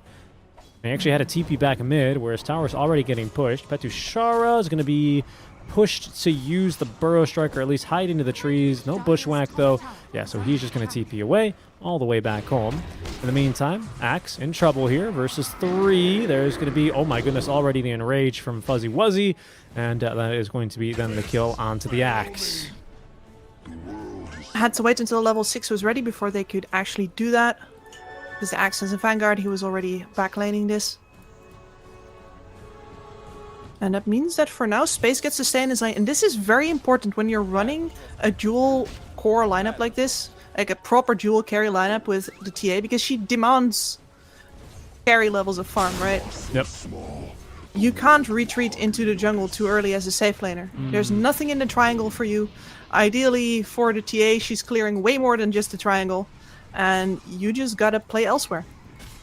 No, for sure. That's I think, something that I didn't like about this Unique draft, because it could have gone poorly, but so far that's not the case. Space, though, currently being chased around here a little bit, and Toronto Tokyo is going to join the fun. DD Rune is currently active here as well for the puck, who will close the gap. And, the dunk is going to miss from Collapse, but that's fine. They get the kill regardless. And there's the coil now onto the Nyx Assassin. Yeah, he's just going to snap it, but Toronto Tokyo saw that one coming a mile away. Didn't see the stun coming. He's still going to be caught by that, but it's still 2 kills here onto the supports in favor of TeamSpirit for their first 2 kills of the whole game. But, Kips, it comes at the price of almost, and in fact, it might just be this mid-tier 1 tower falling. It is pretty much, yeah, he's going for it using Glyph. This was always going to happen. There's not much you can do about it. Much like playing versus a DK or a Death Prophet, if you leave the lane, you're going to lose your tower, especially if your support can't clear waves. Radiant's courier has been killed. Spacing out the Mask of Madness, going for the fast builds here. Diffusal Blades, great for fighting Yatoro, who, one of the dumber heroes in the game. 1.0 int gain per level. I believe is quite literally the dumbest hero in the game. I don't think anyone has lower than 1 int gain per level. Usually, the only other hero with a lower stat gain is just the Tiny, I want to say. With obviously 0. Edgy. Anyway. Yep. 0 edgy. I don't know. I'll check that one for you later. For now, though, they're hunting Collapse here. Yeah, and he wants these stacks. He kind of needs these stacks. As, well, he's not going to be able to take them quite yet. FN caught. We have an Axe Call here. The Hellbear Smashers trying to help out after their win earlier. On Tokyo, in the meantime, another DD rune for him in the river. Goodbye, Bignum. Unfortunate that he doesn't really have the mana. Otherwise, he's probably going to move over to the side, coil the TA instead, but he really only has 1 cycle of spells. He can't afford that. I'm going for the Witchblade as well, which is very nice in the EA matchup. Continuing to stack at least, though, here. So TeamSpirit, they're not out of this one yet. It's only actually less than a 1k net worth lead, pardon me. With Yatoro making pretty decent progress on the Battle Fury, all things considered. He didn't have the most difficult of lanes. As, No. 0, 0, and 0, and 20 denies, it means it was actually kind of rather peachy for him, all things considered. But, Troll Warlord is one of the strongest laners in the game. There's really not much you can do against him. If you're a physical damage hero, especially, he is just going to evade you, he's going to outrange you, he's constantly going to chip you down. If you're a magic damage hero, he can usually keep his range. Yep. And, well, that's going to be a little bit of damage coming his way now with the Claymore completed. And flying on over. Looks like he actually just needs now the... Yeah, he's got both swords, actually. Just needs himself that Ring of Health. So he's actually going to have a pretty well-timed Battle Fury here. Whether or not he's going to be able to use that to get a lot of farm versus a Nyx Assassin and a Sand King who is just about to finish up his own Blink Dagger here, we're going to have to see. Well, his Axe already has Blink. His Puck is having a miserable game, but Collapse is doing really quite well. There are definitely ways for them to play their way out of this. As long as the Puck just can follow up on the Axe, you're going to be doing decent. And There's get the the bottom tower going for down. free as well. Yeah, Mirror actually gets the last hit on it with the Phoenix. Kind of a hard task. Decent base damage, but a absolutely dreadful projectile to try and take last hits with. Especially on the structures. I was wondering if Yatoro was going to stay over near that tower and they were going to try and defend that with the Blink Dagger, but it looks like they don't actually trust in their team fight. I think that's wise. Right now, we have good tools against the Phoenix Egg, generally speaking, but I think with Dragonlance and no Blink on Ursa, I think right now we don't have them quite yet. They're stealing a stack, though, for free. Bad whatsoever. Oh, look at this smoke. They're completely dodging. No. Probably looking to play some vision in the enemy triangle here as well, though they see a kill first. They do, yeah, and they're going to take this one. Very happy to do so as well, because that was the Blink Dagger for Petushara being revealed by the Blink Dagger of Collapse. And that is not a fun way to have that one play out. Space, at the very least, able to take, the tower top lane. He's considering turning on the Yatoro, who, yeah, doesn't have anyone here to support him anymore. Yatoro, he's already cut down a couple of trees here in preparation of this. He still has the ranged melee axes ready to go. Does not have the points in the battle trance, however. Only the 11 wand charges as he creates as much space as he can. Down he will go, but his team in the meantime will find the space and the time to take the tower in the mid lane. And I think, look at that. Immediate call as well. Okay, but actually Petushara's here as well, going for the epicenter. He's going to get, yeah, he will get this one off. He's going to find himself leashed up, but Collapse, he can't really run anywhere. Supernova's going to come through now. Great Bushwhack finds FN, and Petushara can't do it alone. And in fact, dying. he can't do it at all, because he is going to be taken down. FN melted as of this by the sun ray. His refraction doesn't hold much of a candle to the power of the sun. That is going to be then the tower taken down at the end of the day with a quick little cheeky kill by Slayer onto Toronto Toko. Nice. He even jaunts away. TeamSpirit, though, they're going to have to avenge their fallen mid laner and will be able to pick off the kill, making it a 3-for-3 trade. But Space, Uses that space for Roche. Unbelievable. Unbelievable. I think this is a perfect show. The previous game, it's hard to illustrate because all of the dodging and weaving that TeamSpirit does doesn't show really well if you're casting a game, right? It's very hard to explain why the way that they're playing a game is a good idea when actually it looks like nothing's happening. But here, the fact that they retreat Yatoro from the top lane until they get a good positioning under the mid tower, then put him back forward to see, alright, is unique here, and can we get the mid tower out from under a team that out team fights us if we give them our carry? And they get the answer yes, and then they do it. They did it. And they get so much space on the map for that. Like, oh, Bignum, the low ground. Looks like he was going to try for that. He's now going to go ahead and walk up higher. Go, wait a second, what? I don't need to do this. I can go invisible and just walk up the hill. Yeah. Like, how many teams do you know that would sacrifice their carry for a mid tower very deliberately like that? It's a good point. Because that looks a lot worse. Oh, goodness. Look at the counter engagement. Yeah, that's a really good blink out from Petushara. Oh, my goodness. This attack range now on TA is starting to get a little spooky here. 10 talents, of course, taken. And, yeah, that's a lot. That's a lot of side blade damage. So that's 2 deaths now back-to-back for Toronto Tokyo, who only has himself the Witchblade to play with. Again, you said he's been having a rough laning stage, and so far that's continuing into the mid-early game, or the early-mid game. Keeps getting picked off. Once he's got the blink up, and especially after that boots of travel, I mean, you can already see where this is going, right? This is split push central. Oh, yeah. Oh, yeah, it is. I think that's a game that Toronto Tokyo doesn't mind playing. Oh, Mira. You see a courier. Does he want to kill a courier? Can he kill a courier? He's going to need 2 shots at it. He's going to find the 2 of them. Will he be able to get out? No, because they immediately stop him with that second impale. And Icarus dive stolen. Very fun to see Rubik Icarus diving around. Very fun to see any hero that's not Phoenix Icarus diving, to be honest. As Space is going to immediately break the smoke by farming the mid lane. Yeah, he was not supposed to be in there anyway. Going for a blink dagger though, and they're getting away with this very greedy double core draft. Oh no! That's a big kill. He doesn't have phase shift. He has. Oh, sorry, he does have phase shift. Doesn't have the illusory orb. Coil's gonna be dropped. That's not enough space though for him to escape. And at least instead of Coil, we've stolen the orb. That's now 3 straight deaths here for Toronto Tokyo. I think basically matching all of his deaths from the 42-minute game we had in game 1. Yep. And this is how you can tank a team that by far out-team fights you right now. TeamSpirit are just not going to do it. They're going to keep their heroes as far apart as possible and ideally just only lose 1 at a time. Even if that has to be the puck, they still need to do this in order to actually keep equal with the TA, because as long as she's running with her team, she's not actually farming. Yep. But Poshka's basically just on smoke breaking duty here.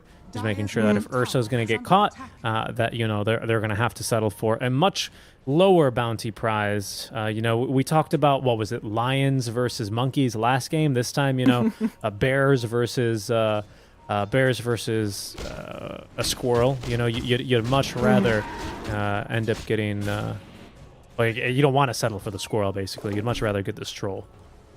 Like they're spending so much time hunting on top on Unique when Mira is not there anymore.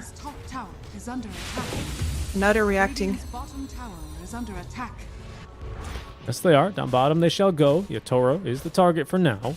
Big Num under the cover of Vendetta. Mira behind with only a level 1 Supernova ready to go as Yatoro is actually going to get these fervor stacks up. Petushara, Blink, Epicenter, level 2 is at the ready. Mid lane, Tokyo is looking to connect with the rest of his team. That ward, I believe, has scouted out Fuzzy Wuzzy. They might look to try and turn here, especially if he just walks up to high ground a little bit awkwardly. Still with Aegis, though, and still with Aegis for another 40 seconds.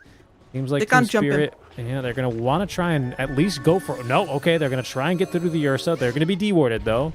And that TA has got a lot of attack speed and a BKB, so that's, I think, going to dissuade TeamSpirit from fighting.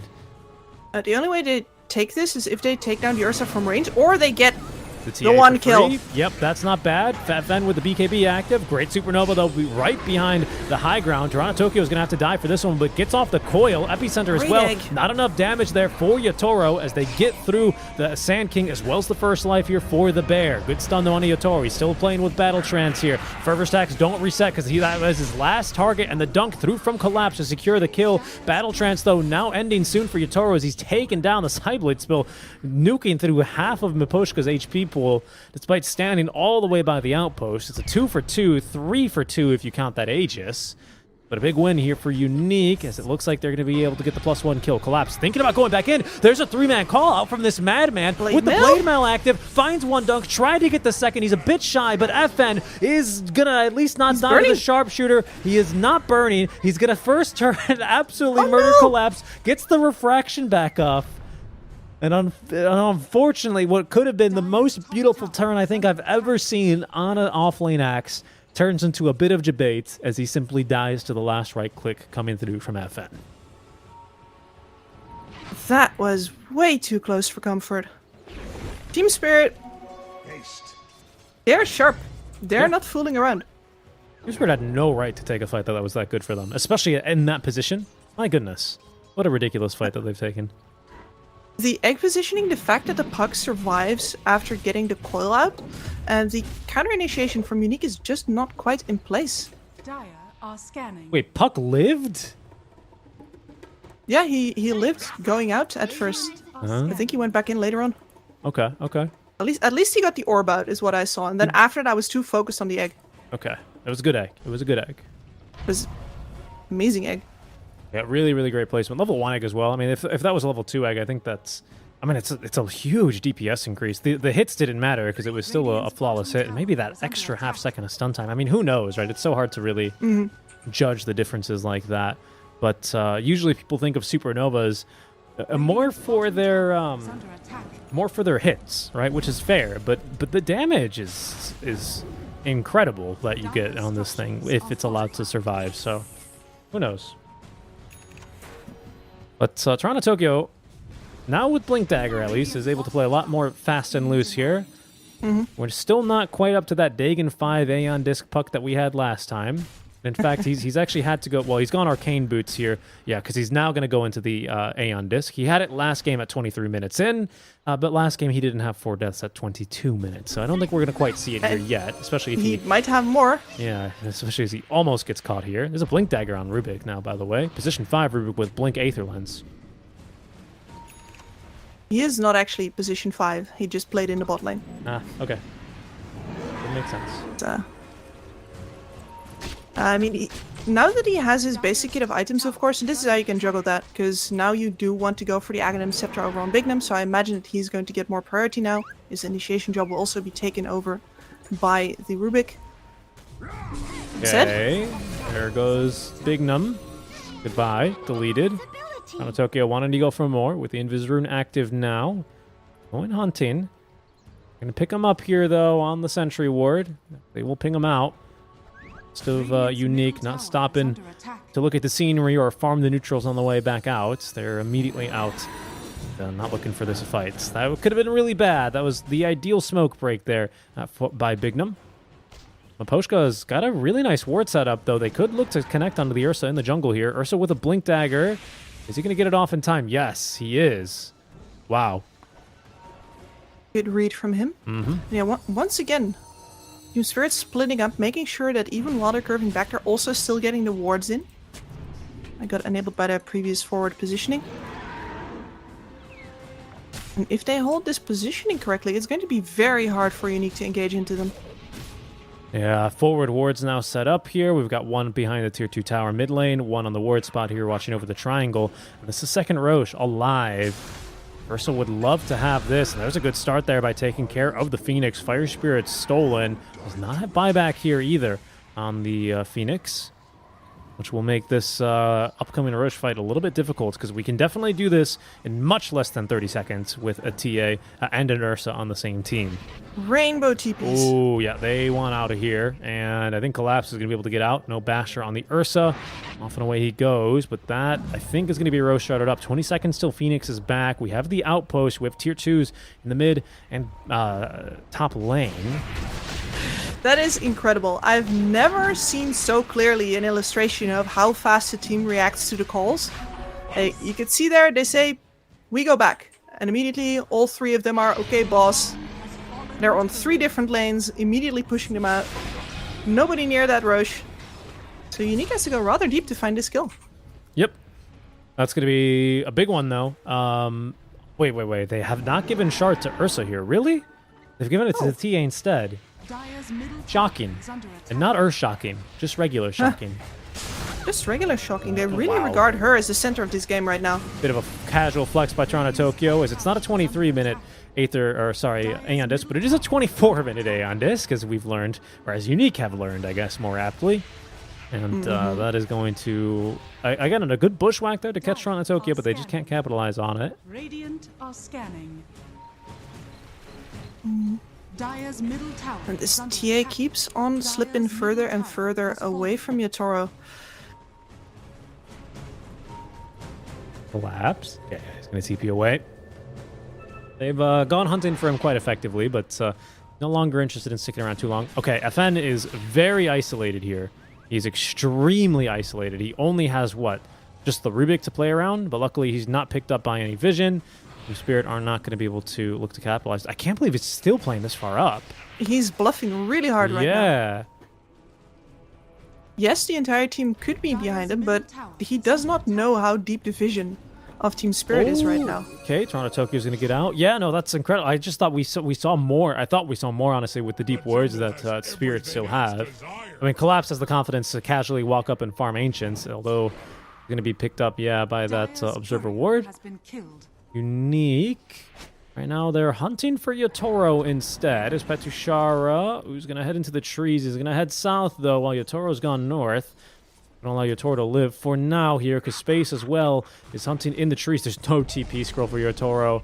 Oh no, it's starting to look real bad here, Kips, and he's going to run headfirst into the next assassin. Doesn't stun himself, though.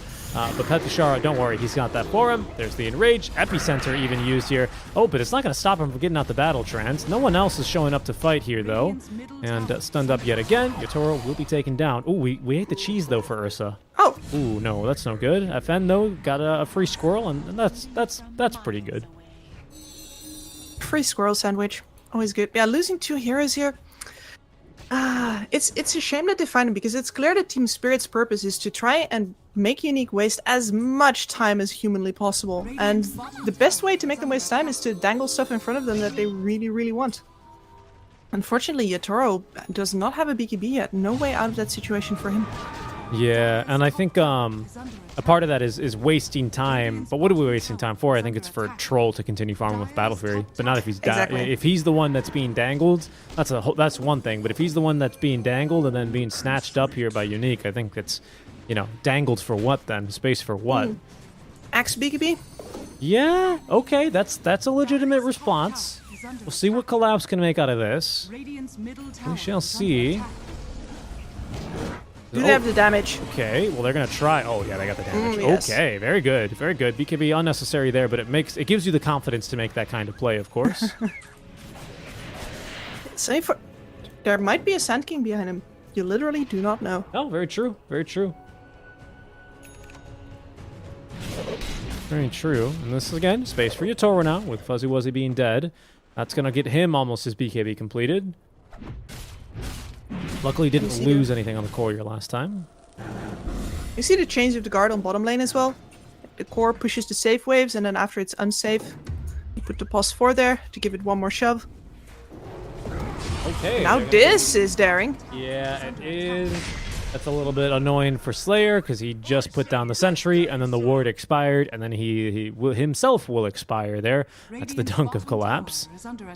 He gets expired. Yeah. That's definitely an active component involved. Very true. Very true. Axe says, this one's no good. We have to demolish it, boss. Radiant's middle Toronto tower Tokyo. is under Not attack. looking for more. A bit of quite a breath of life, I would say, actually, into TeamSpirit now. I see them moving around with a bit more pep in their step. They're looking for a couple of these pickoffs now with these items. Look how good they are at wasting Unique's time. It's incredible. This is a TA with Aegis who previously was playing all the way up on her own. Her waves are getting pushed in. She's chasing heroes on her side of the map. Yeah, Unique gotta break this. This is a good smoke. See what they can find, because bottom lane is just about to start pushing.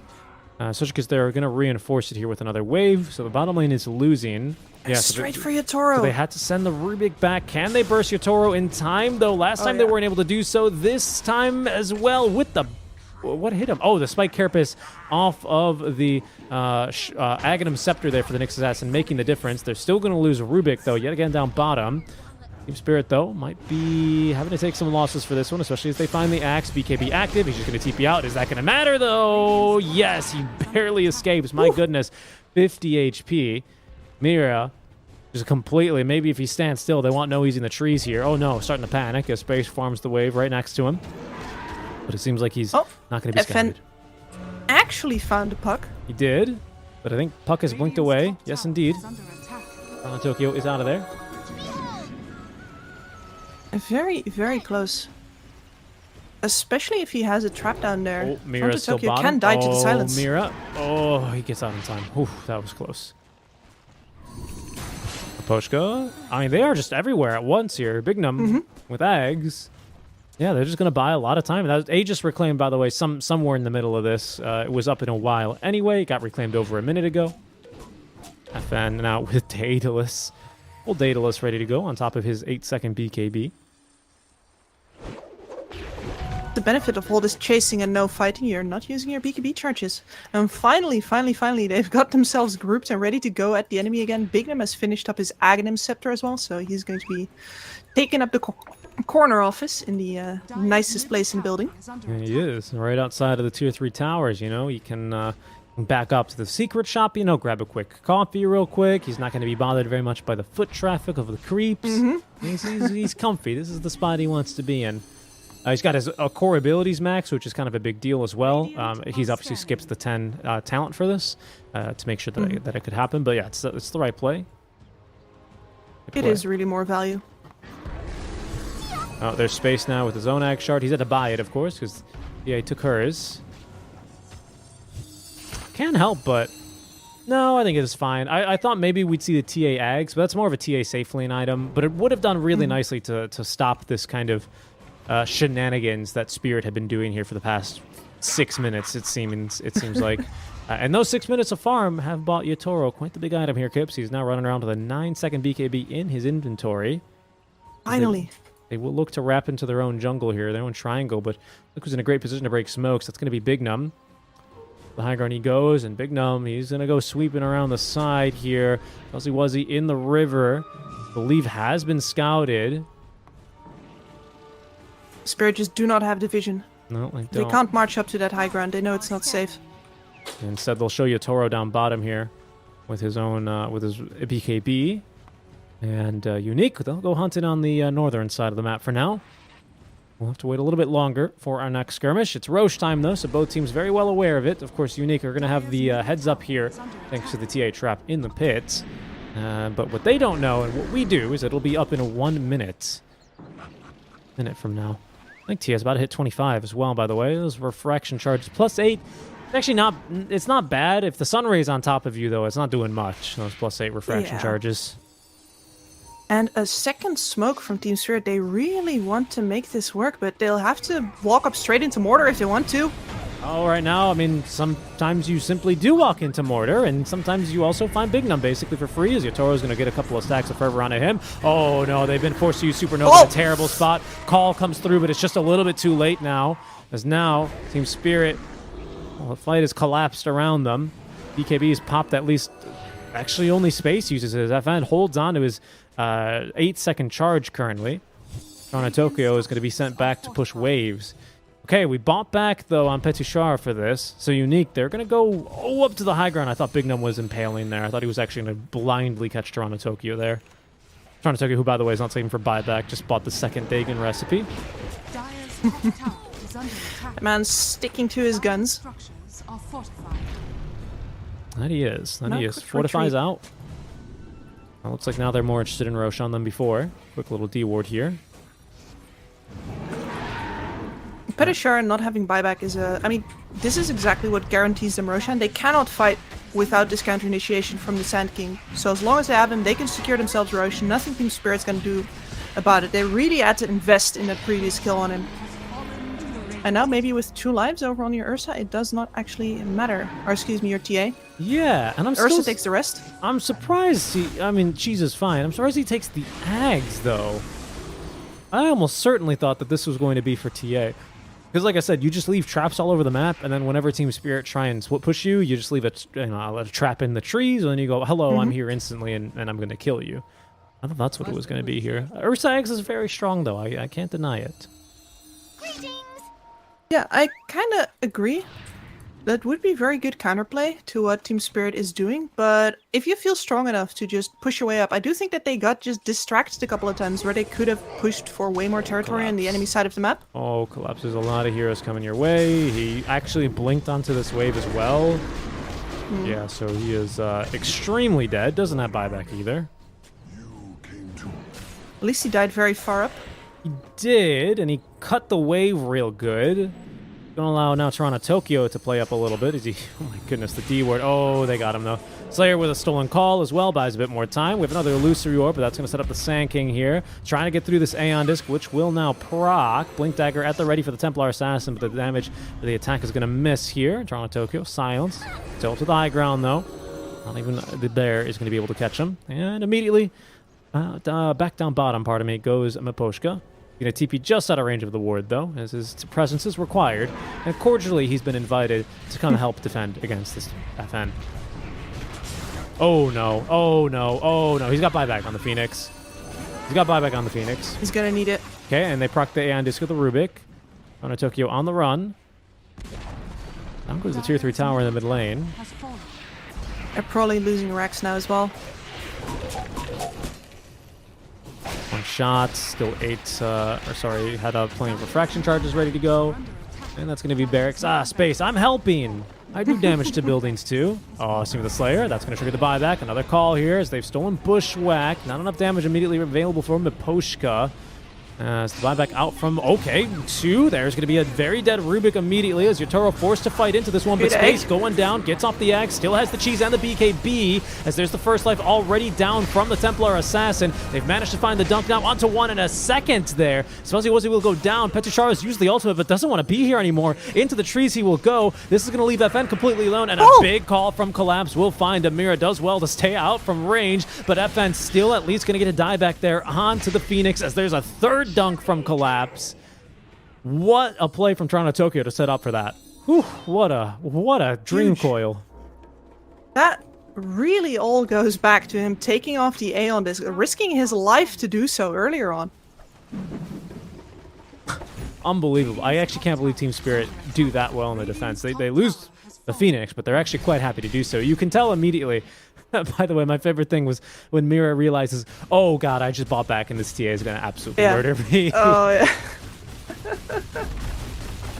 As he was a little bit overly enthusiastic, his assistance was no longer required. Nope. He already did his job, but He did his he's job. like, hey, I'm helping.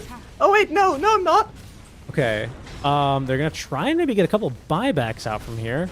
We have Rubik now that is stealing a creep wave over, and with Fortify, they will be able to get backdoor to reset.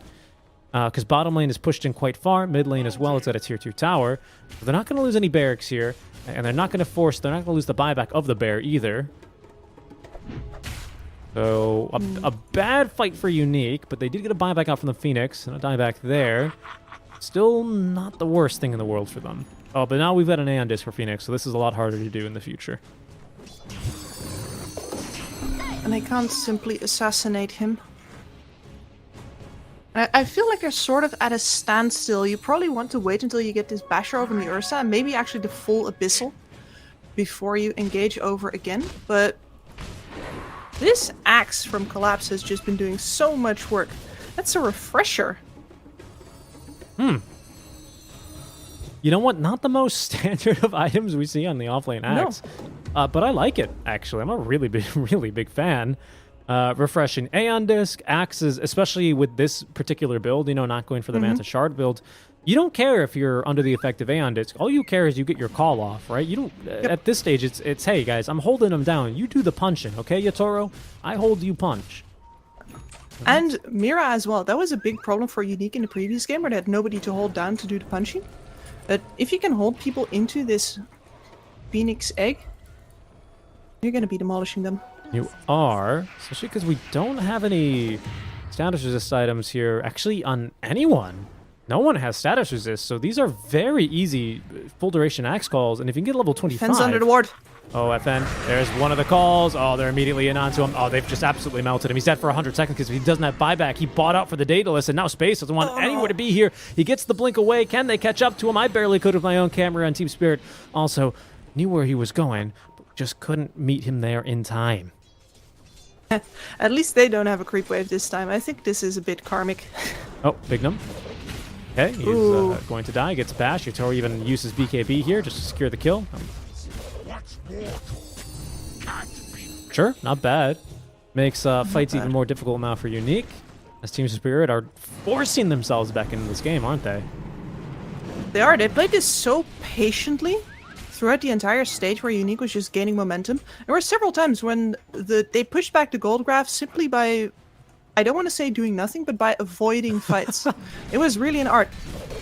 No, you're right. You're right. I mean, because of course they were avoiding fights. They would give a kill down bottom onto someone that's like worth killing, like an Axe or maybe even a position for Phoenix, right? He would put himself well within harm's way. And yeah, we'd be doing things on the other side of the map, right? So doing nothing by not fighting, but by certainly still farming elsewhere. Yeah, that's Sentry Ward's going to scare away Petashara. Was he now? With a basher. It's going to be hard pressed to... So does Yatoro. That is true. Yatoro has a leveler. If TSpirit get any opportunities to go at Unique's buildings, the base is dead. That's true. Yeah, especially with now all the other towers taken down. We still have a tier 1, which, by the way, is full HP out bottom. That's how strong of a game Collapse is happening. He's refused even to let his tower take a single hit point of damage. This tower is fallen asleep by now. He's not even sent out an auto attack, most likely. Yeah, pretty sure. I mean, the focus from TSpirit on this bottom lane has been very clear throughout the game. True. No, very true. Very true. We'll see here as they will be scanned out. Fan. Okay. I'm trying to catch anyone there. Well, namely the puck, right? Not just anyone. Trying to catch Toronto Tokyo with that Carapace, but I don't know, man. This Dagon for Toronto Tokyo is like indicative of his power level, as there's Space making the jump in, but without the Abyssal, as you say, Toronto Tokyo's not the easiest of catches. And he's also got the Aeon Disc back up. He does. And speaking of Aeon Disc, we have an Aeon Disc ready to be assembled for the Axe. All I need to do is unlock the energy booster. We have no Hex, as I recall, right? And an unknown... Oh, hold on. I thought Coil does find Petashara top lane. Dagon 5 in with Yatoro with the Abyssal Blade. There's the lift with the dunk to secure the kill. The rest of Unique now scattered back into their base. Little known fact about a Hex is that it also mutes you. It's a silence, a disarm, and a mute. It means you cannot do your little Aeon Disc tricks if you're actually hexed up. Oh. I mean, Poshka just cutely checked the Roshan pit by putting a tree in there and then seeing if the acorn bounces, and it did. Oh, there he is. Okay, I was like, I see Roshan as a... Oh, goodness gracious me. There's Space on the way on in. Oh, he barely gets the kill here onto the squirrel, but he's going to have to BKB on the way out, and he gets bashed once. Bignum setting up shop here, but he's been interrupted while he was moving into the office. The double dunk from Collapse. He's looking for more now. Epicenter is good, but not good enough here as the Yule Scepter is going to save Troll Warlord from a bit of pain. Immediately comes back down to bash up Petashara. He's got the Minotaur Horn and a Force Staff to get away. A Dagon 5, though, out from Toronto Tokyo is going to force him all the way back. He even sent that Illusory Orb forward, but buybacks galore out from Unique as they buy back on 2 cores here to contest this Roche. What are we fighting? Insane. We don't have Supernova, pardon me. Just the Abyssal up in 5 more seconds, and the Leveler available here for Yatoro.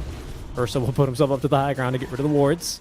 Roche falling low, though. Down he goes, trying to keep Ursa up on the high ground here. Silenced up for just a second longer. As we have Petashar up in the air. He's killed off by one. It's Collapse who gets the Aegis, though, onto him. That's a dieback onto the Sand King. It's going to be another dieback onto Slayer as well as Space pops the BKB, just trying to run away. But we've seen this one before. This time it's playing out the exact same way. Another Abyssal Blade. Yotaro trying to find the bash as it's going to be Big Num trying to hold them back in the pit. They're going to take a while to kill and uproot him, but eventually it collapses there with the dunk, and Yotoro's just got max fervor stacks onto the bear. Dead for 2 minutes. That's a dieback onto him.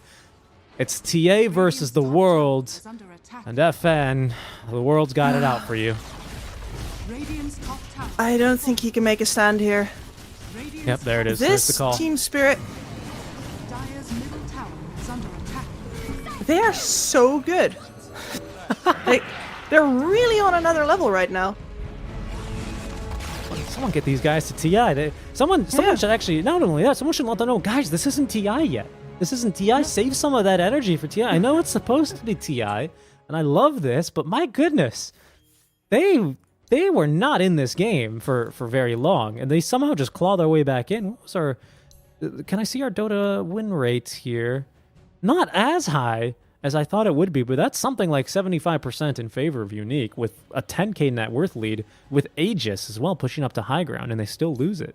They can't push into it, really, is what I should say. I think this was Spirit outplaying Unique. I don't think this was necessarily too fatal flaws out from Unique that allowed Spirit back into this one. I don't think so either. Like, certainly their lineup has a couple of limitations. They can't really spend Petushara to go in because it means that they don't have any reactions, so it's always up to FN and Space to make the initiations, so TeamSpirit can play further up on the map than they normally would be.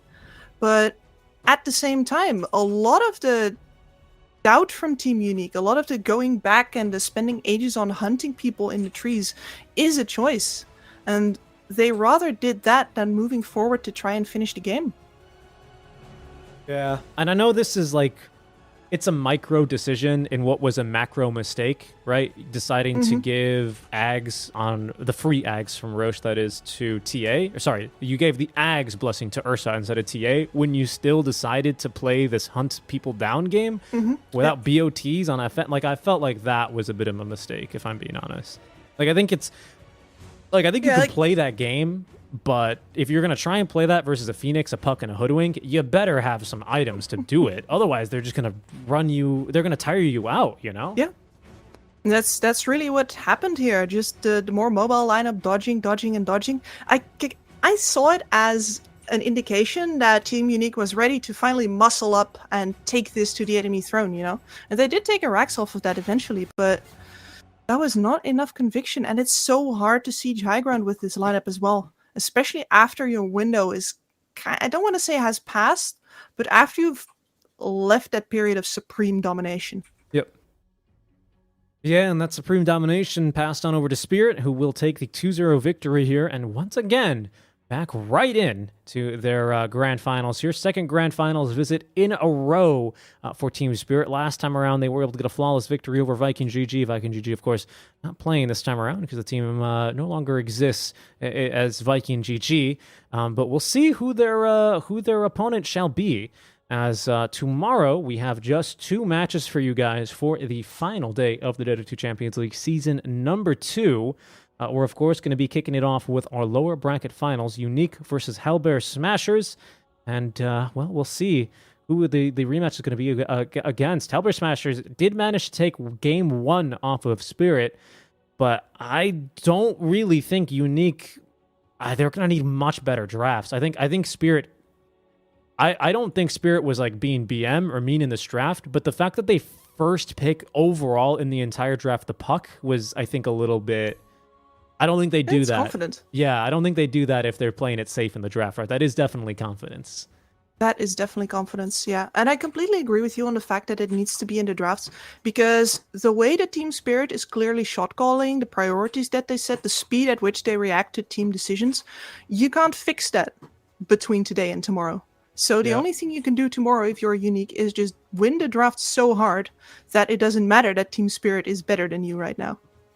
Exactly. Well, We'll see. We'll see if they can get that tomorrow. Best of 5 grand finals. So maybe time to learn, time to recover. But first for Unique, if they want to get that rematch, they've got to take down the Hellbear Smashers tomorrow, and that starts a little bit later on in the day. I want to say 5 p.m. CEST is when we start for that best of 3 lower bracket finals. Team Unique versus Hellbear Smashers live here on the TSpirit Dota channel. Following that, at I'm not really sure what 20 CEST, if I had to guess, it's going to be our best of 5 grand finals between TSpirit and the victor of Unique and Hellbear Smashers. Kips and I will return for that one tomorrow, but until then, Kips, any words of wisdom or closing thoughts from your end? Stay hydrated. Bye, BKB. Stay hydrated and buy BKB, and of course, don't forget to save for buyback, and don't forget to check us out tomorrow as well, guys. When the Dota 2 Champions League season number 2 will crown its champion. Will it be 2 seasons in a row here for TSpirit, who also won the Pinnacle Cup earlier as well on the TSpirit Dota channel, or will it perhaps be a new victor? Hellbear Smashers, no strangers to winning here on the TSpirit Dota channel as they've taken Snow Sweet Snow titles number 1 and 2. Or will it be the Unique, who has been improving slowly, ever since they've started here on the channel? That's going to be all for tomorrow, guys. Don't forget, we're back at 5 p.m. CEST with Team Unique versus Hellbear Smashers. We'll see you then. Until then, stay safe, stay hydrated, save for buyback, and buy BKB, and we'll catch you on the next one.